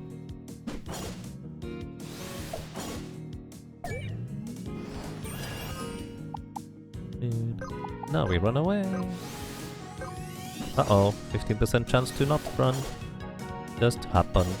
Which means we're dead unless we miraculously dodge his attack. We didn't. That's okay. Drop 9 monies. That's okay.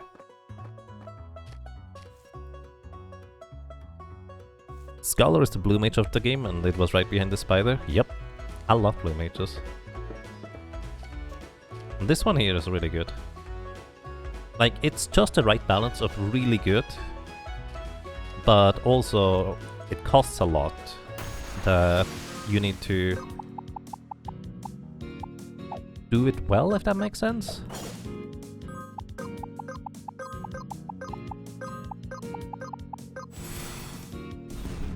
Where are we going now? We're learning some blue magics.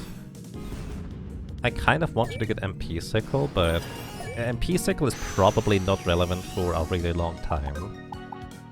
Also, I largely just forgot what you could even learn here. Oh wow. Did not work again, trying to run away. Second time I failed.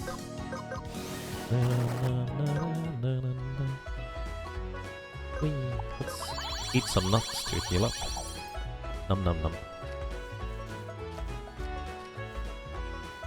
Yes, I'm going to get reverse polarity just to knock out this thing. Actually, I might not be able to knock out this thing without having, like, death immunity. We'll see, I don't know whether that's gonna work. We need to survive like 4 or 5 turns. I will guess. Or we may even have to deal some damage. That's possible too. Just cast insta-death on turn 1, right. Don't have the ability to circumvent that yet. Where's the cave? I forget. Over here, I think. Which means we have to get there. Which means I think we can go buy a mercury stone.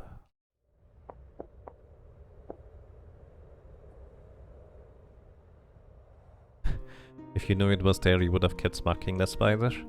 Yeah. That spider is kind of mean.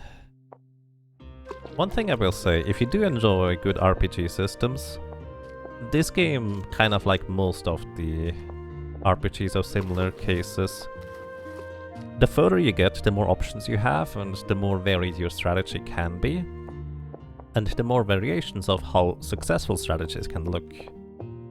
If that makes sense.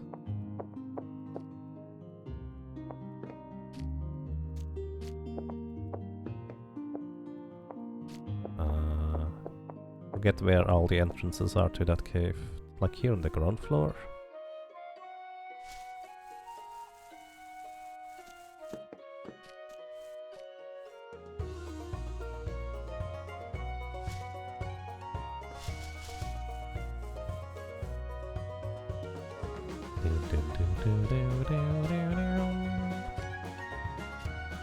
Yeah, notice is not necessarily done here. Oh, I can go north here. That's what it is.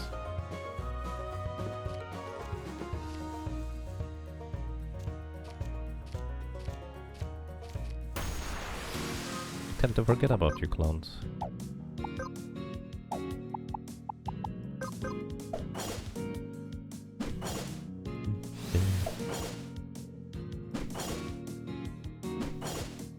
This is classic takeoff. You can go here, but you shouldn't. Or you should, and figure out how to navigate the area. I think that's the best way to go about it. The game tells you, yeah, you can go there. Just survive. I'm happy with that. Because, inevitably, if they leave you just enough wiggle room that you in fact cannot just go in a place, but it is possible to survive, that's the most fun part about it. The cave is in here, isn't it? Just don't entirely remember how to get there.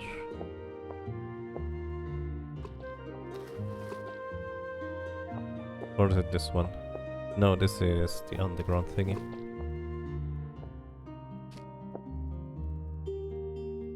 Maybe this one.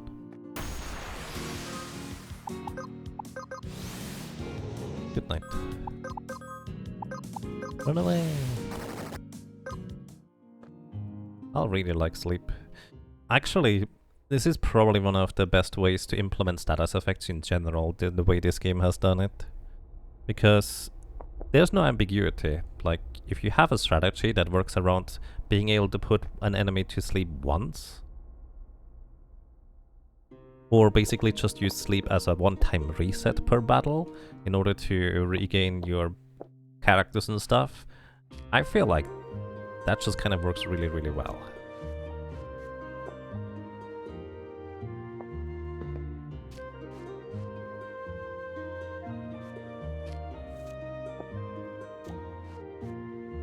I have no recollection of where the other cave was, honestly, at this point.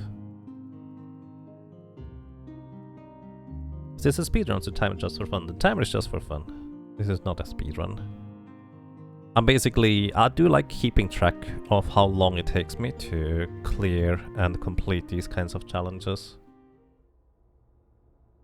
Because a lot of them take a long time. And it also gives the viewer a sense of progression as well as indication as in how long certain things might have taken as well. Especially also if, let's say, you see where I am right now, and then a few days later you might come back and it gives you a sense of, oh, you've only been playing for 2 hours for this challenge. So I guess you weren't stuck here for an entire week or something. Or the other way around. Wait, you have already played 10 hours and you're still here? What is this madness? It's kind of fun that way, in my opinion. I have no recollection of where to go. My brain is horrible. Or great, depending on situation, as usual. It always depends. And it's always more complicated. Are we looking for the reverse polarity? Yes, I'm probably just in the entirely wrong area, aren't I? Away. I would like to get reverse polarity, but wow. As you can tell, I don't know where it was. It's either the cave where we set up a grind spot. I don't think it's where we set up the grind spot. Unless I'm misunderstanding something.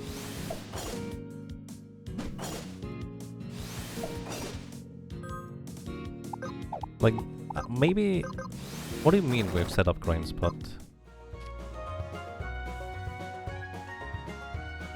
This is not it, is it? This is the one with the marrow slurped jelly. That house.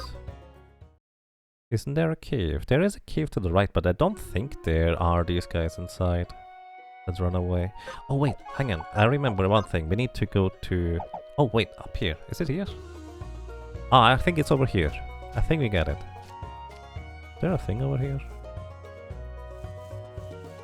Kinda look like it for a second. They nerfed sleep bomb? Wait, did they?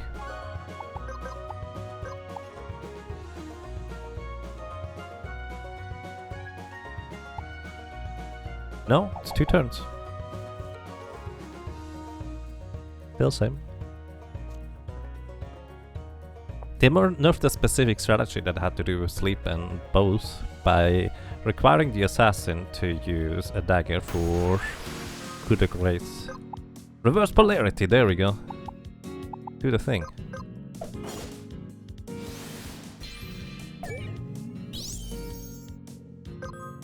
Learn the reverse polarity, and what does it do? Damage taken heals and healing received damages for 1 turn. It is really slow to cast, and it's quite expensive-ish. Either way, that's all I wanted. Thank you, goodbye. You were confusing it with the Scholar one that's AoE. Oh, I see, that's what you mean. Or the other one, that there's another one from the Shaman that is also single target. AoE, excuse me. Hey, look at all these chests that are empty. I still don't remember where we get the poison kiss dagger. We do get a digested head here. Hello! Welcome to Gran. Gonna use Devour.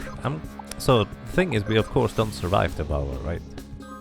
So I'm just curious whether I could skip the Devour turn. But apparently not. So... I could possibly dodge it.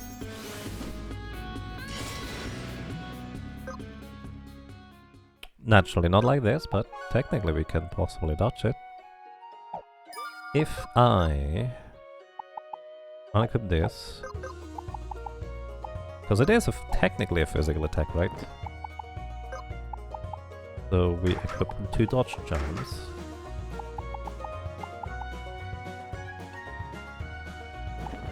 Unequip all equipment. And pray. Does that not work because the bar doesn't deal damage? Honestly, I have no idea. I assume it works because it has the same symbol as if a regular attack. But yeah,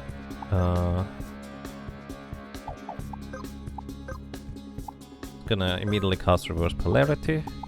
I assume it doesn't immediately do the healing. I'm pretty sure it uses like the healing on like turn 7.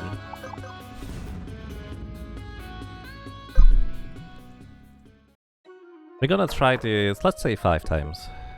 Gran might just be too strong as well, that we literally can't dodge anyways. I don't remember where you even get the death-defying accessory anyways.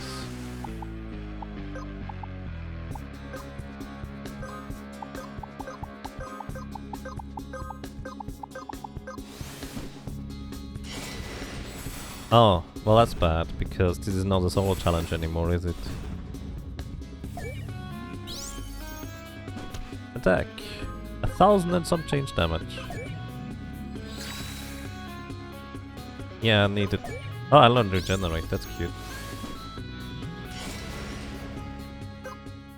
Yeah. Alright, we need to survive 2 turns. If we get... What character was that passive that had 1 guaranteed dodge? Was it Ninja? Per encounter. That one would kind of do the trick. Plus, we don't really get anything from Gran, I don't think.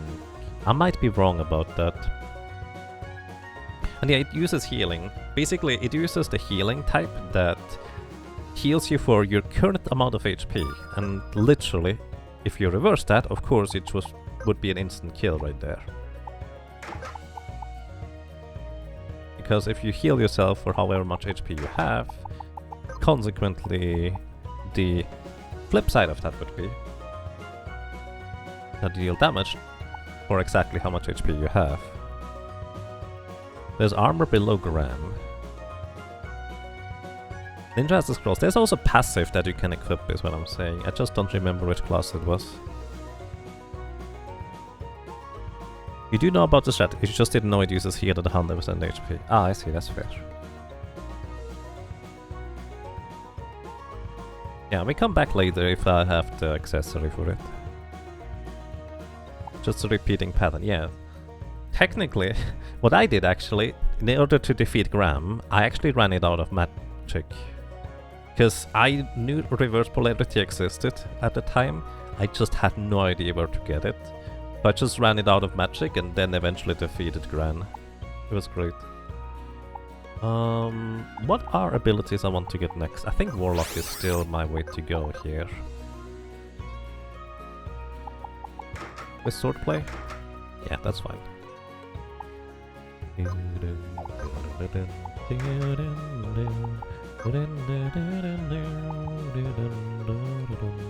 There's still 32 attack, which seems worthwhile.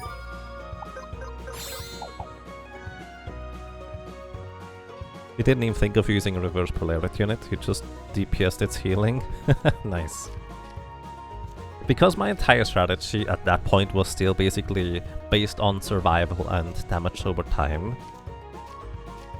I just did not have enough damage, or more raw damage, in order to get Gran below half HP and then continuously deal damage. I just didn't have the means to do that at the time, so running it out of magic is kind of the second best way. And I actually really enjoy running enemies out of magic, so works for me. Dots plus 2 times Black Mage using Flare, nice. I didn't start using Black Mage until literally the very last battle of the game, where I just felt like I need to knock these guys out before they can do anything, because just surviving against one of them is an issue.